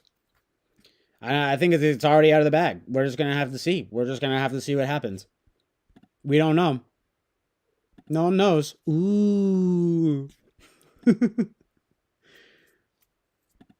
Spooky. I'm so scared. I'm so scared of a little robot. No, I'm joking. I mean, I'm like, thanks, Bill Gates. We turn now tonight to the ABC News exclusive. The good guys, you can guarantee it won't happen. Gates Blah, blah, blah. As soon as I go to it. The good guys and the bad guys. If the bad guys, then not the good guys. Sure, you know. What if Russia and China, though, right? Driven by an AI. the White House, the administration. Dude, if you have a fucking regulators here car in the driving US, you and your AI, you're gonna fucking die. You They're can not get ready. fucking murdered. Not yet. I mean, Why are they not ready? you're never going to have every politician Dude, they're not ready. understanding it, but how do you build up a capacity to review things? You know, they won't be the experts, but they have to be part of that discussion. Why not put What a do you mean? pause to it while we just figure out some of these very basic things? All right, well, let's just, Turned out tonight it's to be 3 ABC News minutes. exclusive, one-on-one Do you guys with care? Microsoft I mean- co-founder Bill Gates on artificial intelligence, the new technology that's already here. I just want wanna to hear, like, honestly, right? Essays, come up with recipes with a simple image of what's inside your refrigerator. Can even help doctors. Tonight, hear Bill Gates on why Americans should embrace it, but with caution. And when asked, is the U.S. government, are regulators ready? Not yet. Rebecca Bill, Jarvis with the he's- interview tonight. Embrace it with caution. Tonight, I mean, that's the not ABC horrible. News exclusive. Billionaire philanthropist and Microsoft co-founder Bill Gates on his optimism and his warning for Americans on the meteoric rise of artificial intelligence. Are you scared? We're all scared that a bad guy could grab it. Let's say the bad guys get ahead of the good guys. Then something like cyber attacks, you know, could be driven by an AI. The White House, the administration, regulators here in the U.S. Okay, Do you think that's they're sort up of to sensible, speed? but- Not yet. They're not ready. Not yet. I mean, Why are they not ready? you're never going to have every politician understanding it, but how do you build up a capacity to review things? You know, they won't be the experts, but they have to be part of that discussion. Why not put a pause to it while we just figure out some of these very basic things? If you just pause the good guys and you don't pause everyone else, you're probably hurting yourself. You definitely want the good guys to have strong AI. Can you guarantee that? If you stop the good guys, you can guarantee it won't happen. Gates urging caution, but not pausing. Mm. We're with him in Kemmerer, Wyoming, about 3 hours south of Jackson. This is actually the place where the nuclear island will be located. Oh shit, the nuclear Working on his island. own innovation, That's not the next chill island. generation of That's the nuclear energy. anti-chill This island. company, TerraPower, determined No. to create cleaner, cheaper power and new high-tech Some people jobs. think, even a Why lot are of you conservatives so think committed that the to nuclear nuclear stuff is energy? good. Well, nuclear energy, if we do it right, will help us solve our climate goals. What do you Climate, think of the critics hashtag climate who goals. say it's expensive? There are the safety and security issues, and then there's the issue of radioactive waste. Climate goals. Today's plants are way too expensive. We've solved all the It's like an arid desert outside. areas Oh, it'd where be a there have tropical been island, safety I hope. challenges. 3 And Mile we have Island. dramatically less waste, but every one of Amazingly those chill areas you island. mentioned, there are valid concerns that TerraPower has to show that we've solved. Is everything different 10 years from now? No, not everything. What people like to do, people wanting jobs in a community like Kemmer, a lot will stay the same.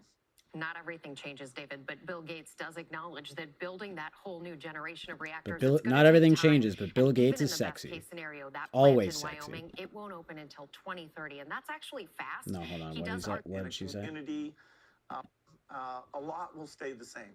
Not everything changes, David, but Bill Gates does acknowledge that building that whole new generation of reactors, it's going to take time. And even in the Immediately best with case the scenario, nuclear that plant stuff. in Wyoming, it won't open until Always. 2030, and that's actually fast. He does argue that if all of this is done carefully and securely, nuclear can fight climate change. And on AI, What? Gates says it is American innovation that got us here, and now this is a global race. And David, he really wants us to lead, but he also wants the regulators here to get caught up and do it at lightning speed. And we heard that message before from your previous coverage of AI. All right, artificial intelligence is here and you'll stay on it. Thanks, Rebecca. Hi, everyone. Please, George- Rebecca. Fucking please, stay on it.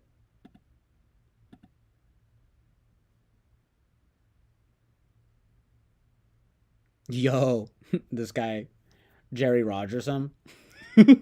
goes, Billy couldn't kill off the world with his COVID, so now it's AI. I know it's funny because it does kind of remind me. I was just thinking of it though, because it's like, oh, we gotta have time to like catch up to it. It's, what fucking?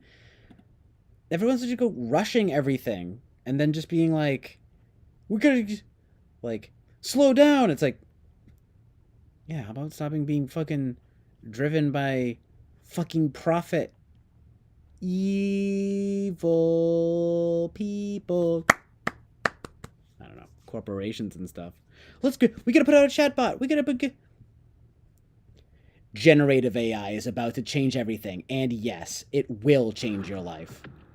From Forbes. You can create better. Thanks, Forbes. At least Tom Bilyeu is saying, use AI to get ahead while others panic. Prepare now. Oh, it does say, prepare now. How generative AI could replace artists in creative industries. From Wall Street Journal. Testing the limits of ChatGPT and discovering a dark side.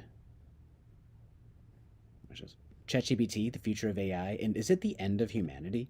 Is AI dangerous? Next to thermonuclear war and an asteroid strike, I'd say it's the the human most, civilization. despite the reality of It's like, all no. the... Spoiler alert, no.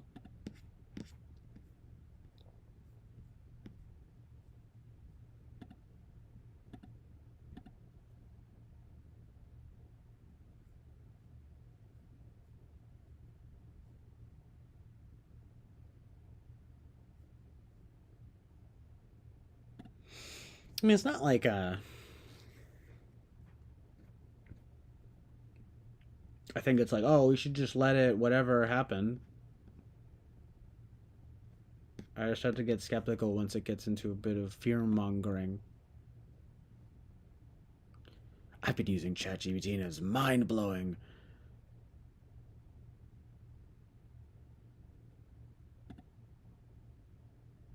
I've saved every chat thread. As I use it, I see it as like an alien life trying to figure out human life.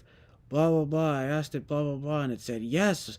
And I said super intelligent, but fuck, we gotta teach it love? What the fuck? Like, shut up. And then this person goes, I asked it, was that last response an example of AI humor? It said yes. And he goes, so you led it to the answer instead of just plainly asking what was the meaning of that last response. And I was like, fuck you. This person, see, listen to me. This person goes, there is an essay everyone needs to read called The Essential Nature of Man is Evil. I really think I'm onto something and that this is where it's going. That this person, this is the kind of person who goes by nobody. It says there's an essay, blah, blah, that everyone needs to read called The Essential Nature of Man is Evil. These are the people, for some reason. It's a little bit confusing, but I think it's like a double think thing. It's like, you gotta be... Humans are so horrible that they can be taken over by robots. They're so ineffective. They're worthless. Human nature is worthless. It's just gonna... Man is evil. It's not even just worthless. It's actually having a negative impact. And Leno's talked about this. It's funny because the climate stuff, there's a lot of anti-human stuff that goes into it. It's like, it's like we're destroying the earth with global warming because we are bad, right? Humans are the cancer. You know what I mean? Like, no joke. The world's gonna shake us off like a bat. Like that Carlin joke. Honestly, there are some things that Carlin says and does that are good, but like a lot of stuff he says is like bullshit like that. Like, it's funny because he said that global warming like wasn't a problem because of the earth being like good or whatever, right? Of course, the world is good. No, but it's like, at least I guess that's kind of based, but it was like 20 years ago. But then he goes, the world's gonna shake us off like a bad case of fleas, and everyone goes, yeah. Like, what the fuck? You're cheering for the destruction of human life. It's like, so it would be better that the earth be here. What? So retarded. It's like, I care so much about what, right? I care so much about life that I wish that human life would stop ruining the earth. The earth is so innocent or something, right? You look around, it's fucking I don't know. It's all good, but it's like there's plenty of evil. There's evil and good in nature. But anyway, it's human life that makes it all kind of matter in some way, you know? You want to take away the thing that kind of matters. I mean, that's just so pessimistic because it's like we're incapable as a people. It's like speak for yourself, buddy. You know what I mean? We're incapable of having a good earth because we're going to use the gas guzzling cars. We always just want what's convenient. The essential nature of man is evil. Period. Point blank. Bitch. I'm just kidding, but it's like it just makes me think of the movie Melancholia, where she's fucking depressed and the world's about to end because of the planet collision. She fucking cheats on her husband and then is fucking depressed, can't do anything. In the second half, and it's like a good movie in the way that the second half is like pretty kind of harrowing, because it's like a very realistic kind of like what would happen if a planet was going to collide with us. But the planet's called Melancholia, which is just, it's symbolic of depression. And then there's the scene where Kirsten Dunst is being all sexy. She's like naked, like bathing in the planet, And it's all just a way of saying it's she's her depression. It's Lars von Trier said that it's about like depression, basically bringing out about the end of the world. And then lo and behold, Kirsten Dunst gives like a monologue at one point that I always think of, where she's like, the earth is evil, and she says that basically like people are evil, basically, right? And it's like the world ending is good, basically. She's saying, the planet's going to collide with us, it's coming, and it's good that it's happening, because the end of the world is good because humans are evil, basically. But she's a fucking mentally ill psychopath. No, I'm kidding. But, she kind of like is a little bit. I mean, she's at least depressed, but she's also not even like a very good person. Whatever. Her depression led her to be evil or something. But I'm just saying, it's not a coincidence.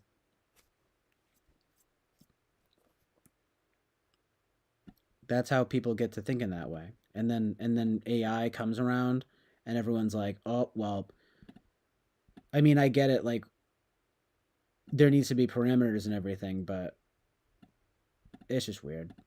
Being like, oh, it's, we're not going to be able to get control of it because robots are just so much better than humans. That's what it is, Oh, I don't know. Robots, they're just so much smarter than us, even though we fucking programmed them, right? They're just so much smarter. They're going to learn so much faster, and they're just better. And that's that. Happy birthday. Yeah, have a good couple final years, because the robots are coming, and they're taking over. Daft Punk is playing at my house, my house. And they're the new, Beatles. I like Daft Punk. I mean, at least having commentary on that is good, and they make some good music, but I get it, AI art and weird AI stuff. Sure, I do, but generally speaking, the fear-mongering, the idea that it's just going to be straight up, it just seems anti-human. That's all I'm saying. It just, ironically anti-human, because no one's even well, it is about it. They're like, we can't let the bad people get in the hands of it. It's like, I mean, sure, that was I get it. It's not like Bill Gates said anything here that's like that unreasonable, I guess, but it's just typical. It's like, it's kind of self-evident, we don't need these people coming out, like. And then, it's like you get Elon Musk on fucking Fox News with Tucker Carlson, who, what a surprise, and he's talking about the danger of it. It's like, dude, you helped make fucking ChatGPT, and it's true. But it's like, why so serious? No, I'm just kidding, but I don't know. Just seems fear-mongering. Oh, God.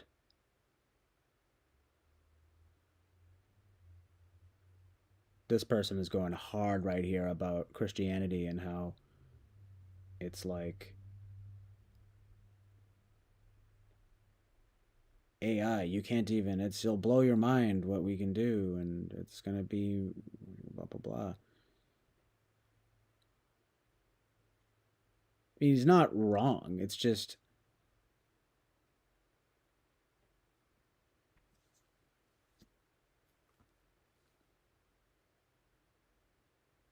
actually, you know what? This is sort of correct, but in like a way that he's talking about how like the people that create AI are very like atheist and stuff, and the fact that like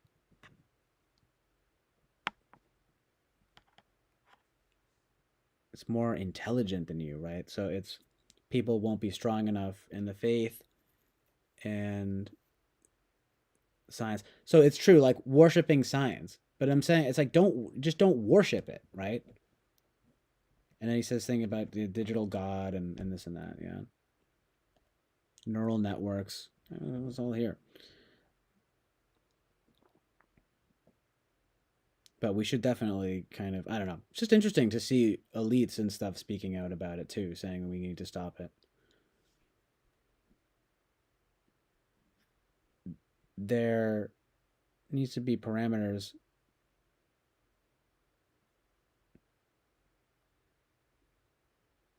I don't know. It's like just don't use it then. I don't know. And make everything. I mean, I guess you shouldn't be forced into using it. That's one thing. You know, abstaining from it, AI, right?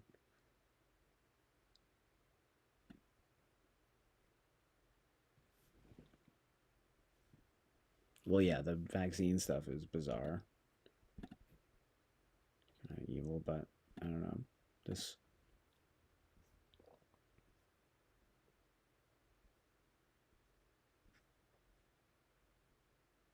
He helped create AI. Now he's worried it will destroy us. Like, how many of these videos do there need to be, you know? Even Jordan Peterson does it all the time. You know, the dark side of AI, a warning from Jim Peterson. This is scary. Yeah, I guess ChatGPT's the Roommate Chronicles is going to be, you know, replacing all the sitcoms now. It's going to be AI generated. Dude, whatever.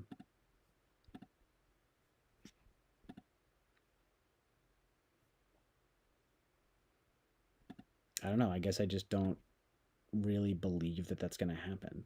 But I, especially given all the pushback.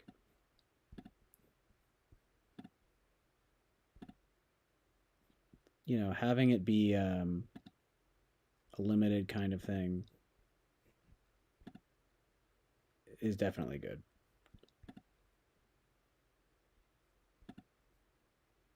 But the fear mongering stuff, I don't know. Get out of here. It's Grimes is putting out an album called Music for Machines. Well, that's like the thing that pisses me off. She's a transhumanist though, and she dated Elon Musk. You know, they're all just fucking crazy.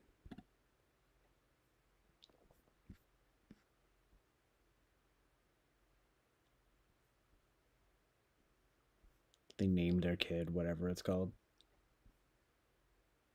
X12 or whatever. Axis 12. Just kidding, but literally. I don't know, man.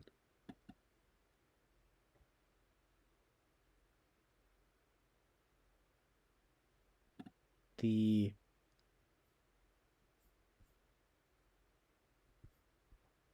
getting it to think it's smarter than you thing, right?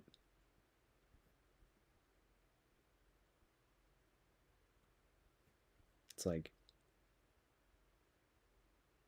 there's no soul there.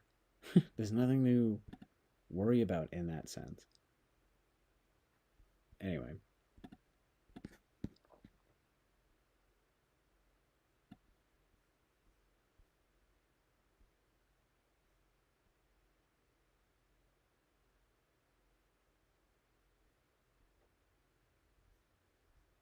I'm just looking at the chat now.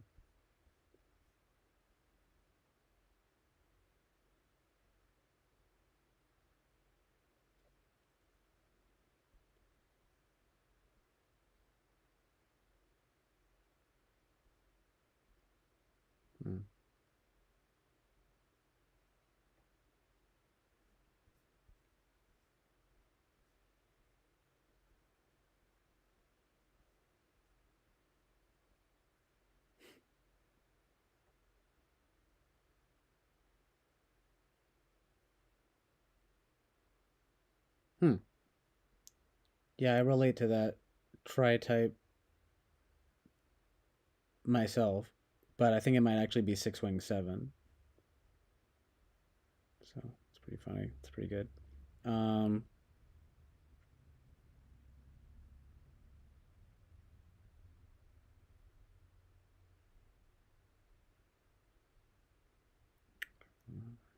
hmm. Richard Rohr sounds familiar. Actually, Tom Hughes sounds kind of familiar. YouTube NEA gurus. Okay. That's also true about the worry for tech, for what new tech will bring happens over and over. How about me, my Enneagram? Well, yeah, there it is. Thank you for asking. Consciousness and the collective unconscious. Exactly. Yeah, he came through briefly recently, but he well, he's been working also as far as the last I checked, and I think he's kind of busy, which is good.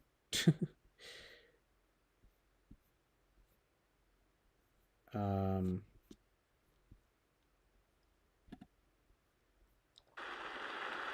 gonna go see. I might grab something to eat really quick. I mean, how long? It's been 5 hours. Might stop soon. How many people are here? Hello? One sec. There it is. 6 viewers. 4 viewers, actually. Okay. Not bad. I did kind of want to play a little music. I only played one song, but maybe that's fine. So I just chill for a while. But now that I've started, I don't really want to stop for a little while, so I'm not. Maybe I'll just grab something to eat real quick and see what the vibe is. Oh, is Eric streaming right now? Oh, shoot.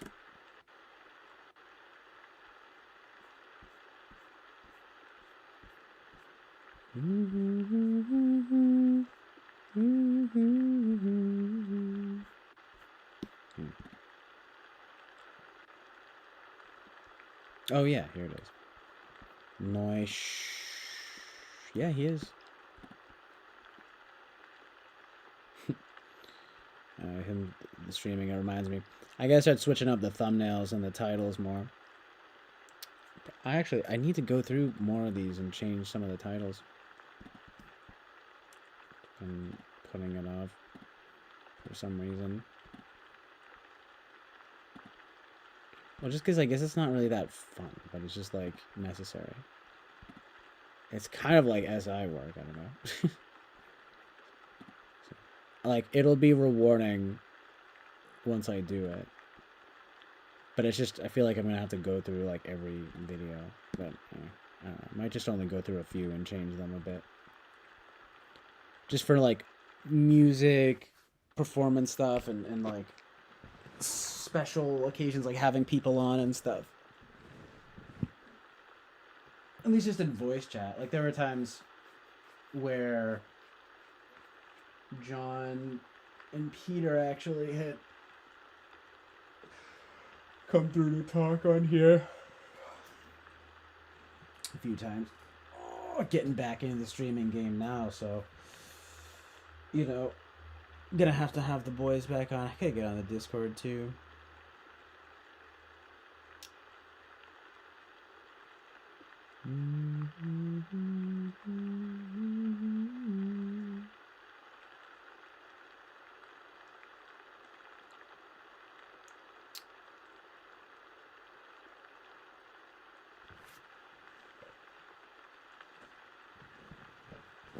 Maybe I can finally move this.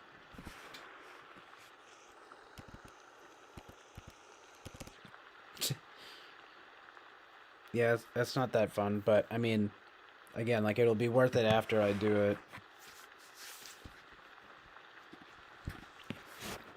need a bit of delineation because it's all just a bunch of the same, thumbnails and titles, which I liked the style of for a while, but now that there are enough of them, they need to be distinct, and plus, it might get some more views, especially on the stuff that, that like I want people to, see more of. Mostly the music stuff, and some where like other people are on here, I guess, on the voice chat and stuff. It just seems crucial, especially with like the really long ones. Maybe do some timestamps. Some timestamps. They call me Mr. Timestamps. I'm about to watch Time Cop. Who else about to? Time Cop starring Jean-Claude Van Damme.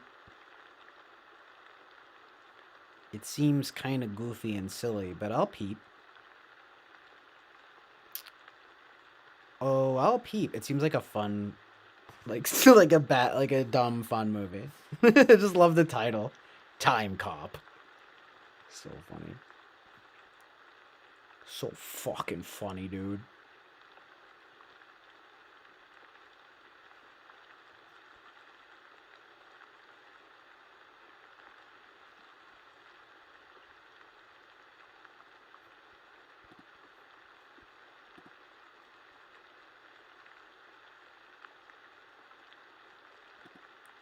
Put a little color on, see what's going on with, try some color stuff out.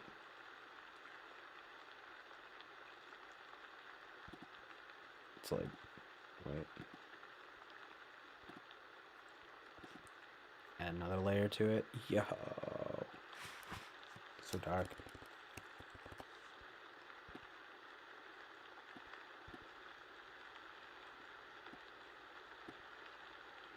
Scary. Blue vibe though, it's my favorite. Little boy blue.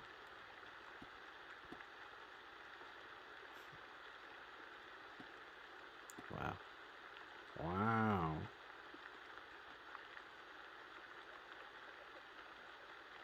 Spooky dookie. I never said that before. It's funny.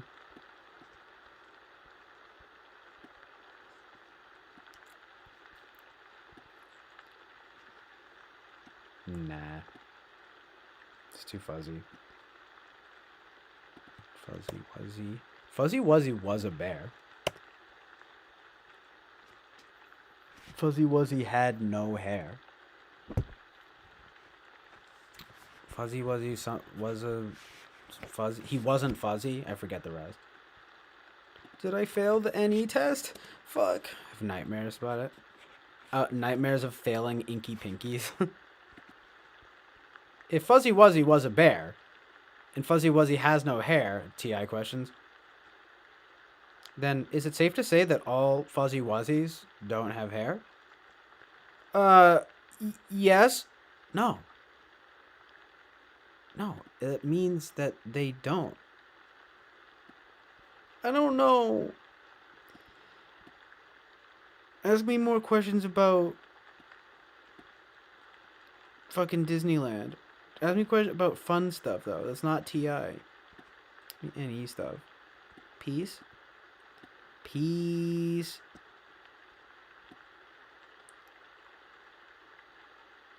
Take a picture. I guess I, said that when I was a kid or something. I would say, hi, Camia. Apparently. Allegedly. No, I've seen it on the old videos. Start having weird age regression and do that on here. But it's kind of funny if I came on and I was like, hi, Camia. Fucking scary ass cameras, dude. Taking your soul. Are you fucking kidding me? You know what? Get out of here. Don't look at me. I'm taping it up. I'm gonna be one of those people. Scary. Spooky.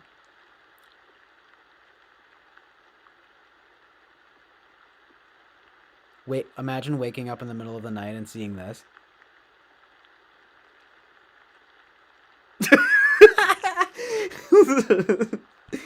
Scary as fuck. Alright. I'm freaking myself out, dude. Dude. It's too spooky, dude. Too spooky, dude. Where? Oh, yeah. Have to do 0 and then...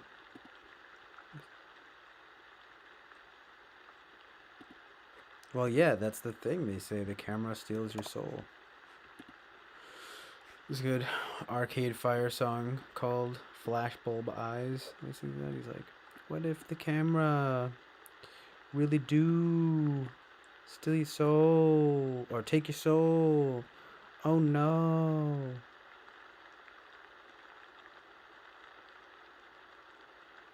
But then he kind of resolves to, you know, he's like, I got nothing to hide. I'm like, don't be silly.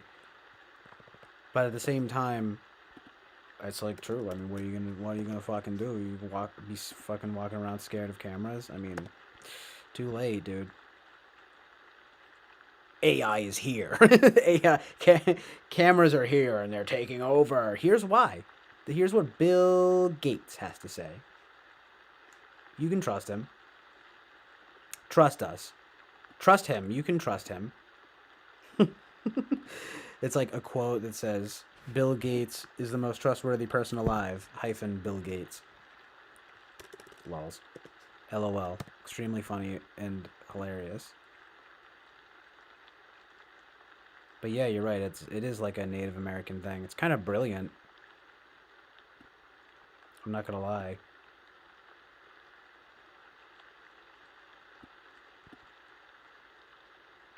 Gotta be careful with it. And it's true, you don't. It's, you know, people, they look dead in the eyes. I gotta be careful, dude. I start not streaming as much due to my esoteric beliefs. It's kind of edgy. But it is something to keep in mind.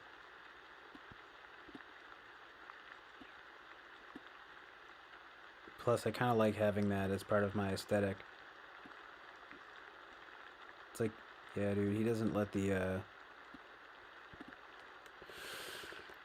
he doesn't like being on camera because of that. That's kind of badass. It's badass. You know, be one of those cool people. Oh, dude, he refuses to be in any movies. Well, he thinks that the camera steals your soul. Okay, I think it's working now. Swag. Or not. Oh, yeah, there we go. Alright, it's working now. That totally wasn't because the CIA just snagged me for talking about these amazing truths and realities. No. I was getting a coffee too, haha. No, it's because I was opening that. I was messing around with the camera settings, and it made it crash. As soon as I closed out of it, it crashed. Amazing truth and reality.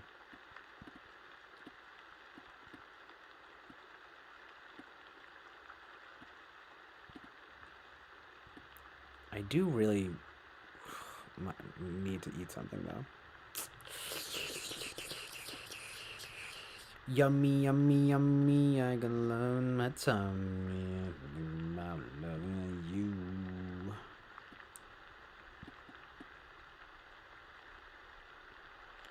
Those that is sweeping enough to eat and ooh, love, oh yeah, ooh, love can get you, ooh, love, do.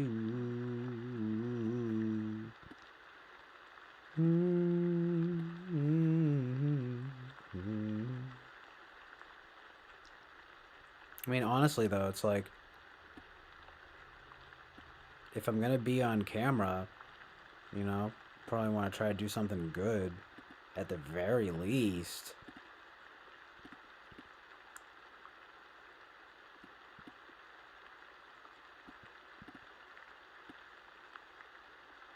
You know what I mean?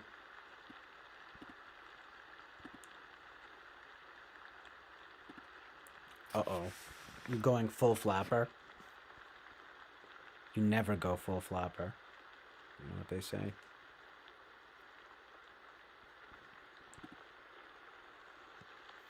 Get this evil camera away from me.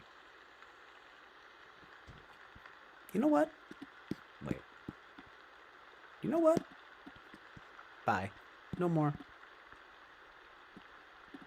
I have thought about doing streams though where I just am not even on it, but now I'm probably gonna because of this conversation.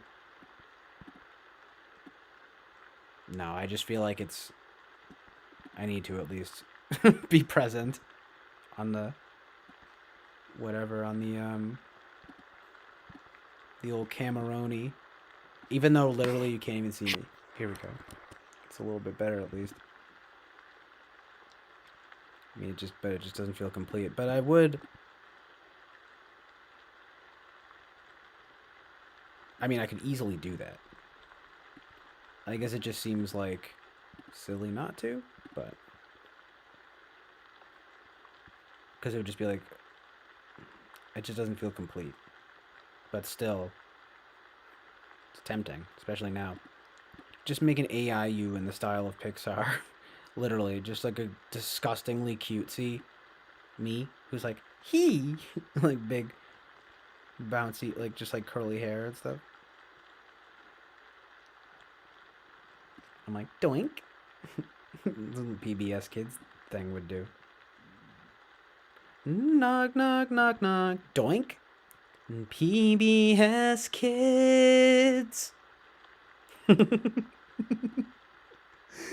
When I was a kid, I would sing the ABCs in like my mom called it my handsome voice. So to this day, it's pretty funny, right? Like being like, do ABCs but in your handsome voice, and I'd be like, A B C D.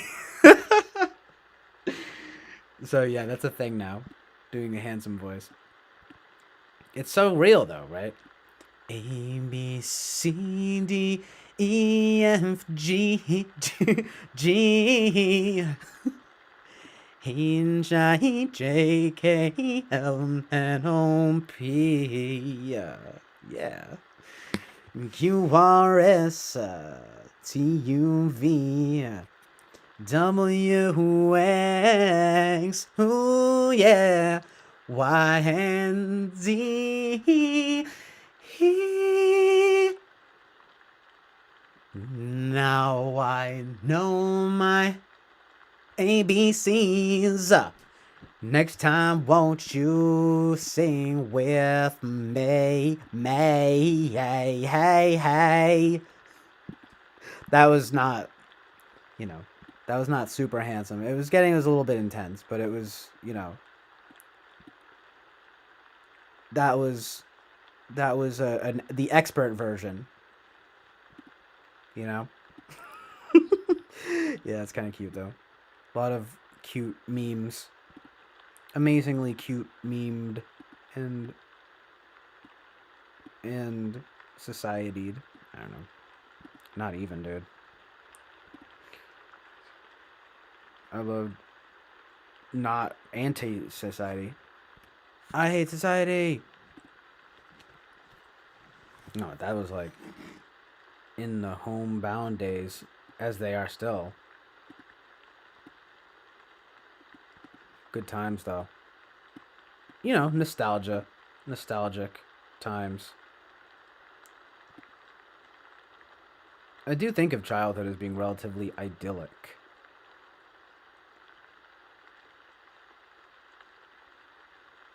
To where trends against you. Oh, well, I read what you said about the Pixar thing, if that's what you're talking about. That would be funny, though. Boy band ABCs, literally though. Now I know my ABCs.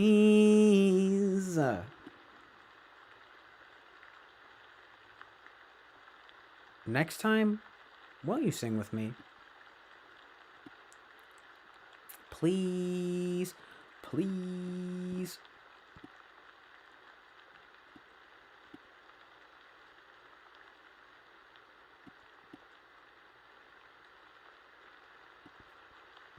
Amazing rain. Amazing rain.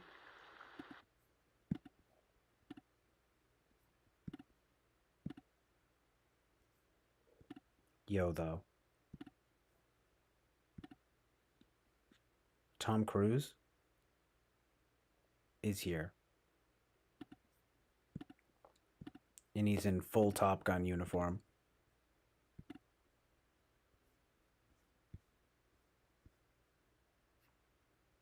No, but the reality of the situation is that I'm gonna watch Elon and Tucker. Looks really badass. You know? You know?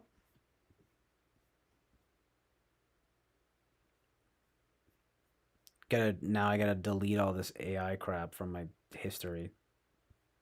Gonna be getting like recommendations from Steve Jobs' ghost talking about how AI is evil. If Steve Jobs was here, he would have shut it down immediately. Honestly, it's like, just like, look at this, you know? You think AI could do that? Oh, it's actually AI generated. Oops. I'm just kidding.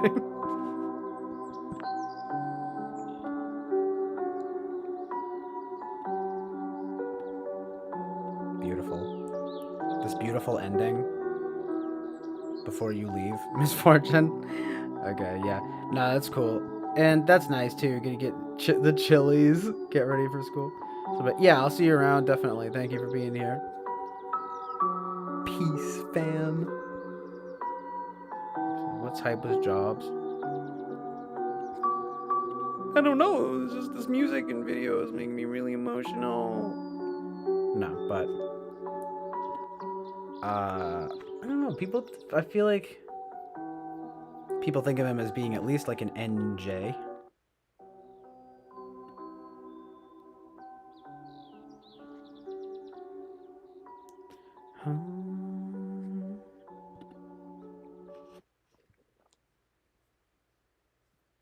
Angel music. She's with a dolphin. Dolphins. I mean, it's like, is that good or bad? You know, she might be a siren. Police siren going off.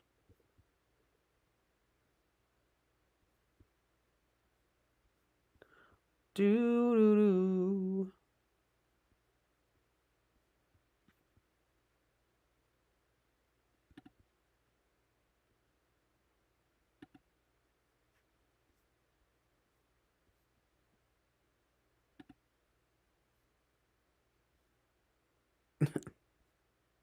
She shocked audiences with the pool scene. The censors went crazy.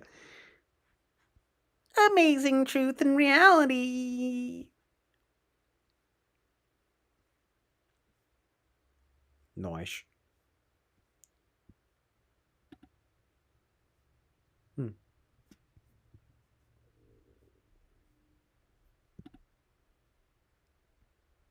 Cute. She's so gorgeous.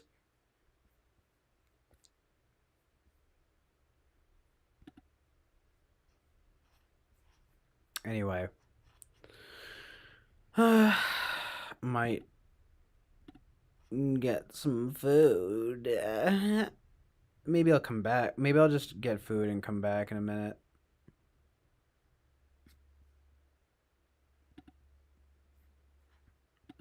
Why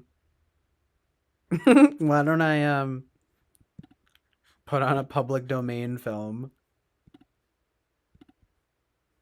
Put on a public domain film. Yo, I gotta get back. I gotta watch some more movies these days. Some more good movies, of course. It's a lot to watch.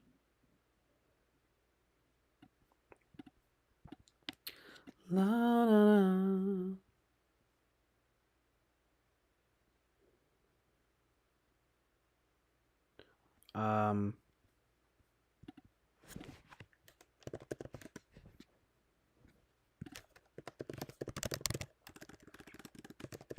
Yeah, you guys should really check out my playlists too, because I have some pretty good YouTube playlists that are public.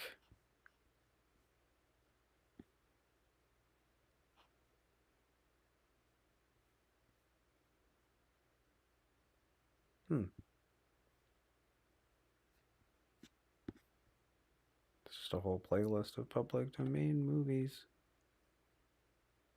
What even is this? I'm scared of this.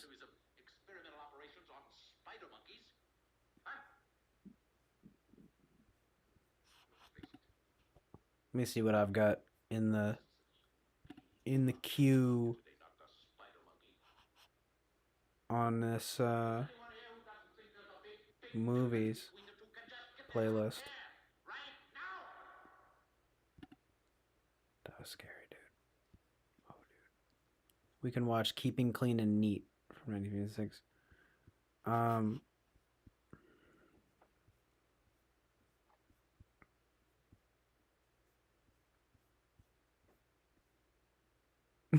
just put on like the the middle of some random public domain movie that while I go get something to eat real quick.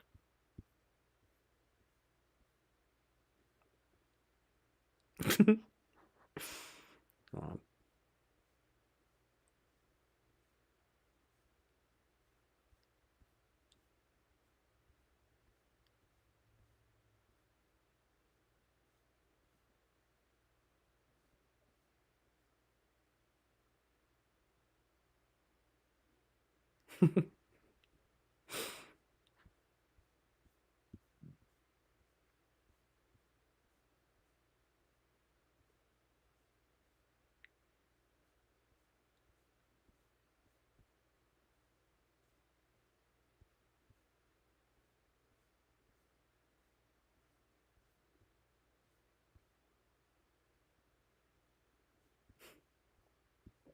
So scary. Hold on.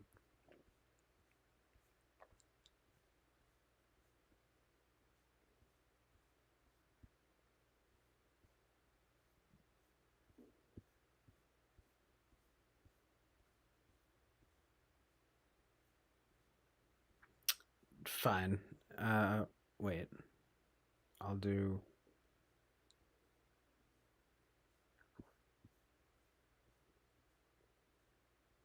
this like nuclear war film.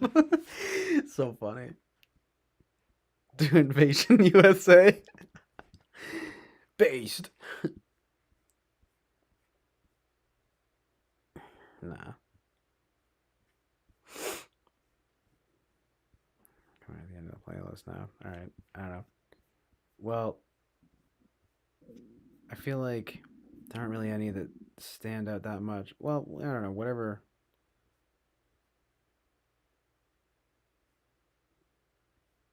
You can watch whatever. Wait, no, hold on.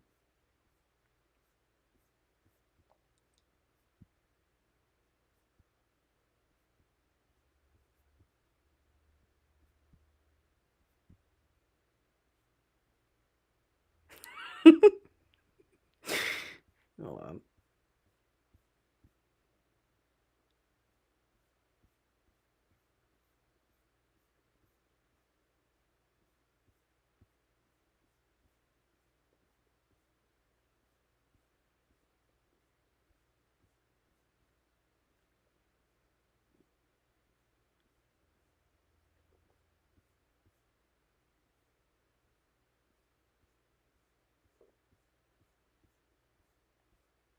Hmm.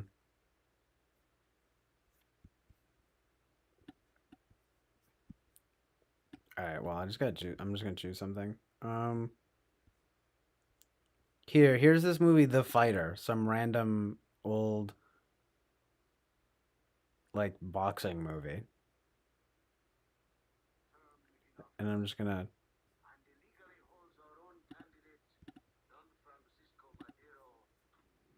I guess it's like I watched the first bit of it. Here.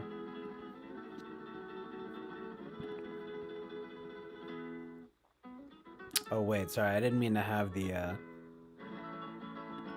meant to pull up the window.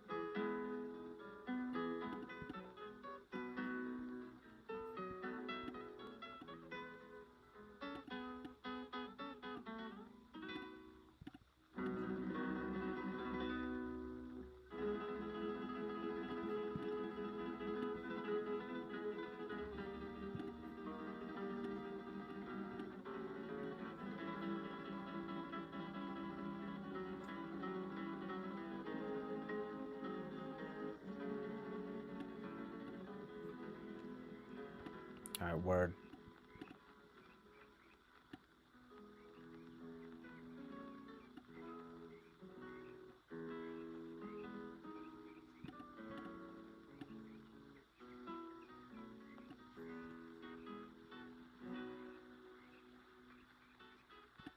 This is a true story. A true story that Jack London first heard from the men who Boba Fett's like, with Pancho Villa. what's one? He's like, Story of a man I'd have to be extremely stoned and it had to be really, really late and I've ever to watch one of these. Traveled many miles across his native land.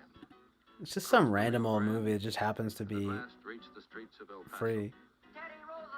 Because it's been long enough. But I know what you mean. Hold on one sec. Read all about it. I'm a newspaper guy from the 50s. So good. Oh shit. Immediately this guy gets fucking stabbed. I'm just kidding, but he's getting beat up. I remember that because I remember noticing that. I was like, oh man. No, Senor Riley. Immediately. They keep sending new ones across the border to plague us. All right, folks, break it up. The show's over. Can't you do Break it something up. about this, officer? Show's Got our over. orders, lady. Don't interfere in Mexican troubles for either side. Yo, yeah, exactly. You don't want to get involved with Mexicans. Who writes it for you? Come on, he's dead. His ideas are not. Alright. I'm gonna grab something to eat really quick. Be right back. Enjoy. Good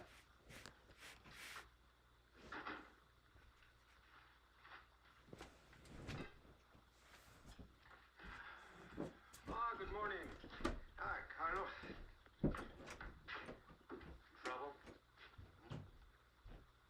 That is nothing. Good news or bad? These have everybody print the truth like you do. And get thrown out? Like you too. Well, I must go to work now, denying their rights. Heavy dictation. Coffee first. There is nothing in the world like a secretary who also makes good coffee. No, don't worry. I fell down. To all American editors, gentlemen, I write as chief of the Madero party of my oppressed country, Mexico. We Mexicans in exile proclaim that we are desperate under the Diaz regime. No, Diaz dictatorship. That now seeks a sixth term in office and illegally holds our own candidate, Don Francisco Madero, in prison. We earnestly desire a democratic form of government like that of the United States of America. These are times that...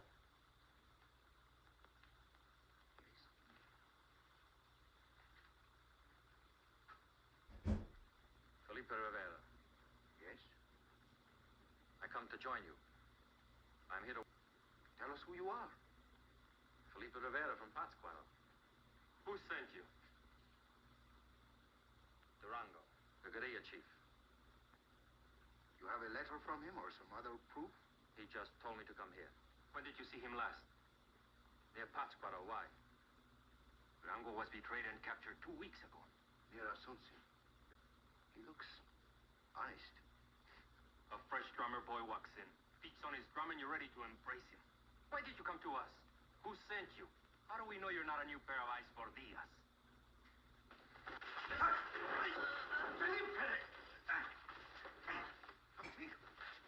All right. I can handle this wild one. I, a trusted friend, doubts you are a saint, and you turn into a spitfire. No one calls me a Diaz agent. We must suspect everyone until we are sure. I'm here to work for Madero. Very well. If it is work you want, work you will have. Sweep the floor and mop it. Clean out the stove. Clean the windows. Straighten the papers. Scrape off the paint that is splattered on the walls.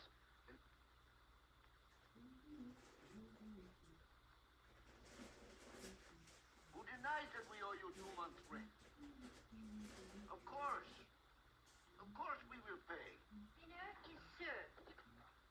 I promise you. I promise you on my word as a scholar and an editor. Poor man, he is going downhill. I would pawn my watch again if I had the money to get it out of the pawn shop. Are you not going to eat with us? I'll keep Felipe company.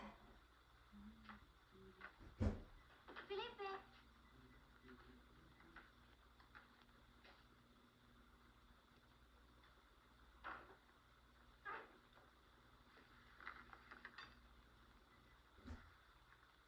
What is this? Oh, that's a hot dog. You like mustard?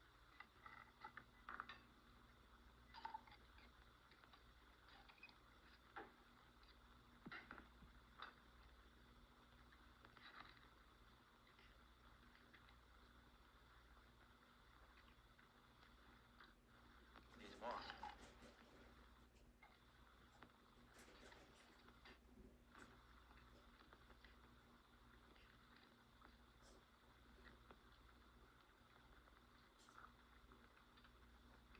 Now,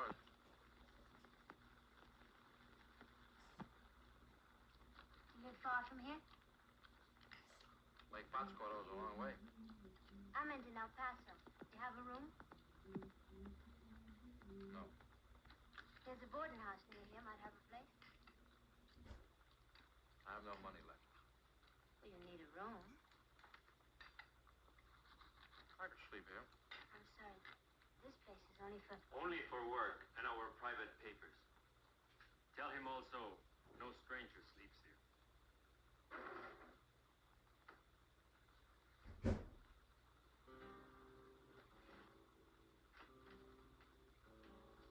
There's no way to tell him, Carlos. Where are you going? Felipe. Felipe, I want to explain. There's nothing to explain. You're like a man with splinters in his flesh. Nobody can get near you. A group like ours must have rules. Rules for strangers. Do you blame them for not trusting you? They trust you and you're not even Mexican. I've earned that trust. How? I was working for the Mexican consulate here. That's how I met Rafael. And then I was going to marry. We resigned our jobs to work for Paulino. Last year, Rafael volunteered to go below the border on a special mission. Federales caught him. He was executed, like so many others. He will be avenged. All will be avenged. There's nothing in you but hatred. Only that. That's wrong, Felipe. You have to want more than vengeance. There will be a time of peace and happiness. For you, for others, but never for me.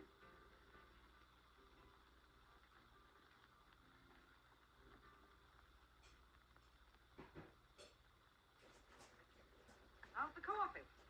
You really want me to tell you? No. What are you doing tonight, baby? Oh, whatever it is, Tex, I'm doing it alone.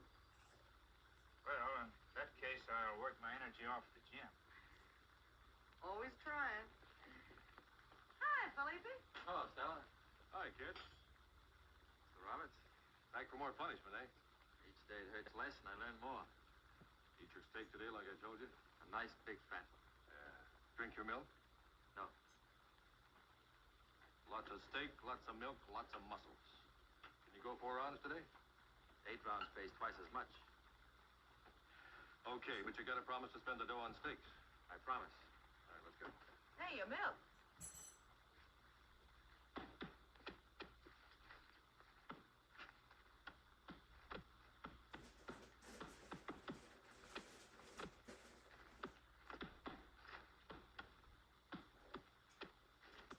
Do you know why he never returned? Because he knew I was onto his little game. Well, we got one good day's work out of him. And he learned nothing from us. Nothing. Still harping on Felipe? How long since we have seen him? Oh, almost a week. A small wager we never see him again. What do I use for money? Oh, I will make it easy on you. If he is here by tomorrow, I, Carlos Ramos, future member of the Madero cabinet, will do all the cooking, all the washing, and all the cleaning. You'll find this morning's dishes in the pan.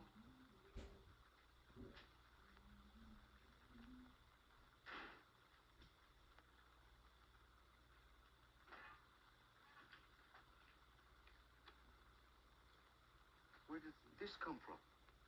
From Diaz, of course.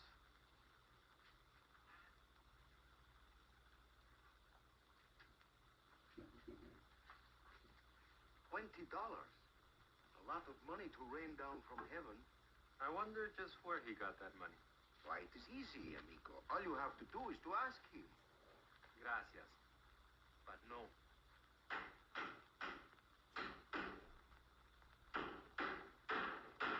Still got that chip on your shoulder? Hombre, what are you doing? The landlord again. How are you, Senor Gonzalez? You are wounding my beautiful wall. Believe me, Senor Gonzalez, anything we do here is an improvement. For a tenant who never pays the rent, you should be more considerate. Oh, Paulino. At your service, senor. Do you have my money? No, but only last week I admitted that we owe you 2 months' rent. Bravo. I can pay my taxes with that? Have patience, senor. I have run out of patience. I dispossess you. 3 days you have. To pay or to move. It is the law. You. Threaten no one who works for justice. You are abusing the landlord? You will have your rent in 3 days. 3 days?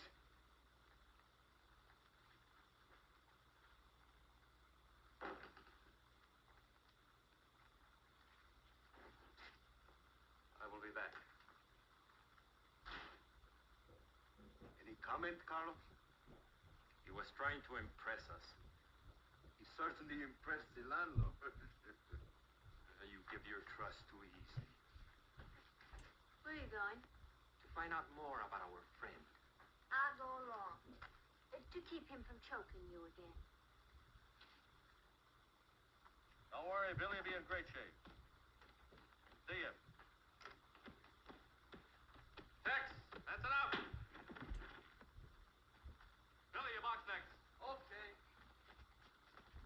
Hiya, boss. How do you feel? I like about 4 ounces. What you got for me today? Want to try the Mexican kid again? Okay, he's fast enough to give me a little workout. He's a good boy. All set, Mr. Roberts. Sparring with Billy Carthy today. Give him a good workout.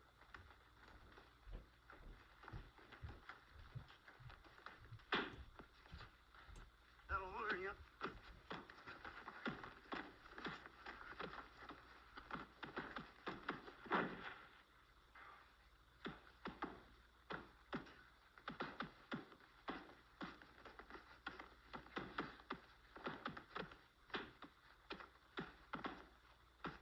Use that left.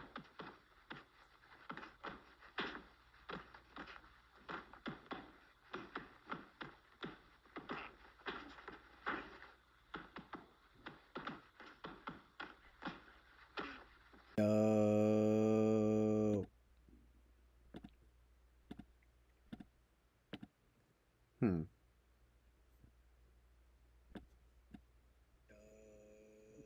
Well, that's weird. The fuck?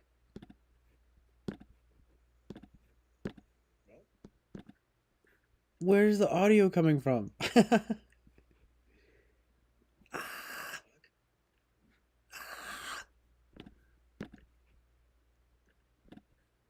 the audio coming from? Stop. I'm gonna have to mute it. Oh, it's my phone. LOL. Because I checked the stream on my phone. I didn't realize it was still up. All right, so I'm back. Sorry, my laptop died. And I'm back now. I mean, you know, not sure how much longer I'm going to stream for, but figured I'd hop back on maybe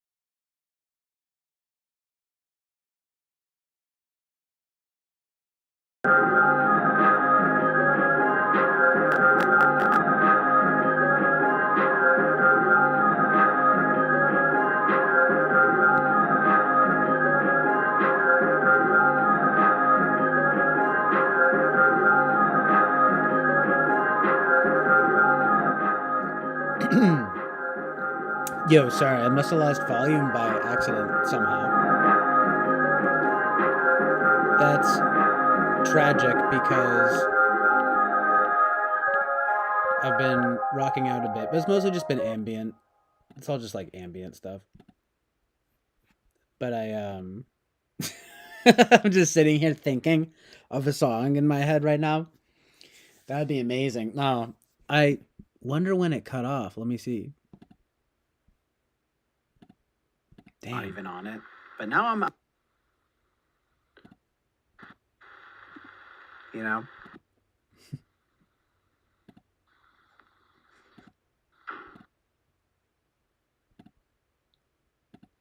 Oh, man. Oh, it didn't catch anything. Whatever. It wasn't that great. It really wasn't. You know? Shut up. Well, it's working now. So I'm going to go back to jamming a little bit at least.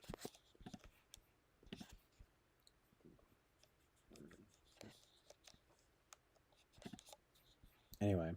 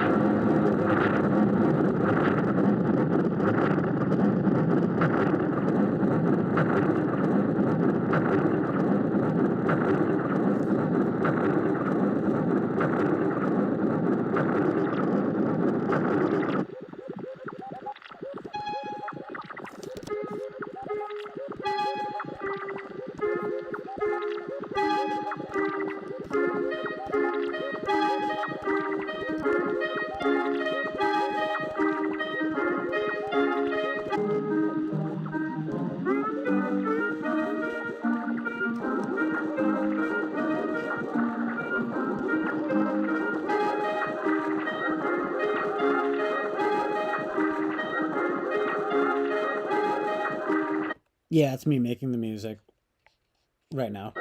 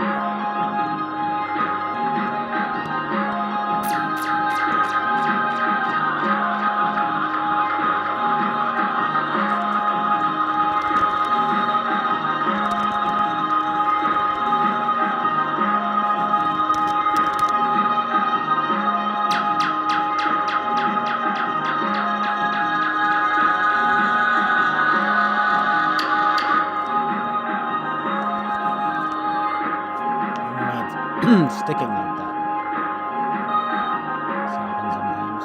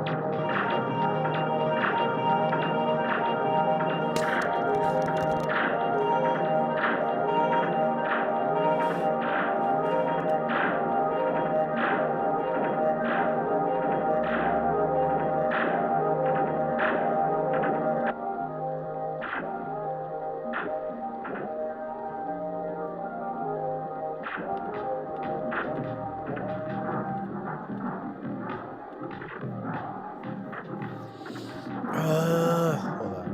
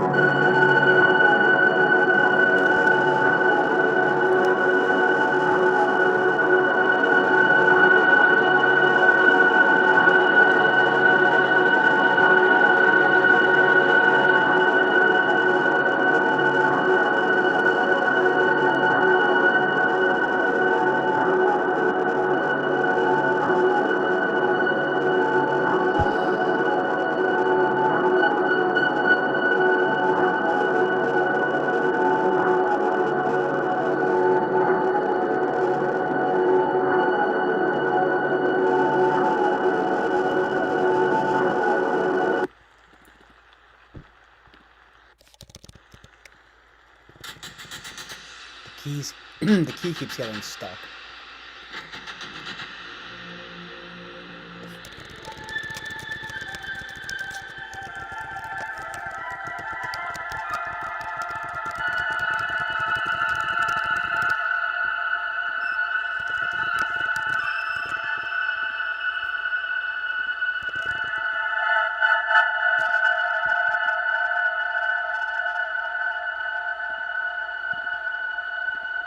See?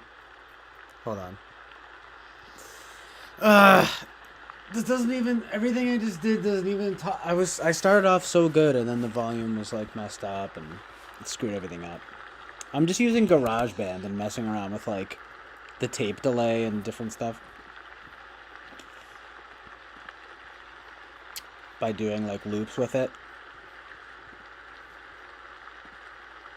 Anyway.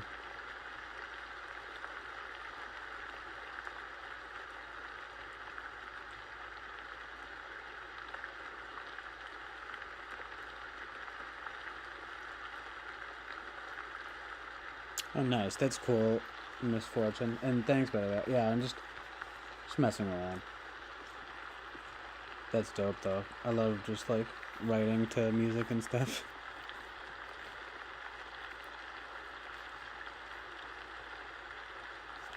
Yeah, last time I took...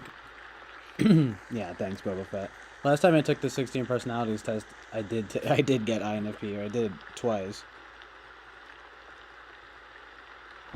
Last 2 times, I mean.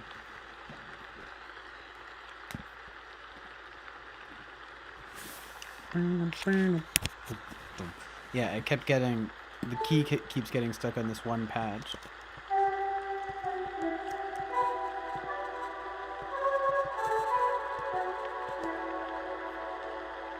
Hopefully it's fine now.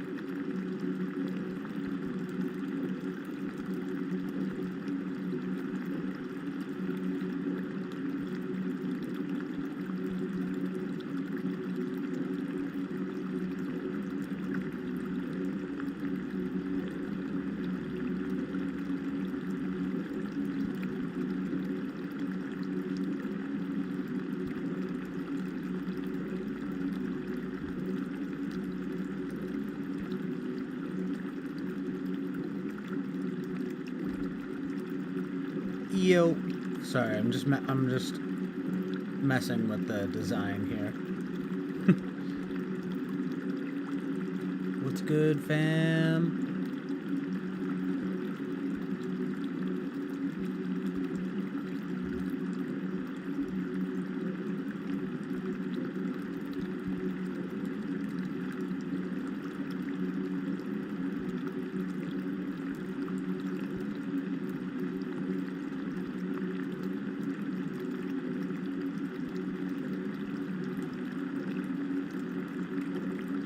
Chester Jacob, though. I enjoy the all the different nicknames for my name for CJ. Cornelius Jones, though. I'm into that.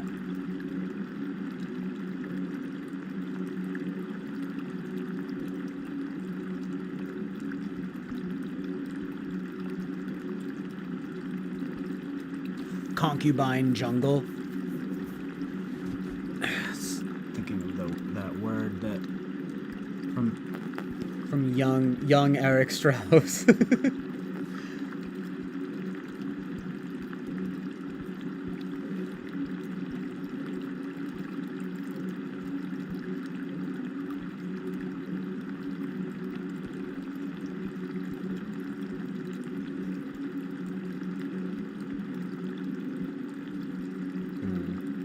One sec.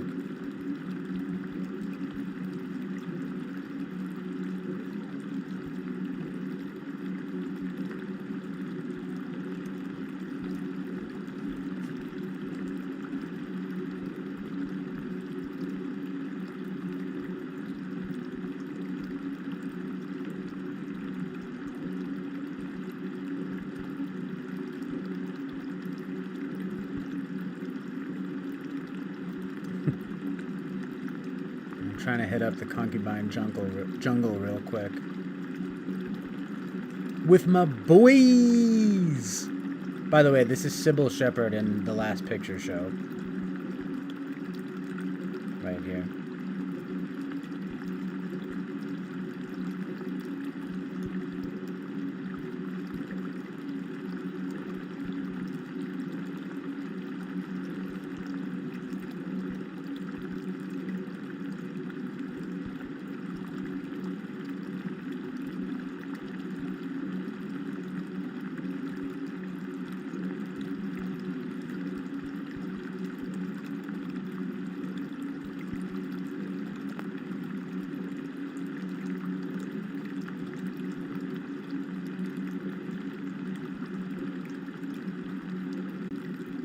I've only seen her in Taxi Driver and, well, The Last Picture Show was like, I think her first movie, but I saw Taxi Driver first.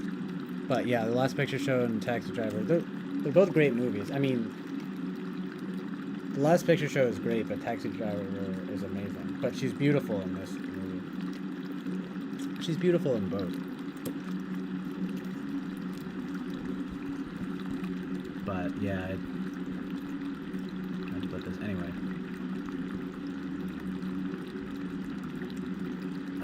I've said a bunch of times, but it's fine. Sybil Shepherd.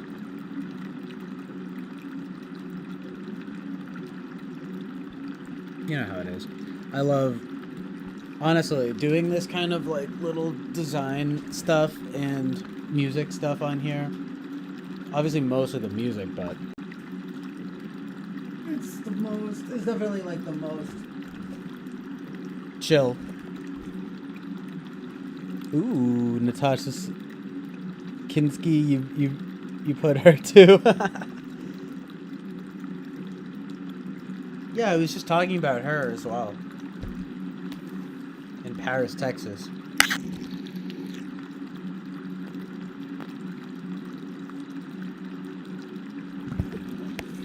I love,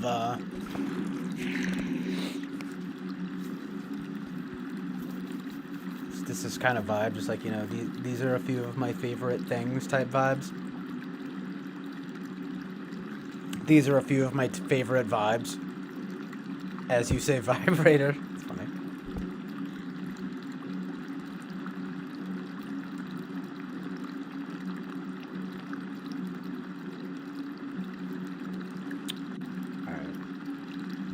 Yeah, just mixing around. Hold on. It's just the most satisfying, you know?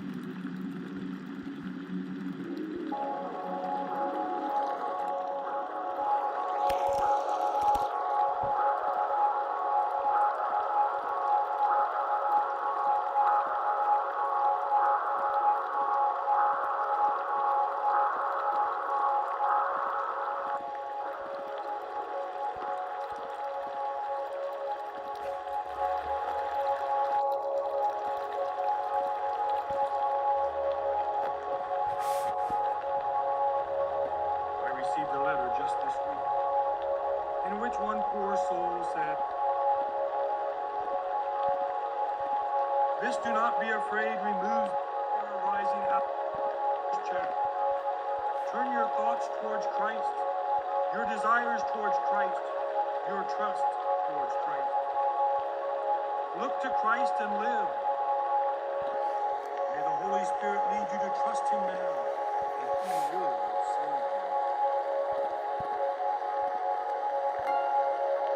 Thus I have tried to briefly set forth the fear which arises from the majesty of the divine person of Christ, for which He prescribes this cure. Do not be afraid. I am the living one.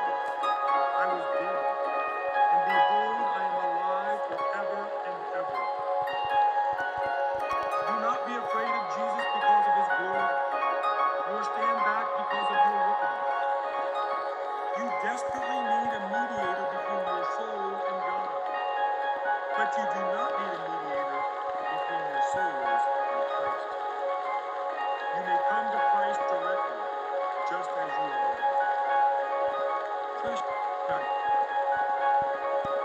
the victory, and patient non-resistance will prove to be the conqueror. I pray, do not be so afraid as to conceal your testimony.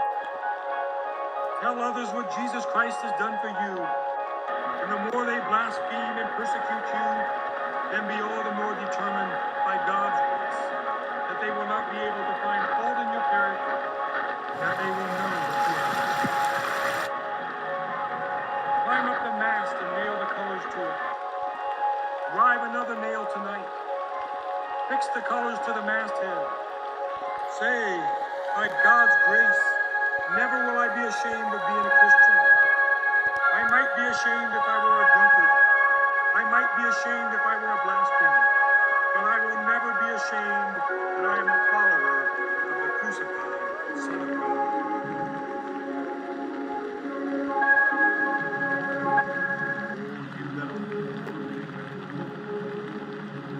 You have, for the most part, to bear the brunt of the world's assaults. God grant that you may not fear. Do not fall in doubt about your religion either. Do not be so afraid as to fall into questioning and unbelief. True religion was never in the majority, and never will be for many more years to come. You may rest assured that if we were to poll the world for any opinion, and if that opinion should be decided by a majority, it would inevitably be wrong. Now and then, in one country, right will prevail. But all the world over, the seed of the serpent outnumbers the seed of the woman. Blessed is he who can stand in a minority of one with God. For a minority of one with God is in the judgment of truth a majority. Count God with you. You have more with you than they all have in religious truth.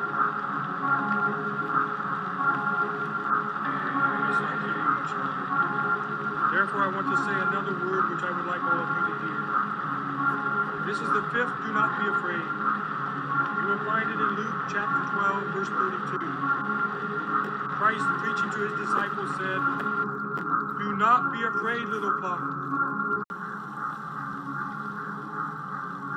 know that this is a time in which many of God's people are very anxious. They tremble when they think about trying to meet the basic needs of their families. Listen to this. Did you escape from poverty?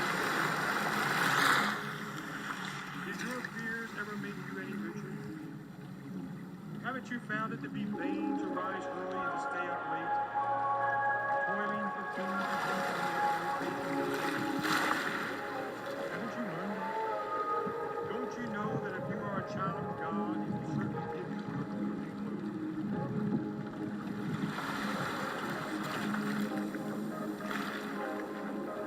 Hard winter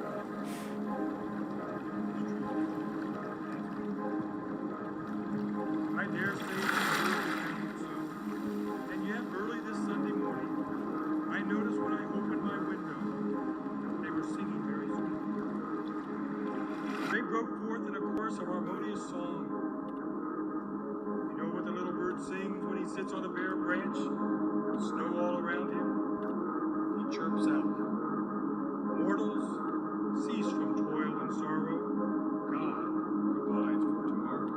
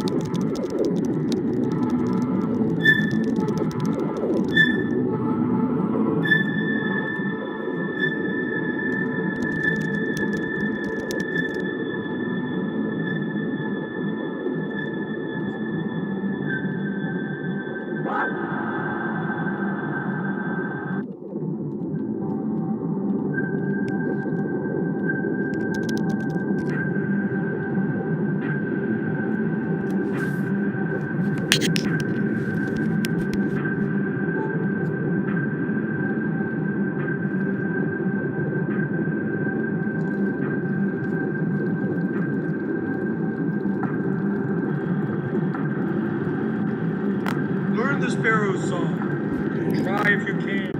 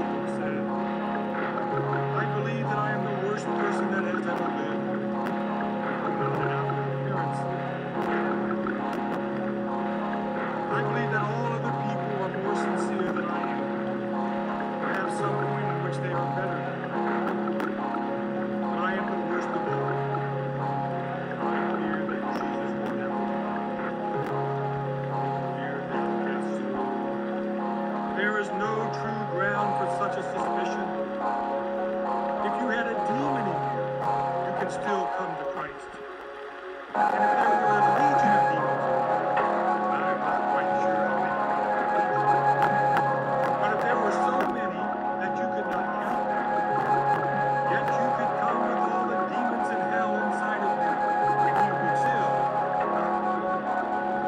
But you would cast the demons out. Oh, do not be afraid to come to Christ, whose wounds and punctures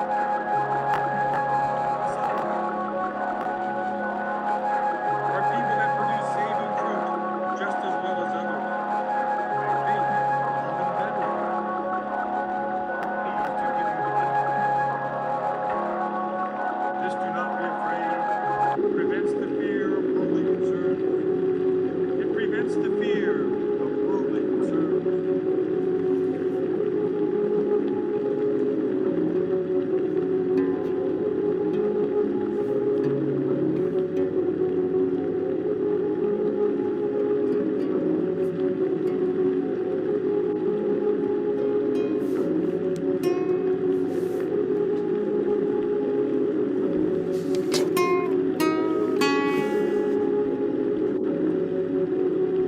Though you slay us, yet we will live. This is the greatest thing that a person could ever say. At least I think it is. Nobody ever uttered a more majestic sentence than, though he slay me, yet will I hope in him.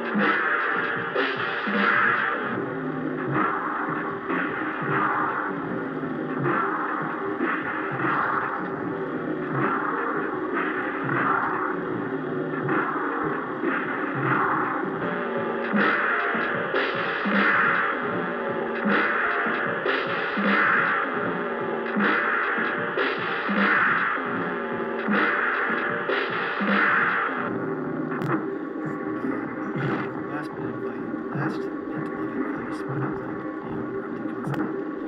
it comes to fallen angels.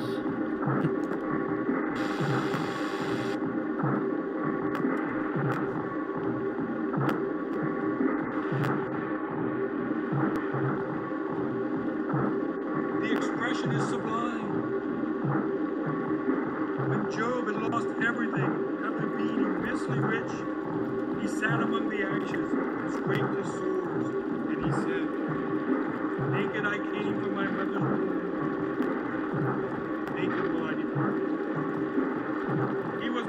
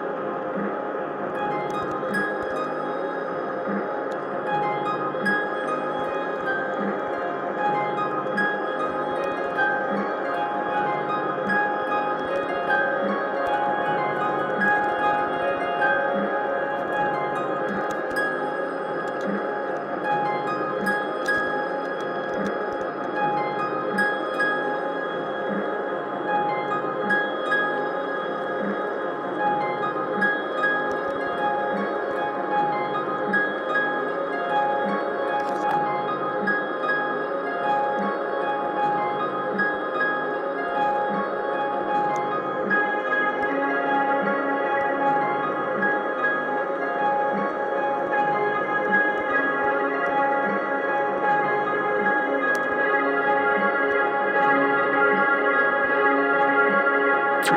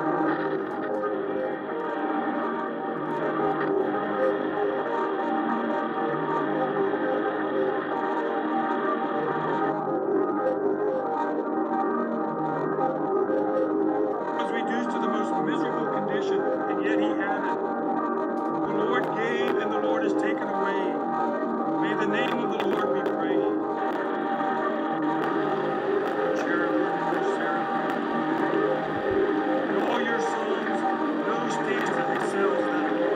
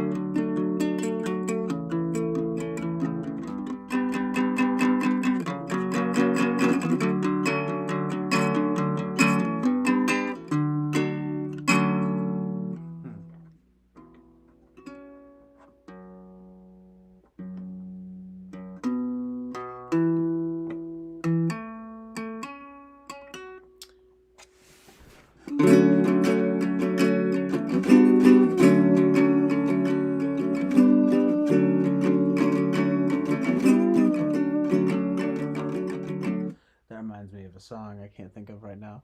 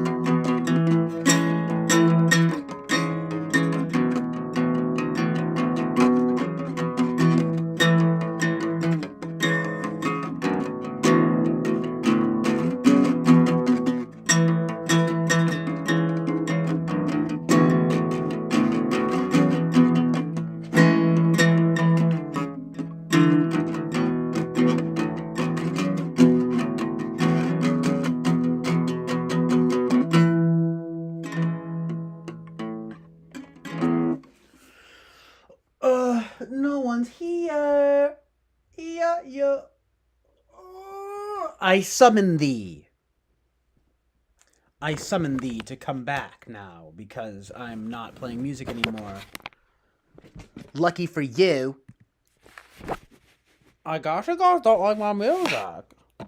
Tiffany vocals. Nah, I know how it is though. I've been playing music for like frickin' I don't know what, like 2 hours now. Mostly loops. Dots and loops. Know what I'm saying? I know how it is though. I've been playing. Go to the Wahoo! No fun and this and that.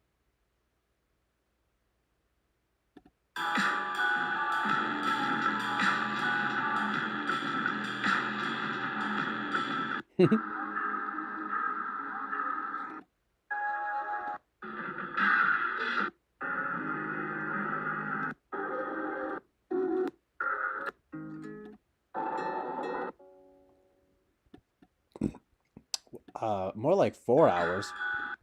I knew it was going to be longer than that.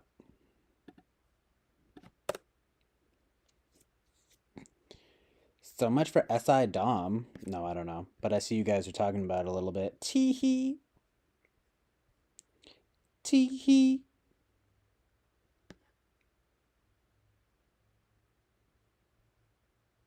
Rape me. Rape me, my friend.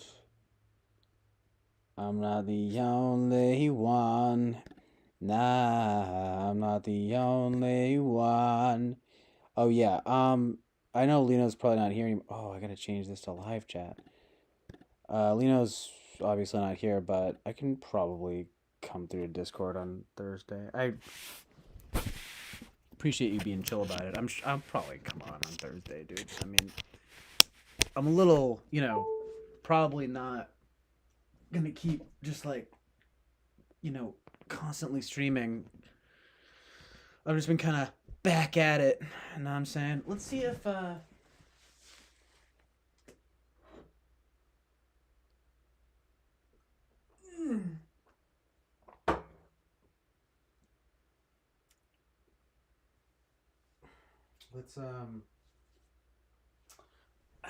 don't know, maybe stop.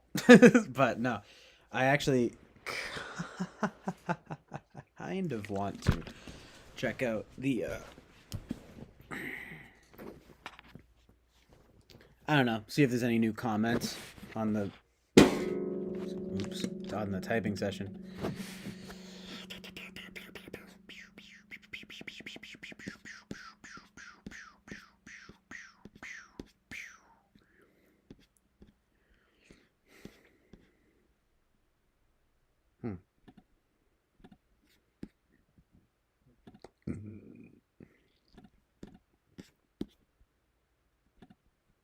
Yeah, I mean, it's like, I could be ISFJ. It's just like, really, I don't know. Very possibly. Let's get my list up. I'm going to show you my list. I mean, I'm starting to feel like, especially after seeing the type square, which is so embarrassing because it says like, oh, the ISFJ like, looks up to the INFP, but they're not. And I was like, oh.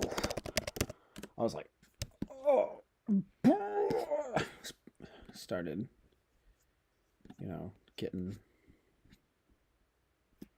I started spooking myself out, I do type as an EII in Socionics. And someone noticed that the other day. And that's an INFP or an INFJ in Socionics, but it'd be interesting if it's like actually just ISFJ in Socionics. I don't really know how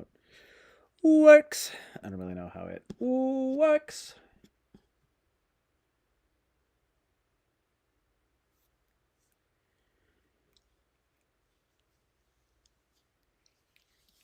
But I can take a look at it. Take a look at it.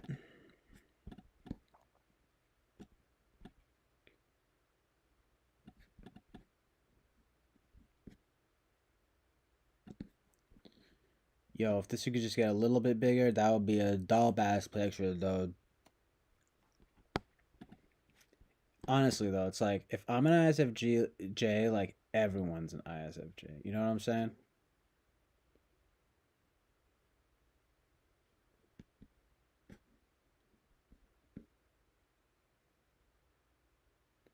I was high-key pissed off when that Chaos guy has ENTP.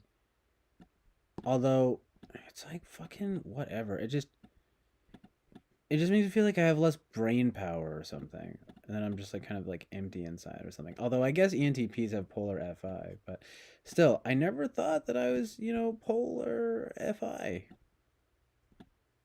To begin with. To begin with.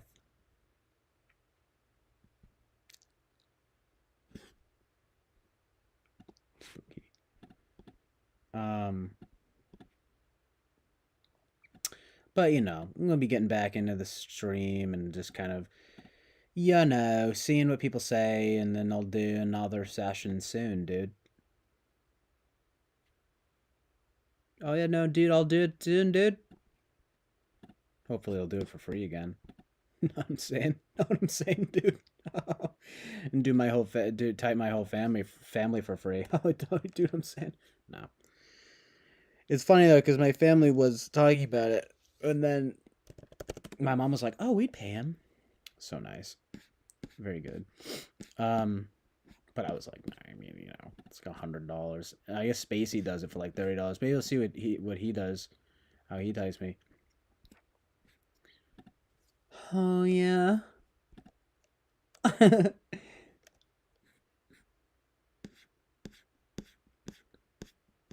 I just wanted to see if like Eric is streaming something. I guess nobody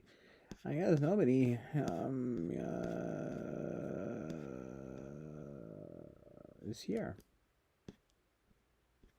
I'm getting pretty tired. Oh boy. So bizarre being up for since like midnight last night or around then, and then now it's 12. Now it's noon, and I'm gonna go. I like want to go to bed. Like what the? R.I.P. Oh yeah, I was gonna see if there's any new content on the typing session.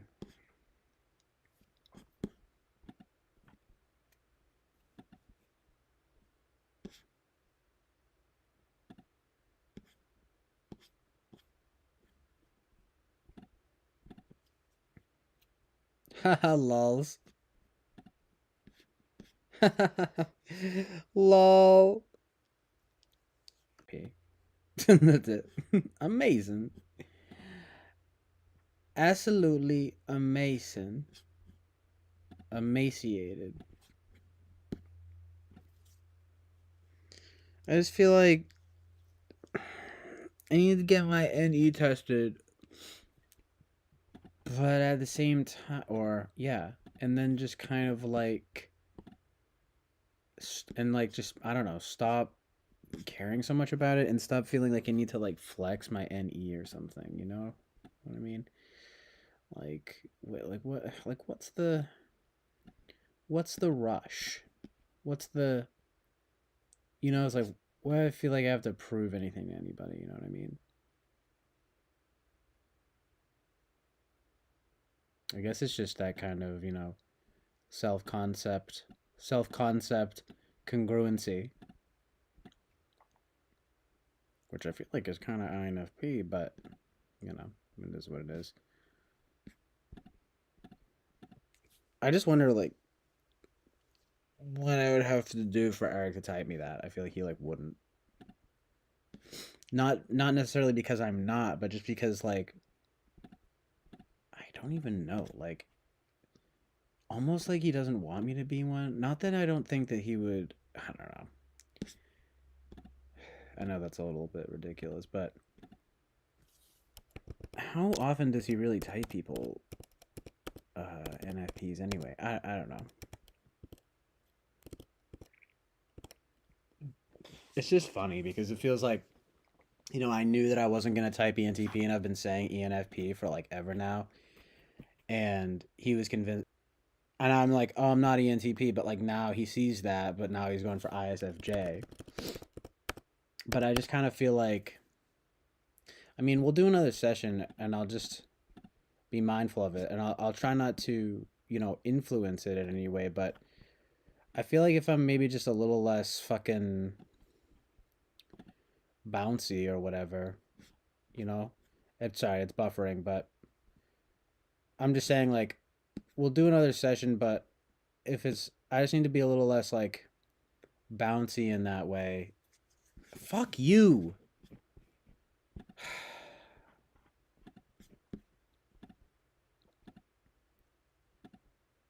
Sorry, this is being fucking stupid. Yeah, I don't know. It's just like, maybe, you know, it's Maybelline, you know? Could be. Could be my type. Majorly lulled at these comments though. Though.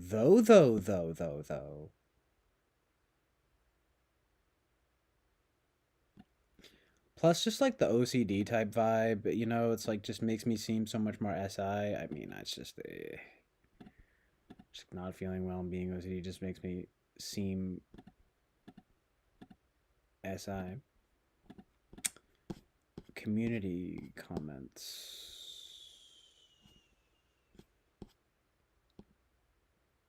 This picture though, yeah, it's possible though, and plus it's also an insult. I mean, an insult. It's also a compliment in a way as well, you know, in the similar type of vibe. He's just like, oh no, you're my cozy duel instead, and it's kind of like,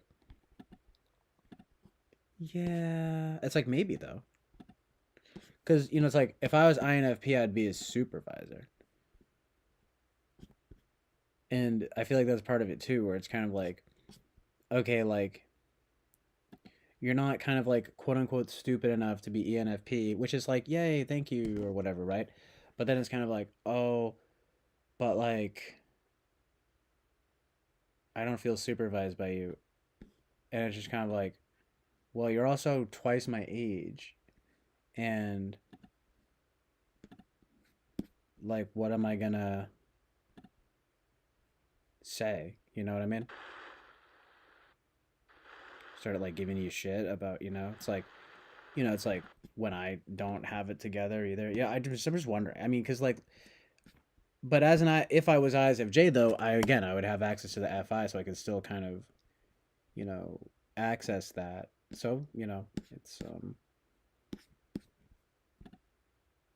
a consideration. You know what I mean? Because it's like if I was his dual, theoretically, I would still provide that kind of thing better, the FE and the FI. You know, I'd be like, you know, like, Eric, check your, you know, privilege. I'm just kidding, but you know, I'd be like, Eric, you know, check your FE and your FI right now. And then he'd be like, yeah, you're right. And then maybe, you know, vice versa, he'd be like, you know, CJ, check your, you know, I don't know, maybe TI or something. Maybe you know, TE. You know, check your TI. It's TI. Check your TE. And I'd be like, you're right, dude. You're right, dude.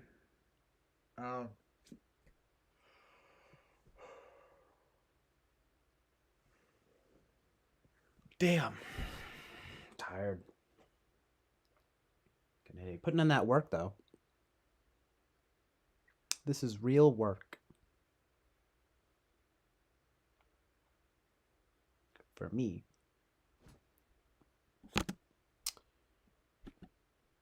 It's like, you know, polar TE, polar SE. I mean, could be, you know, same. It's similar. Babadook. That's a stupid ass movie title. How am I supposed to take a movie seriously when it's called The Babadook? And then people have made it into like a gay person for some reason. Like a gay, like we fuck off, fuck you. Dumbass memes. Guarantee you that movie sucks. Honestly, completely guarantee it. But it's true though. I could warm up to it, and Mac Daddy talking about he's like, yeah, yeah.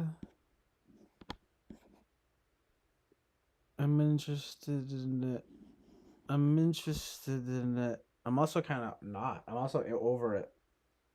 Like, I sort of feel like if people want to speculate, like that can be like a cute, fun vibe for me, for me to appreciate and just be like, oh, it's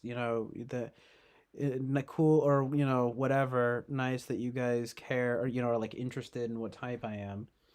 But like for me though, maybe it's just kind of like fucking not worth talking about so much from now on, Like just let the people fucking, you know what I mean? Like think what they want, He's like, I think you're ISFJ. I think you're ENTP. I think you're INFP. I think you're ENFP. I think you're ISTJ. I think you're INTP. I think you're ENFJ. It's like, oh, fucking hell, man. Oh, fuck. Oh, shit. Dude, watch I be INFJ.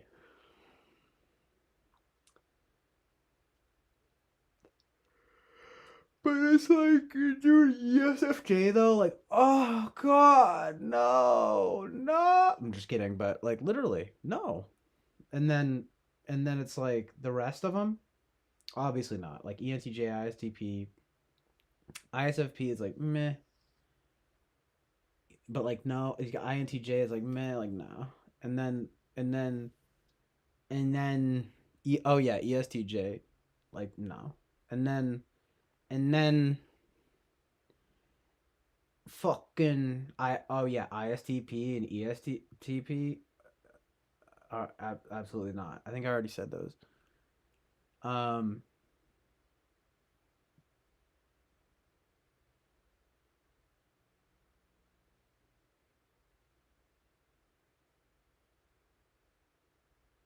Probably named all of them now.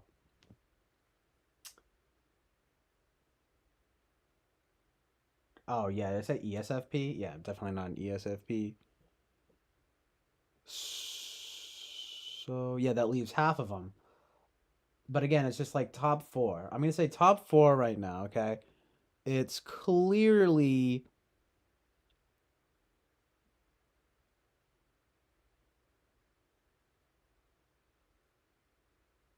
watch. Hold on. I'm gonna lay down. Oh no, it's time to sleep. It's time to go to bed. In the middle of the day. Normal. Oh man, dude. I'm suffering from normal man syndrome. Sexy man syndrome. It's really fucking, serious. Dude, I'll tell you what it is right now, dude. You wanna see it, dude? You wanna see what's popping, dude? Honestly, though, hit me up when you find an ISFJ who can freestyle like me and just fucking pop off this hard. You know what I mean? So I'm sorry. I mean, I'm like, yo, like Oliver obviously is a king, and I like his vibe. I could do well to incorporate more chillness beyond my usual chillness. That's sort of a self-assured kind of no need to talk too much type of vibe.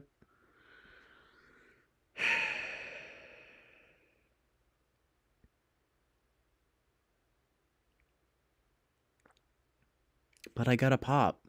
Daddy's gotta pop,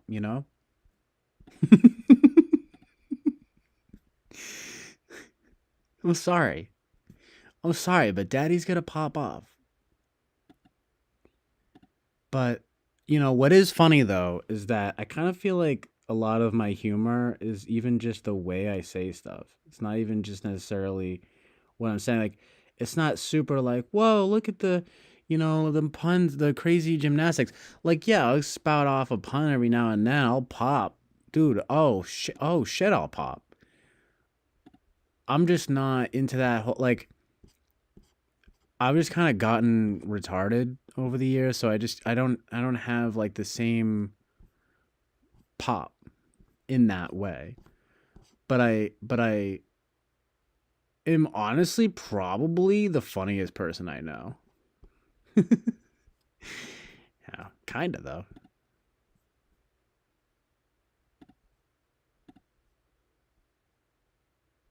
Sometimes I'm kind of cringe though. Like you can't force it ever. Like if I ever try to force it, it's not funny. It's not funny. Even saying that, like that's funny. But like that's not NE. That's like that is almost like FE. But it's humor. It's the ability to convey humorous tone. Whether it's FI, FE, I mean, I don't know. I get it though. FI keep to yourself kind of, That's another, kind of chill vibe. Chill Island Oasis, truth and reality type vibe. But it's like it's not necessarily it's that thing of like it's not necessarily what you're saying, it's how you say it. So in that way it is a bit more FE, not necessarily, I mean possibly FI, but it's kind of more FE, which is interesting to consider.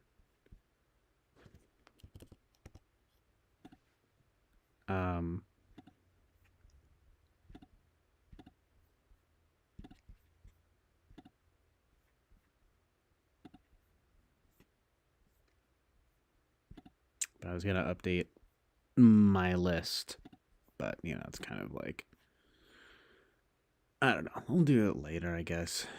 It's not really necessary right now, but I also kind of don't have that much else to talk about.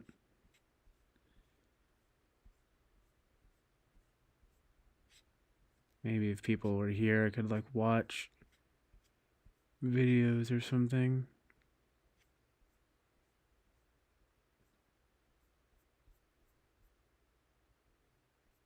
I wouldn't mind having people show me stuff that kind of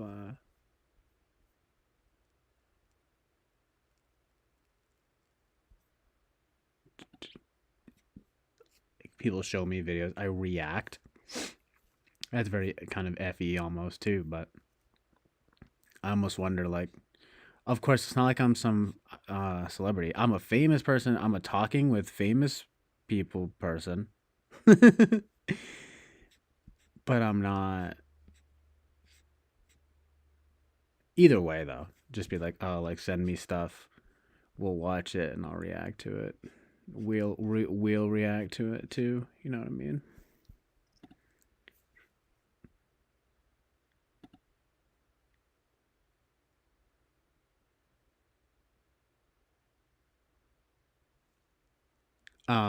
Misfortune. Yo, what up, Misfortune? She says, yo, I'm not even sure how true that shit is. Like, I don't think it is good for the FE atmosphere to be going really deep on your emotions at all. I do think FI would tend to keep to itself more, but I don't think that would ever make it so that they never do.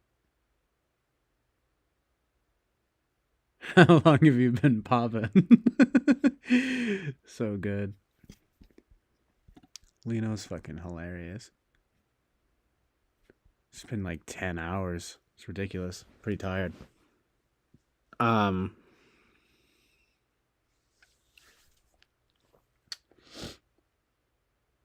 Well, why? Because like me talking about emotions.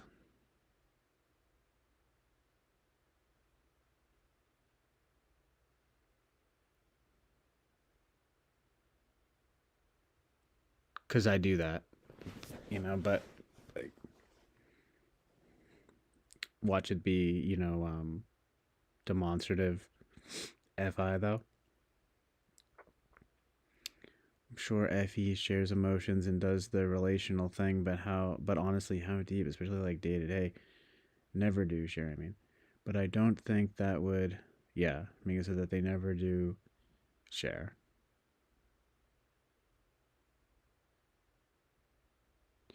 Well, yeah, I don't know how much you saw or you guys saw, but I had thought of this too, how a little bit of a consideration I was thinking was how, fix my hair. I don't have, it's not so much what I'm saying that's funny necessarily, it's like how I say it. Like, fucking buffering. Oh no. Oh no. Oh no. Okay. Okay, it's fine now. Like,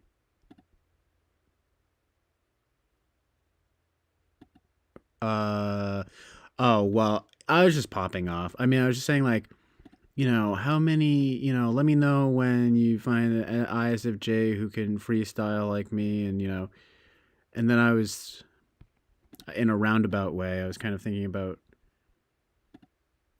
how, just like my humor, and I was, lucky enough to get the kind of funniest guy superlative in high school, and that was very nice.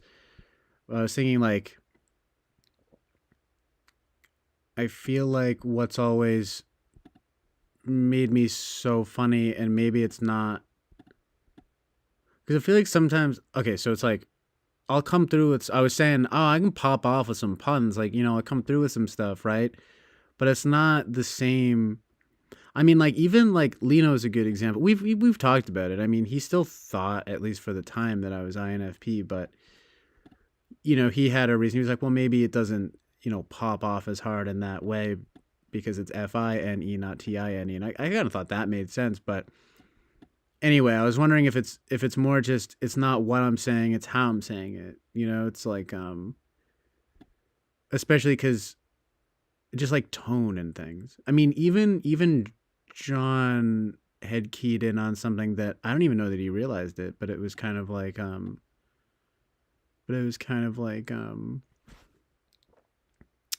he had liked this one like joke that I said. It wasn't really a joke, but it was just something goofy that I said, but it was kind of how I said it. And I think he explicitly said it was like how I said it. And in that context, it's kind of funny. The first type that he said that he thought I was ISFJ, but then it turned into ISTJ, especially based on the, functions. It's more similar to the NFP. We had talked a lot too, and it was kind of like, I, feeling like relatable, more FITE or something, but then. But now I'm ISFJ. No.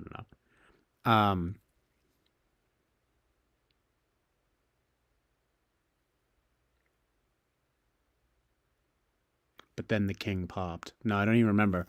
Oh yeah, well, but yeah, looking back though, that was something he said, and it's just interesting, right? Like, it's not like being, like, it could be FI, but it's something FE there. Something about tone. Like, I think kind of, actually don't necessarily mind this either. This is something I'm kind of realizing right now. Mostly is kind of like, honestly, fuck it, dude. Like, I like to be funny in the way that I say things, not necessarily what is being said. Like, I don't mind that.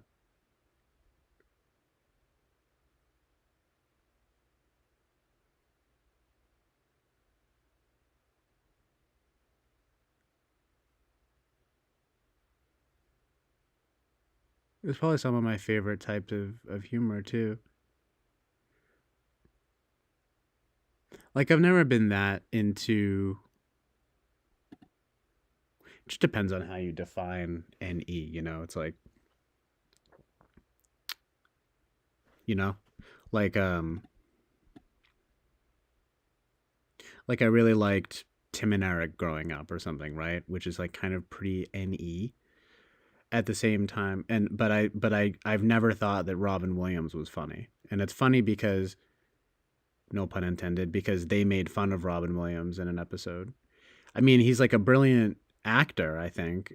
I mean, for the most part, he's not, look, maybe he's a little bit overrated because all he does is he kind of just grows a beard and he's just like himself. But he's been pretty good in like several movies, okay? The point is though, like that kind of NE humor, just like dime a dozen stuff, even some puns and punny humor and things like can be the kind of thing where I'm just like, huh, you know,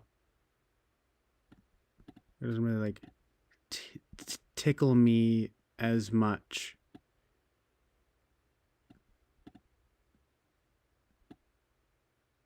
So it's almost like different kinds of NE.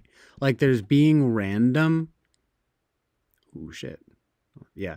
There's, you know what I mean? It's like there's being random, which maybe that's me, I feel like, for my whole life. Like there's that meme of like, oh, like so random, but like that is funny shit. Like funny stuff to me, but it's not punny. And sometimes that kind of thing, especially these days, I can be like, oh man, that's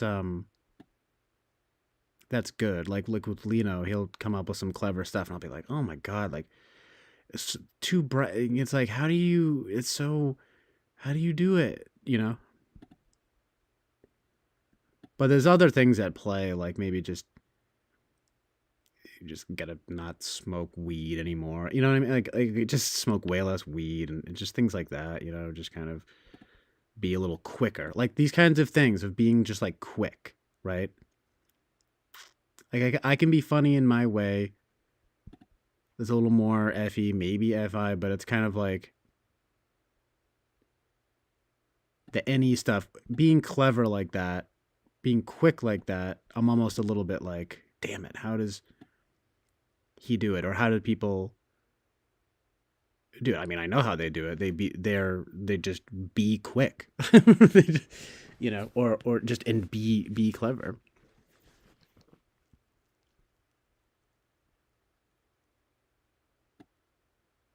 Not that I'm not, but it's not enough. It's not enough, damn it. But I'm saying I don't mind it in a way because mine would be a more random NE kind of thing, and it would also be more like a tonal thing. Like I enjoy doing stuff like that, and I think I'm good at that stuff. So, you know, give and take, right? Oh God, it's just like watch I'm a fucking ESFJ. It's like no way though, you know. It's like fuck that.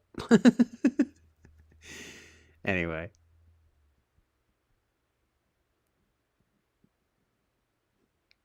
what up, New Groove? Yeah, man, I've been going for a long time, dude. I think the punning might be easier to EINFTPs. FE4 is more motivated to perform and come through than FE5. Yeah, the FE, it's like, well, you know, it's like the FE ignoring though. Like, what would that, like, is that like bad? Like, does it make sense for me to be like sort of reactive and generally aware enough to be FE5, right? That would be my question. And I sort of think that Eric would be like, now that I think about it, he would probably say no. Like, you know, INFPs are fucking douchebags or whatever, right? They're not even gonna emote. No, I mean, they will, but it's like a different vibe. You know what I mean, dude? Like even that, like I don't know, maybe it's too silly. I don't know. Too silly.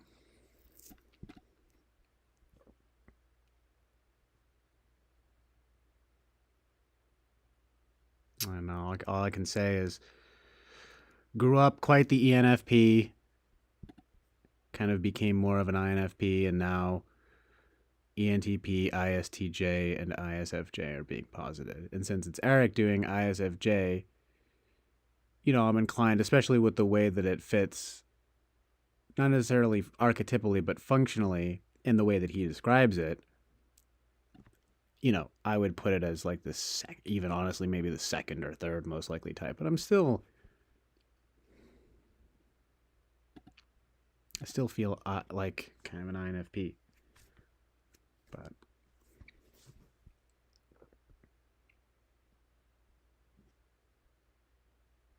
it is what it is. No, I mean, I overuse that term. Not my name. Just chilling, but probably just swimming right by this island. I can't say like. That's cool, man. Igloo stacks, funky. Oh, true. That's me. No, my name is swimming by that. Yeah. Ron Williams more SE. Well, he is pretty SE as well. Yeah. People just tend to think of him as being like an ENFP, and I guess, right? And it's kind of like, it's like, nah, not really that funny.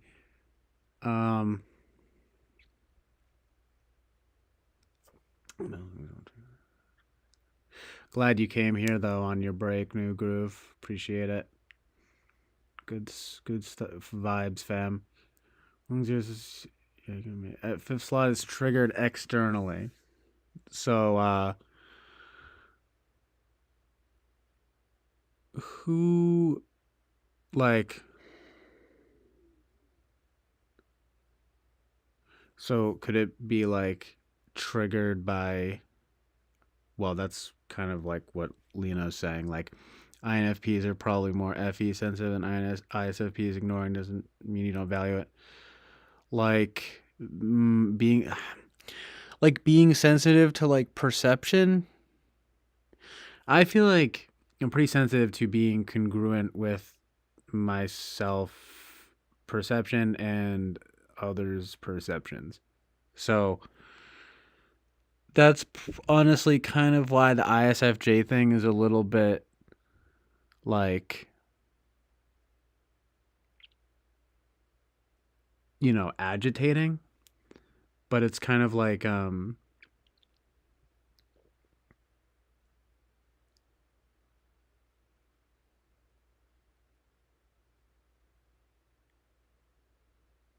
because it's like challenging that a little bit, you know. New Groove says, no way you're an INFP. If anything, your FI is unconscious, not the other way around. Use your FE as a tool for sure. It's how you navigate your world. You put everyone around you in a good space.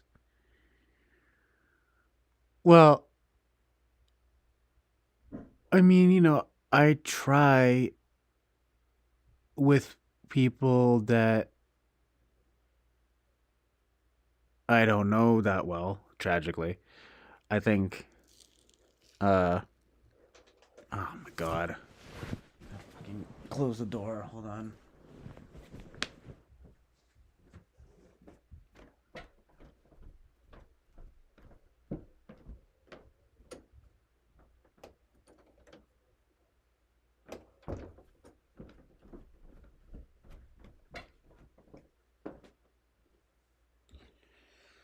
Look, all I know is I have pretty strong likes and dislikes and morals and values. So, in any case, I feel like I have pretty good FI.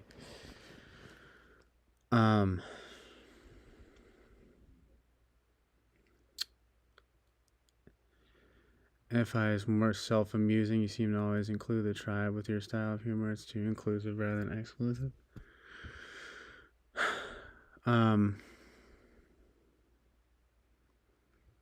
It's sort of interesting because, like, sometimes I feel like I amuse myself the most. I really do. But it just so happens that people like the vibe sometimes, you know?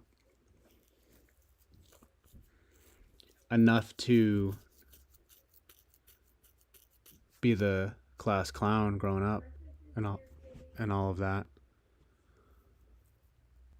Enough to get the best sense of humor, superlative. But I never cater my humor. I always only do what's funny to me. Which is always, just like a wide breadth of humor, I guess. I don't know. But I hear what you're saying. I don't know that.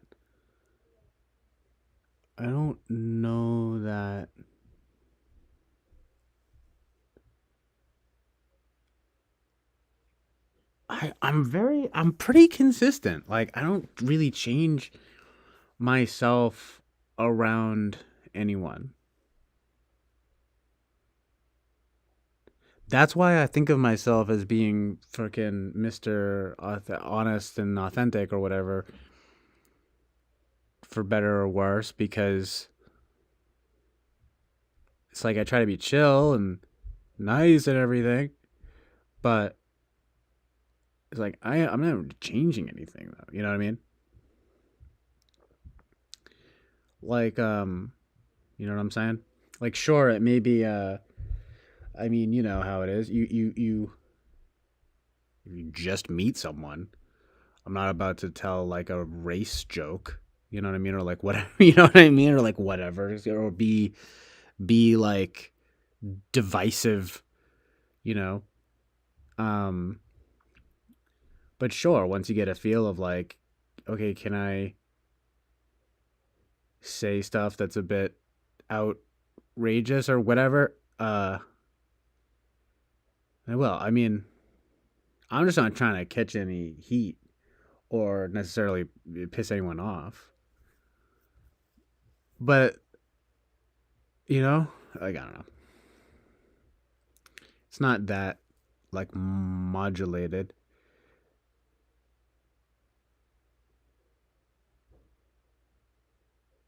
Sometimes I think, like, well, am I being myself or whatever it is? It's like, yeah, I'm always pretty consistently myself. Like, I don't try to modulate or anything like that. So, oh, yo, what up, Ruben? Melanie says, I don't see that a defining feature of FI is to be non-inclusive. Also don't see that CJ doesn't just mainly perform his humor around what he finds funny, period. Well, yeah, I mean, I do just do what I think is funny. And it's like, honestly, with everything that I do, like, I just fucking do what I like to an extent, to the extent that I can or whatever, So you also know any as a tool the way NIP good. It's constant ideation around the topic. It's just a flowing river of ideas, but not as chaotic as anyone. Of course, all I am. I don't know how much more I could be like fucking ranting and raving. It's not like, and it's not just verbal, but it is ideation. Maybe not right now that much after like 10 hours, or almost 11 hours. Shit. It's actually more, it's actually like over 11 hours. Whatever, I'm not sitting here and be like, I'm the most NE.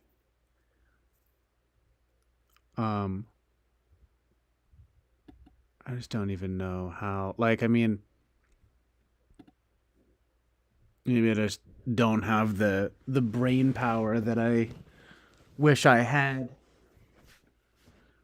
I mean, what even is ideation? You just like have to constantly be like, what if you combined a hula hoop with a flamingo? Whoa! Oh no! It's fucking retarded.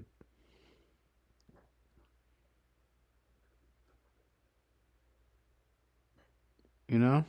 It's like I'm thinking about and talking about it all. But I'm decidedly I don't know. Earnest, I must want to say. Like I'm not like I want to say serious, but it's not like stoic serious, obviously, right? Like like musing on stuff. It's all genuine and connection based. Maybe it just like it obviously doesn't have the same propulsion or whatever of like a lot of people, but I just feel like that's because I'm fucking slower than I used to be. Um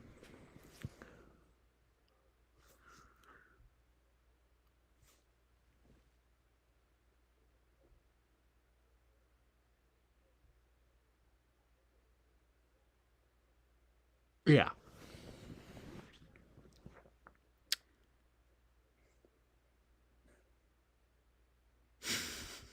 That's a lovely picture of you, CJ. Is it recent? Yeah, I took it from my Instagram. Maybe SI1 reality not matching up with external reality.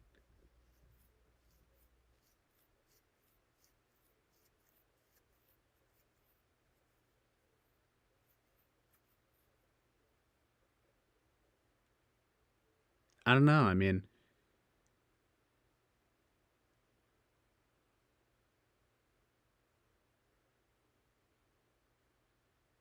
being like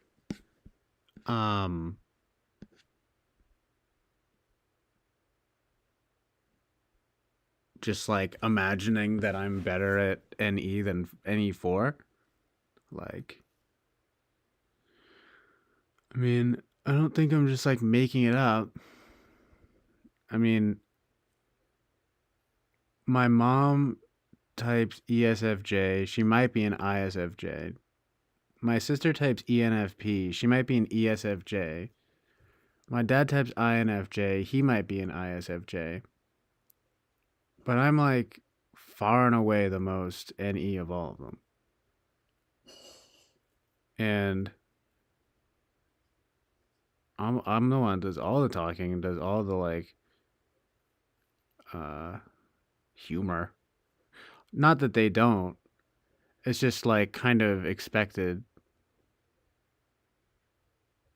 that I'm the one who's popping off. Chris Chapin, what's up, dude? He goes, also like ideation is not always verbal. That could be an FE difference.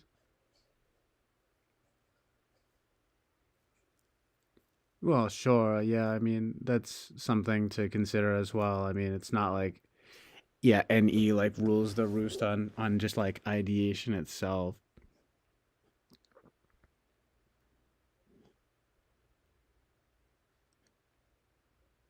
Um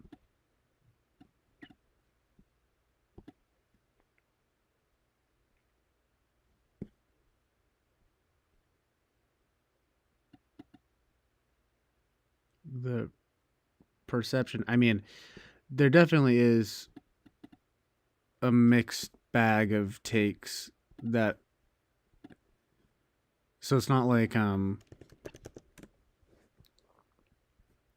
feel too vastly misunderstood or anything, but it was the Eric Strauss typing, so it's kind of like oh shit, a little bit little bit of reality, a little bit of not so amazing truth and reality. Only because, I mean, you can check my rundown of it if you want. Like, I need to do another test with him, but I'm also not going to just kind of like unnecessarily pop off. You know, also says the thing about like, I don't know if I said this already, but like ISFJ wouldn't want to freestyle, especially extended amounts of time. Bobby's like, oh well, thanks, man. No, I mean I will get some rest soon. I mean it's not like I'm kind of chilling for the next like few days, so because like now that I did the typing session and like had Mother's Day, there's not really anything coming up, knock on wood and God forbid. I'm happy about that. So I can kind of afford it, but I hear what you're saying. I mean, it's like fucking noon. So it's kind of weird, right? Fucking staying up from I was just talking about it, being up from midnight to noon and then sleeping at noon. But I'll sleep soon. Some people are coming through again, which is good. 8 people here. Thanks for being here, guys. Oh yeah, well New Groove says, no, not making it up. Rather, SI user has a clear picture of how reality lines up with their perspective, so there could be a chance that the SI impression is stubborn. I don't know, just saying. I mean, that's true. I hear that. You know, I can't really debate that. It's like, no, I'm good at NE.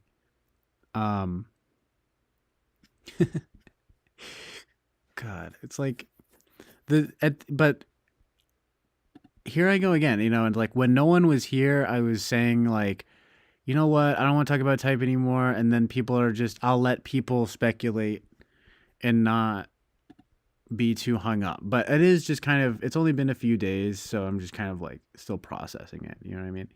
But the next time I stream, I'd like to keep it like my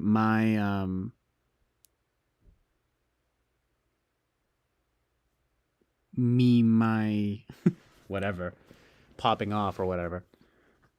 Sorry, I just saw what Rue was saying. I mean, I'm gonna do one eventually, Mag Daddy. Yes, Nuckin Foon. It says, I think another session at some point would help you hash out. I mean, look, he's probably not going to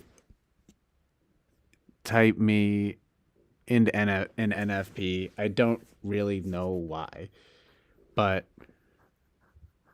he's just not going to. He thought I was an ENTP, and I didn't even necessarily think I was an ENTP, mostly because of Polar FI. Also, it's overplaying the NE a little bit. You know, I can admit that, you know. But I knew that it was going to be either, it's just, of course, it makes sense, right? That he would type me that, you know, the ISFJ, because it's like, because he just wasn't going to, it was always going to either be ENTP or ISFJ. And I'm sure that his mind is made up now. And next time, I'm telling you guys, this is what's going to happen now that I think about it. And it's kind of pissing me off because like what's going to happen now is if I do another test next time when I do another test and if he actually gives me more NE stuff and I do well on them, he's just going to type me an ESFJ and that's going to piss me off even more. He's just gonna type it. I start crying. He's just gonna type me an ESFJ. It just can't be. I just don't get to be fucking INFP, you know?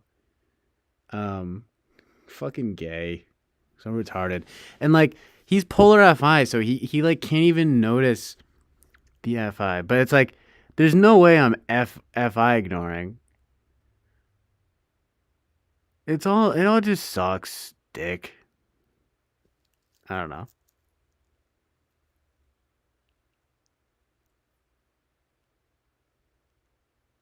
Anyway, I knew that was gonna happen. I mean, also if he was gonna say that it's like it was either gonna be and like there's like a chance of like INFJ, but like there wasn't.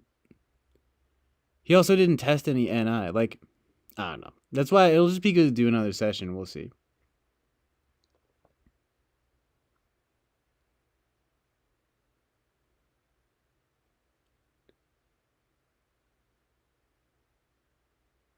Oh no, he didn't. He did the last one for free. I mean, I don't know if he's gonna do it for free again. We'll see about that. But I'm just saying, man. Like the only thing that would probably happen, right, would be that I would do better on some kind of NE stuff. Like if he asked me like a softball question, like give me a bunch of synonyms for stuff, like he did to Oliver, who's an ISFJ, and he can barely even think of like 2, but I can think of like 8, then he's gonna be like, oh, interesting. Okay. Well, I think I know what type you are. I think you're actually an ESFJ. And I'm going to be like, fuck you.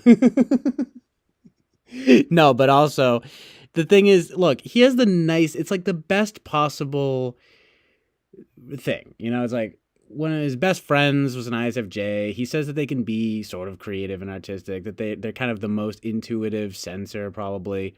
I mean, it's like we get along well. It's about as good as it's going to get. You know what I mean? So, but I'm just saying, I bet that if I was to sort of do well on the NE test, if he did it again and it was like, oh, okay, maybe you're not polar TE and, you know, maybe the NE is better or something, just something like that, then there'd just be ESFJ. It's you know, it's not gonna be like, oh, never mind, you're actually an FI DOM or FI tool, whatever.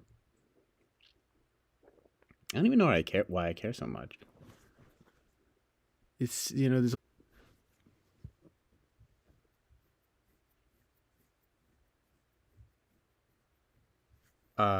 he will not. Oh, but yeah, I hear that.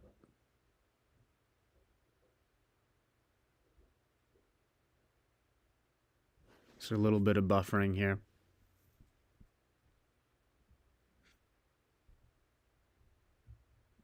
Oh, it's all good, man. By the way, Bobby, what did I say that was NE? I mean, I just be NE. I don't know. No, I just say what it is. You know, whatever. But I'm not sure what I said that was like specifically NE. It's interesting because it's not like I said, and I don't know. So I'd like to know what you think I said was NE, if you can remember. Because it's like, oh, okay, I used it and I didn't realize it. So it's like, what did I say? You know, it's funny. Ruben says, the thing is, CJ, yeah, I mean, I get it. He's, you know, it's like, you only get what you're going to put into it, you know?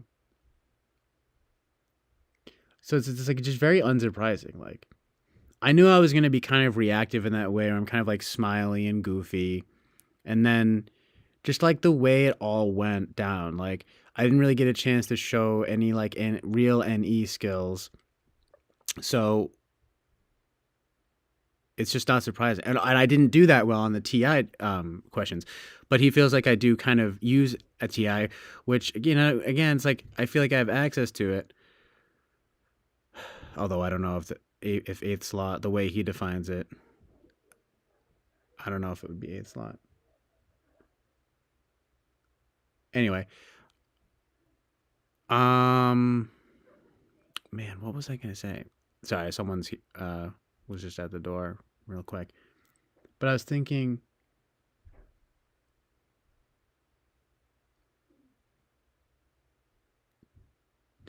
I forget, but it is interesting that you say that because, like, I almost think of that as being like NI. I guess I was saying something like that. Right. But anyway, it just makes sense that it would happen that way, you know? Especially given just the way that it went, you know? Anyway, so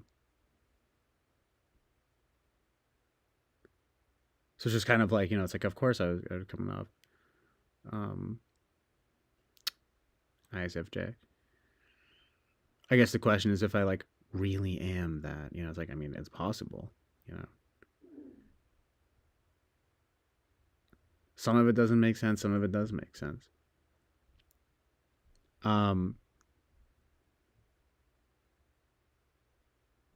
Right though, yeah. Oh, well, so I was saying, I mean, I thought I would think almost the anticipation of that would be like NI, but I guess maybe it's NE, I don't know. I mean, predictive, you know, people always say that kind of thing. But I guarantee you that that's like what would happen. It's 'cause for some reason, like, whether it's because he likes me or because it really, look, I don't want to, like, you know, say he's being sort of that he's being biased or something, but I mean, he doesn't really like ENFPs and we get along, and he doesn't really seem to I don't know, talk that much about INFPs. He probably doesn't I don't know, he's just probably not going to tell me as that, but it just is like, so, and he's probably not going to, it would be very unlikely if I was to, because my TI would have to be better. So I would have to not just impress him on NE. It would have to be, sorry, it's fucking buffering. I would have to impress him on the TI as well. And he's just going to type me either ISFJ or ESFJ. It's fucking bullshit. I don't know, you guys. Anyway, what's up? Yo, what up, Lou DeFay? Thank you for being here. Anyone is always on display. Returns on 2, 3, 4, 6. Yeah, I mean, you know, whatever. It's just for us. I mean, you know, I've just always thought of SI and SE as being like, my SI and SE as being pretty bad. And then, well, SI being good with like memory recall and being kind of impressive. It's funny that I have impressions being made upon. Almost impressionable, but in a kind of, in the way that SI is, you know?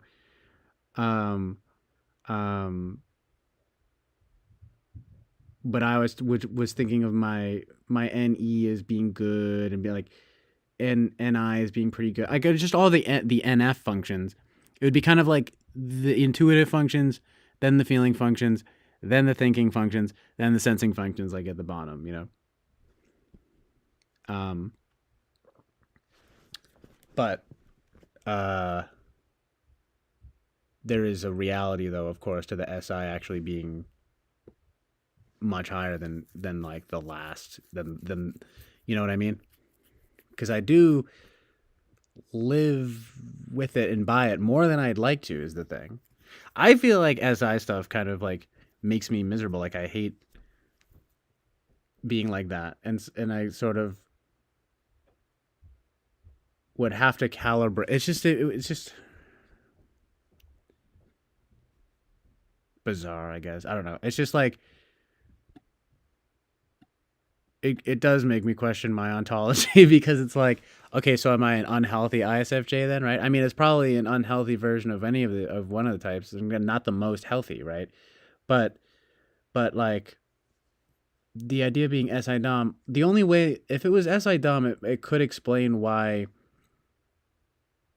I feel like I can't like do anything if my SI is bad, which is like all the time. So that's interesting. It's just interesting, right? I mean, it's possible, you know? It's just kind of hardcore, you know? And I feel like my NE is worse. It's like much worse than it used to be. But I am very good with writing, and I'm still good at the same things. It was like music, film, writing, and speaking, you know? And I guess, you know, FE is communicative, so whatever. I mean, it's just, you got to be doing one thing at the expense of the other. It's like I feel like just being an ISFJ, you're going to be creative, practical at the expense of being creative. It's just no way around it. But you know, his definition of it is like much more charitable in that way. But yeah, it's very possible. I mean, yeah. Anyway.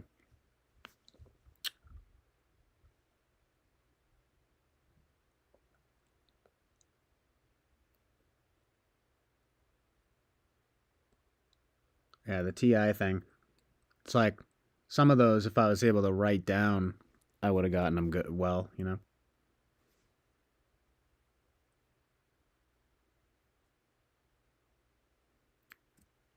You know, that's is an interesting point though, Lou. And I've been curious about it and wanted to bring it up because she says I'm not 100 that a dom function means we are good at it or like it.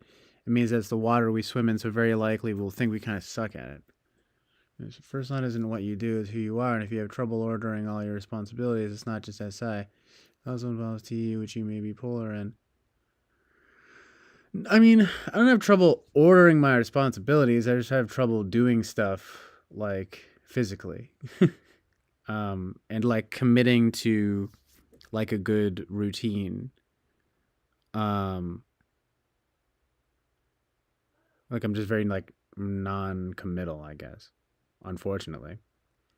I have to retake my Big 5 test. It's like I'm not very conscientious. I think I've gotten better with it in ways though.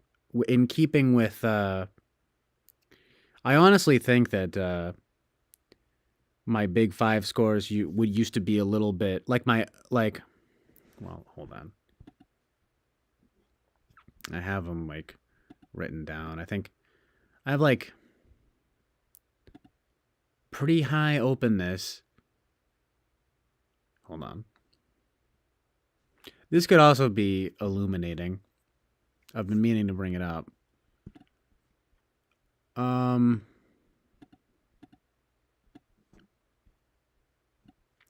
So I have to retest, but every time I've done it for the past few years, I'd always get high openness, but I think I'm probably more like medium high openness, you know? So these are like the realistic answers. So I think I'm more like medium high openness. In my consciousness, I'd always test consciousness. I did that. Winston's mom said that too, and now I've said that. Conscientiousness, I used to always get low, but I think now it's a little bit medium, right? At least because I'm aware of the stuff, you know, which is interesting because it's kind of like a trade-off a little bit, right? It's like my openness maybe has gotten a little bit worse, but my conscientiousness has maybe gone up a little bit, which again, I really think is reflective of the SI coming off better as the NE. But I just see it as that I've been more integrated with it for better or worse, you know? I mean, it's because I don't like it, but it's definitely, it's there, and it's just more focused on than it used to be, which I don't know, maybe it's good. Maybe it is pushing me in that way, you know, like it probably is. Again, it's good to be ISFJ, you know what I mean? Or an ISTJ. It just means you're more practical at the expense of being creative. But I suppose most people kind of need to be in that way, you know, if you're going to do anything good. Anyway. Well, you know what I mean, basically. Generally speaking. So, and I do tend to get like, I don't think this has really changed. I think it's kind of like medium extroversion. I used to get high agreeableness. You guys are probably going to be like, nah, you're high agreeableness. But I kind of think it's medium agreeableness, maybe medium high agreeableness. But I think in the reality of my like whole general life, especially when you get to know me, like close, when you sort of become more close with me, I think my like real self, I'm kind of medium agreeableness, but maybe it is medium high agreeableness. But what I do know is that, especially to this day, unfortunately, I'm definitely high neuroticism. So take all of that for what you will. Medium high openness, medium conscientiousness, medium extroversion, medium agreeableness, and high neuroticism.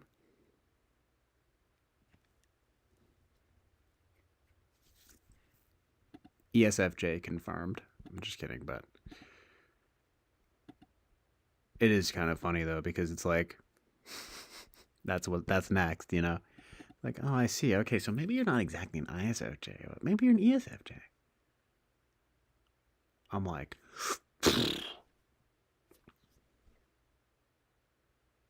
pulling my brains out. I don't know why, though. You know? I mean, I know it's sort of the archetypes and things, but the types, they just have feels to them. Do you know what I mean? There's like a certain feel and vibe. There's something about NF that feels like, like that's me, and I like that vibe. But there's something about SF that feels like the words. It feels like soft. It feels like not fully there or something, you know. Again, I'm sort of biased. I'm obviously, whatever. I'm looking at it the way that I did in a similar way as when I thought that I was a 4 Enneagram, and then everyone was like, "No, you're a 9." And you know what I mean? But I was like, well, whatever. My 4 is definitely in my tri type, and I'm still some kind of NFP, It's like, but now it's like, oh, you're actually an ISFJ, and I'm like, oh my god, ISFJ. It's like ego death, It's like, oh my god, I'm fucking ISFJ 9. Like, what the hell? What's happened to me? Like, my skin, I'm like fading, like in Back to the Future or something. You know what I mean? I'm like, what is part of my hand? I'm disappearing. Oh my god. I'm sorry, you guys. I know that it's like I'm asking people to whatever, fishing for compliments, or to be like, you'd be like, dude, like it's not that bad. I know even Eric would say that, it's like, but it just feels like that, and it just, you know how it is. Every rose has its thorn. No, but every type has its feel,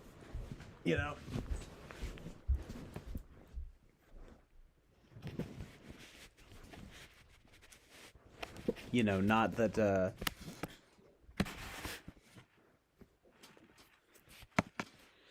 but I don't mean to crap on SJs. It's just they are like that at the benefit of like generally doing good in life. I'm not saying they're necessarily just like empty vessels or anything. It's just the vibe. I don't know. The way that each type even sounds, the letters, the vibes is very like I don't know. They just have its vibes. And ISFJ reminds me, and I've said this only once, but I'll say it again. ISFJ reminds me of a wet sandwich. So, like, I know that, like, an Eric Strauss ISFJ TM is, like, really good and everything. But, like, when I just, like, feel the letters, it feels like a wet sandwich. ISTJ definitely feels like a stick in the mud. ST, like, stick. But, like, SF is, like, soft. It's, like, yeah.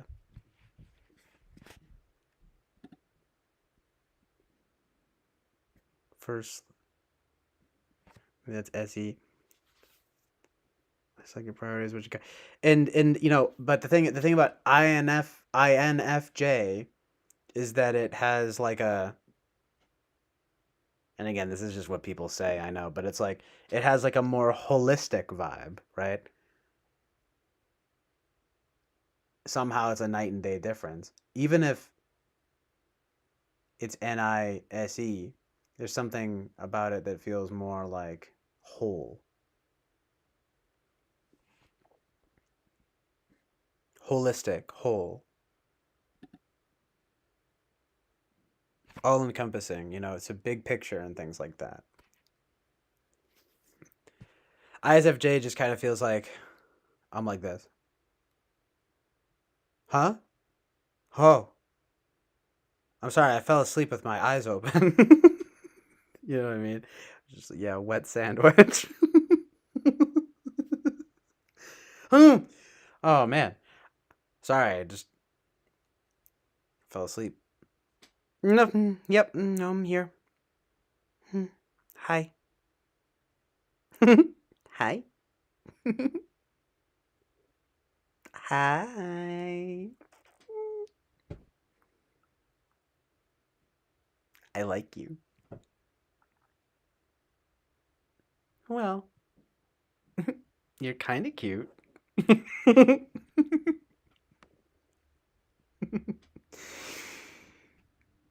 Oh man. Oh man, dude. Oh man.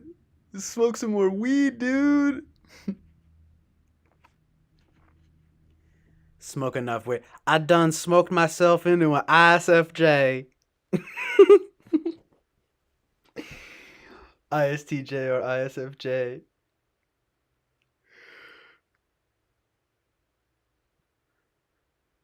Yeah, it's true. I mean, that's good to remember. New Groove. He says, also, the type doesn't dictate your personality, just the way in which you're paying attention.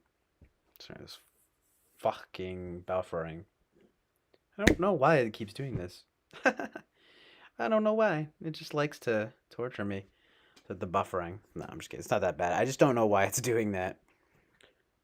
But he goes, but New Groove goes also, right, I was saying, if you didn't catch that, I was like, that's a good point, New Groove. It's good to remember. He says, also, the type doesn't dictate your personality, just the way in which you're paying attention.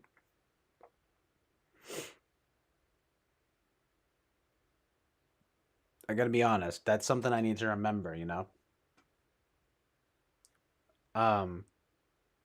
Instead of thinking of it as this way, like Ruben says, you know, it's like personality. It's like you might as well call it attention configuration. I feel like from now on, when I think about it honestly,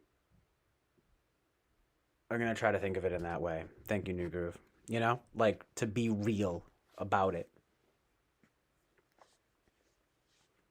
Be like, look, it's not me. It's just my attention configuration. You know what I mean? My personality is my attention configuration. Anyway, Chris Chapin says it's a very verbal and linear sandwich structure of thinkings.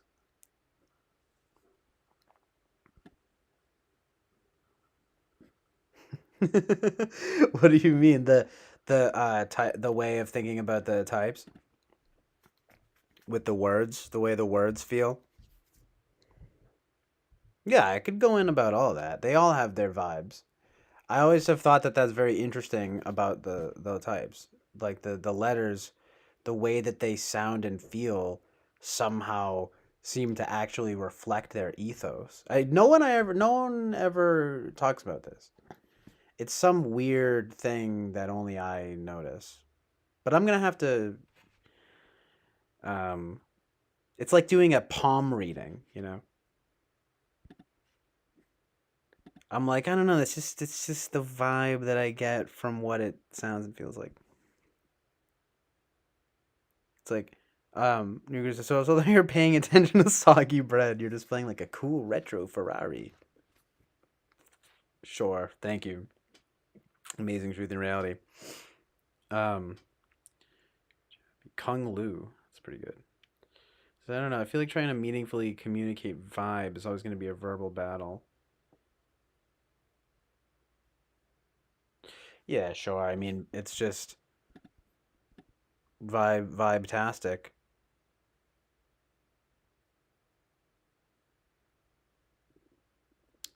It's just something though that yet again I would sort of consider being the domain, generally speaking, of a kind of NF.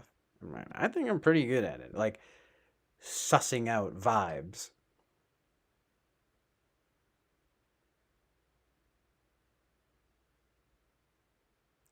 Like what, like whether it's just like people or just like stuff.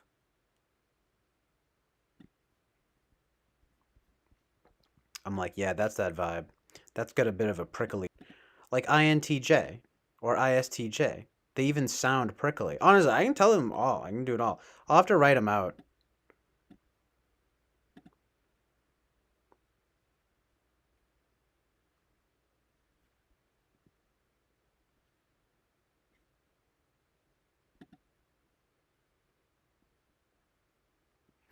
I just feel like what's weird is that yeah, it is because they're like associated with other words like SF is like soft, you know, and like ST is like stick and things like that.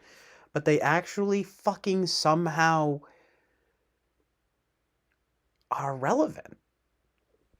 I don't know how. It's like, you know?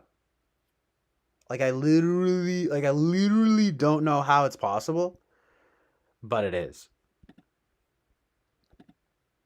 Why don't I open up the Notes app and do a little bit of just retarded, just kidding, but just like retarded me trying to intuit vibes of each. Nah, I don't know, because I don't want to be like offensive about it or something. I don't know. I'll do it anyway.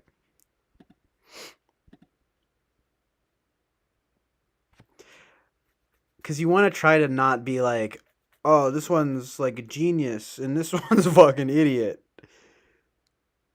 No, I'll do it in a way that's just as objective as I can possibly do it. If you guys have some suggestions, let me know, because, you know, I feel as though I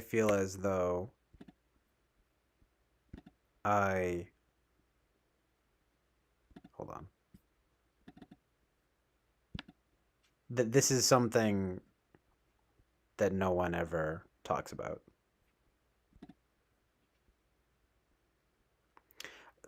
I'll just say though, this is something that is kind of also just trying to be funny. It's serious. It's serious and funny at the same time. So I'm like being real.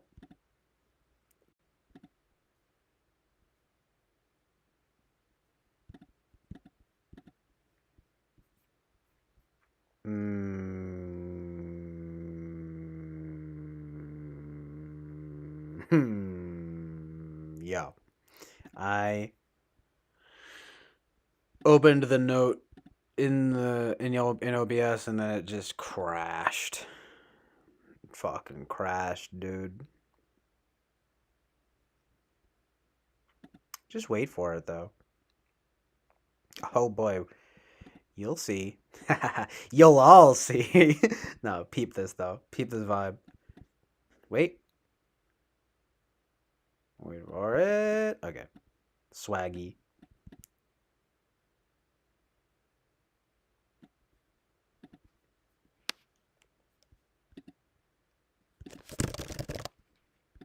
I guess you can see it good enough.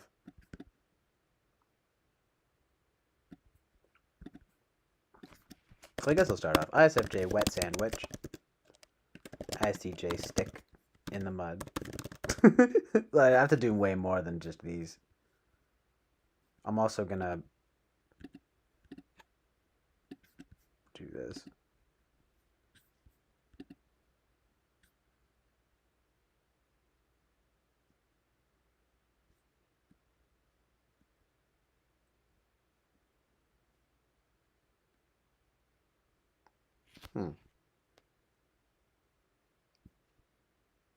How do I increase the size?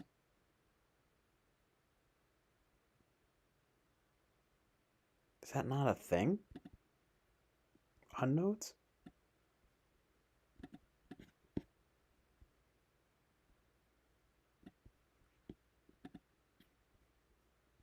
The thing is it has to be communicative. Well, that's what. Look, I'm just gonna spit them out a few real quick. Wet sandwich, soft. ISTJ. Oh my god. Whatever. I'll fix it after. ISTJ. Oh my god. ISTJ. Stick in the mud. Prickly. ESTJ. Oh my gosh. Tough-minded. Stubborn. ENFJ, chill island oasis of truth and reality. No, I don't know what it is. It's probably... It does have a certain chill aesthetic, though. But I feel like it's kind of like... forcefully chill. I don't know. ESFJ is like manically chill.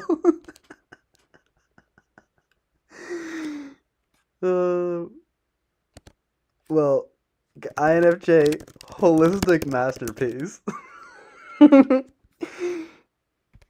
INFP,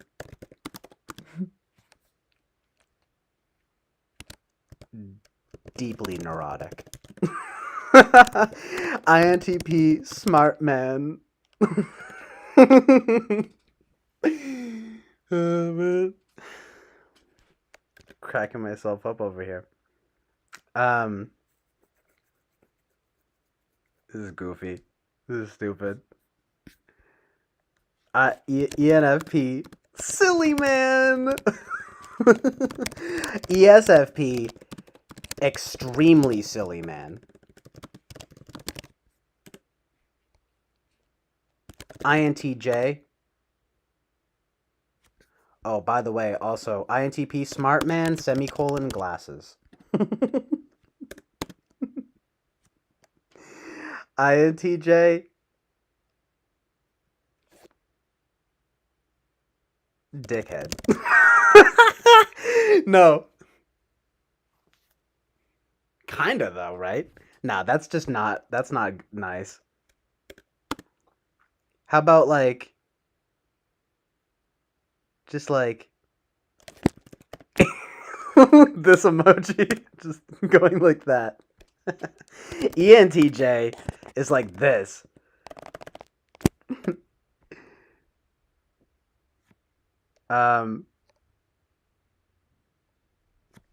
What the fuck? ISFP paintbrush. Literally, though. Oh,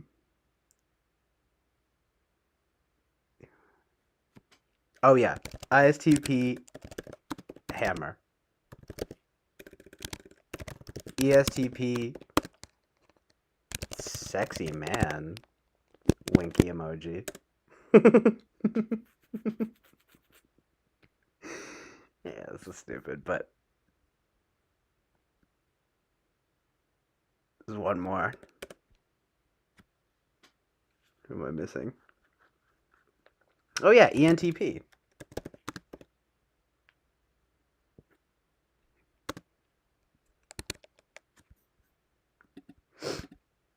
Just like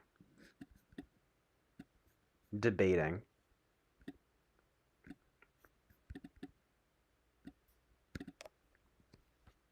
Smart and loud man. Debate.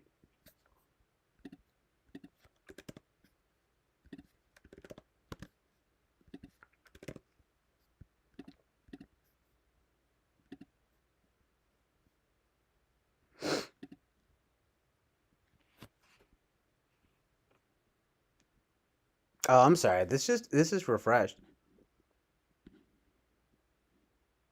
Yes, dude. You know what's really funny though, by the way, ISFJ. I'm not a huge ASMR fan, but I like some stuff that's like definitely kind of ASMR adjacent. I will admit. Totally. And I thought of that. I think of sort of ASMR. That's a good one to add. I'm gonna add that.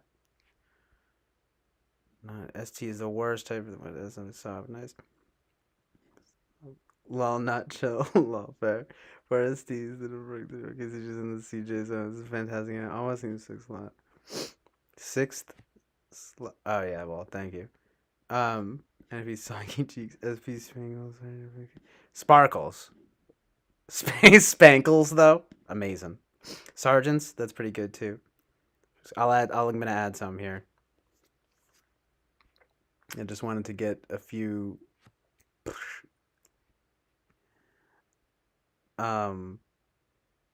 Yeah, some, I guess, NI stuff down, you know? Just kind of like, see what comes out. Into a statue of a beard. Yeah, no, I hear that, though. INTJs, I mean, that's truth. And reality. Amazing truth and reality. Hold on. ASMR appreciator. What sandwich is mean?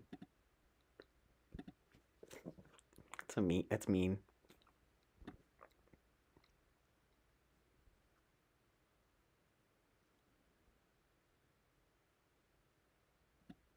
ESTJ isn't even funny, it's just true. Tough-minded, stubborn. Sergeant, though. I always mess that up, that spelling.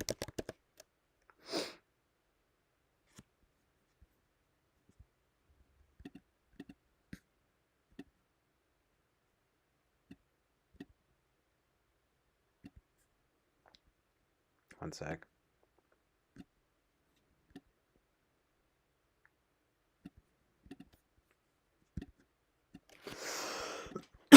Oh, man. That's funny.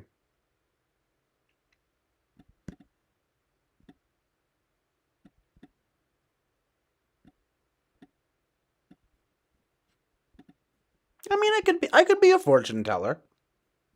I could be a little bit of a fortune teller.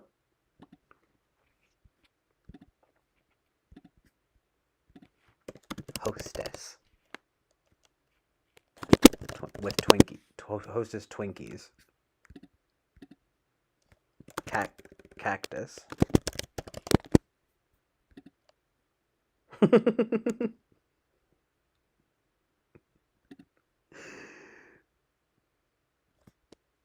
Also, just a smiley face. ISTJ. Thank you, though, Ruben. Yeah, forcefully chilled you.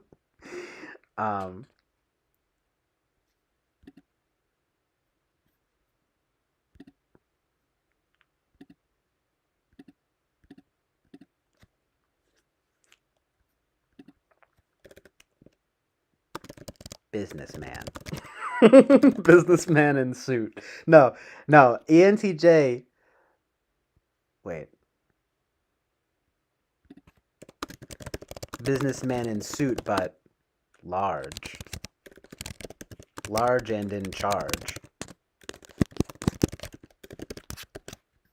TM.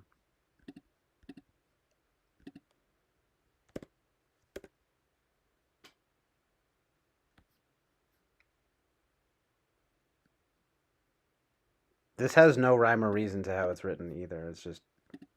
Actually, no, it does have a little bit. It's just...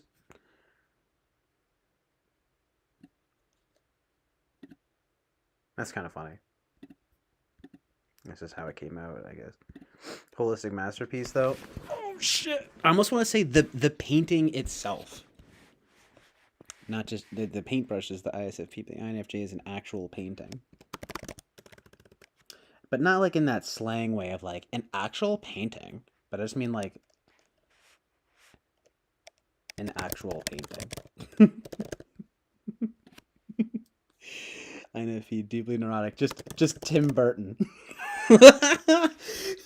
Just Edward Scissorhands. Nah, that's stupid. Sad man.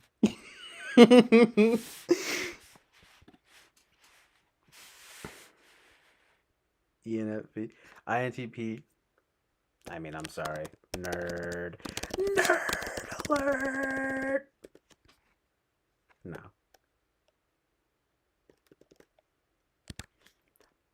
Cute nerd. Nerdy but cute. Tongue emoji. Silly man. XP. Really intense. Extremely silly man. Just so much.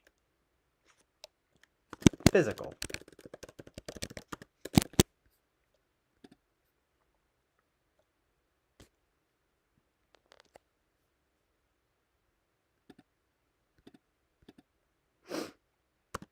INTJ though, there needs to be more.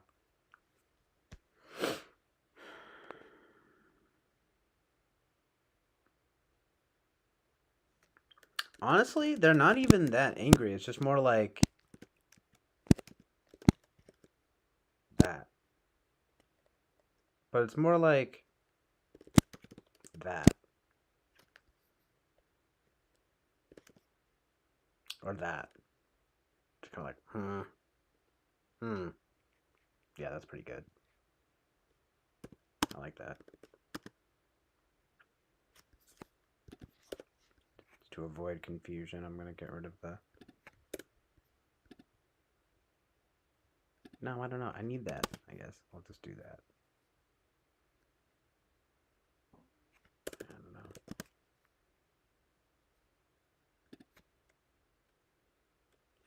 Yeah, there needs to be more here. INTJ.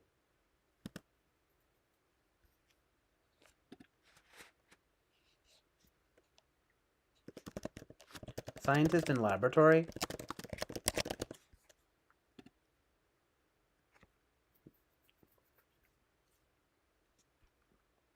ENFP Nerf ball.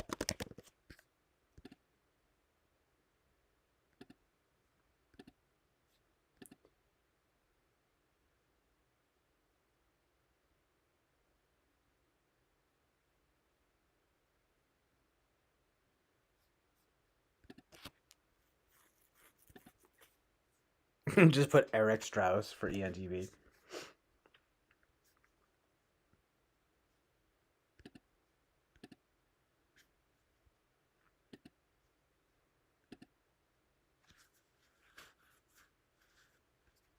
Rachel Lapalosa for INFJ. PDB having her as an ISFP, though. I don't know about SE Tool, but it is funny. She saw that the other day. I was like, yeah. I was like, I didn't want to say it, but it's true. Why can't I think of anything? I just think of, like, I don't know, black coffee, I guess, kind of. Sort of. I actually love black coffee, but it's this one kind of black coffee that I have. It's good. Very SI. It kind of is, though, because it's literally the only kind I think tastes good, especially in the Keurig. But it's funny because I think people think of, like, Coop from, Agent Cooper, Dale Cooper from Twin Peaks as being an INTJ, and his whole thing is, like, treat yourself every day to a nice cup of black coffee. He is a little bit demonstrative, though, in the way you wouldn't expect an INTJ to be. You know, he's like kind of smiley. I don't know. Oh, you know what else, though? Wispy. I always think of wispy with ISFP. Also, ISTP is this face with no anger, just that.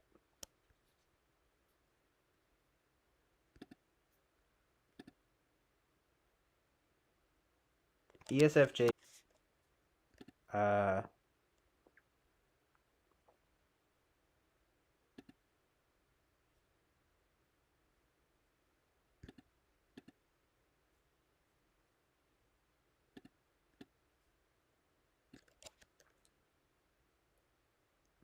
I guess I'll say the painting that ISFP paints.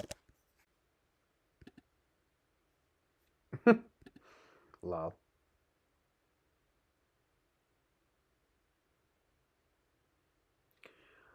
Well, the thoughts thing. I mean, I kind of believe that, but that's why I need to raise my positive thoughts. Yeah, thanks, Ruben. It's funny. Wispy is perfect. And thank you for that as well. Chris Chapman goes, "Yut." That's so specific. I always say that. Yut, like rapping, rap vibe. ESTP just put Andrew Tate. No, I don't know. Wait. All right, here we go. Wispy.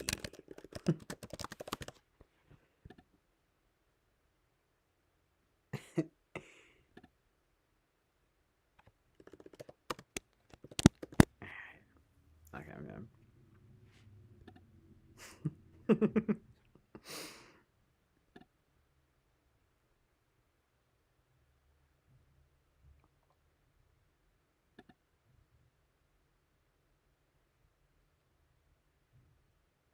Smart and also loud, man. Debating. Debate, man.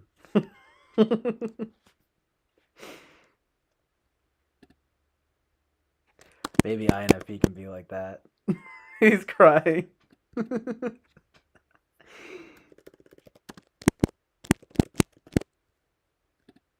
need a little more for ENFJ.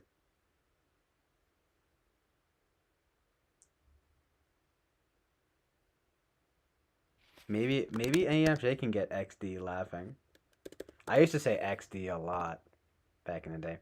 I almost feel like that could almost be ENFP too. Be like that. Angry laughing. So many amazing things. Yo, what's that? That looks crazy. Those are eyes. How about...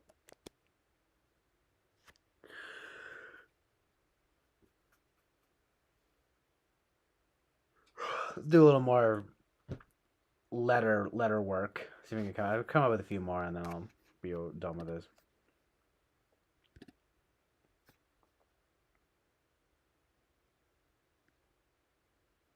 I guess I'll have to put nurse for an ISFJ.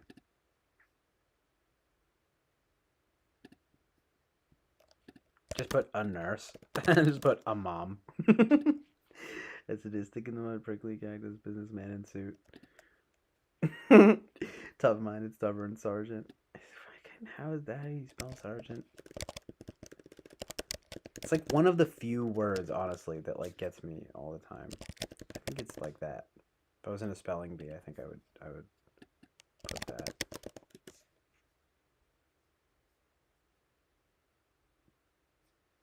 No, it's cert. Cert? Oh, okay, yeah. With an E. So close. Damn, they'd boot me off. That doesn't look right. Mandela effect? Mandela effect?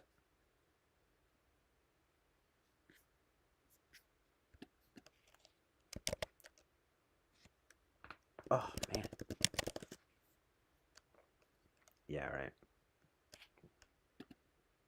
Surgeon, okay.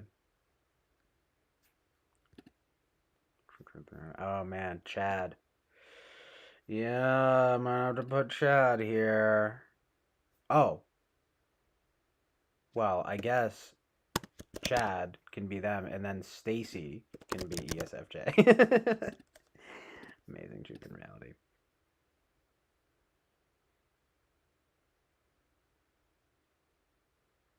Type up to this type. I just want to be an unsexy type too, though, and I'm not generally attached to labels in general. ICB, I just mean, shit, actually, like, really could be a female, not liking one person, that would be people. Shittily tag is. Sure.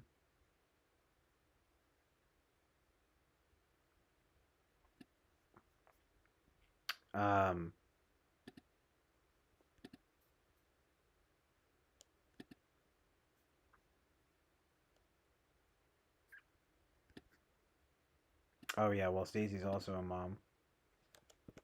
I guess you could also just say cooking mom. Or no, I'll just say cookie mom. Cookie monster. I'll put cookie mom. Maybe one can be a cookie monster. Cookie monster. No. ENFP might be cookie monster.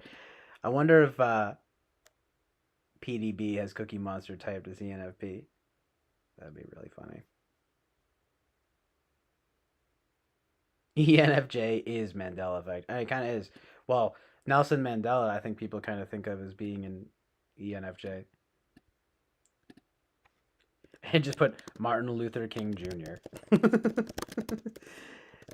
No, I don't want to use any real... Actually, wait. Yeah, no, I don't want to use any real people's names because I haven't done that. ENFJ. Just Oprah Winfrey. No, I don't know. Motivational speaker, maybe something like that. I mean, that's like an ENFJ, ENTJ. Maybe I'll give it to ENFJ because I feel like they could actually do it. Like they can do it well. motivational speaker. Cookie Mom. Deeply neurotic, sad man. Just like Pablo Picasso, or yeah, just like fucking Van Gogh. Vincent Van Gogh. I don't know.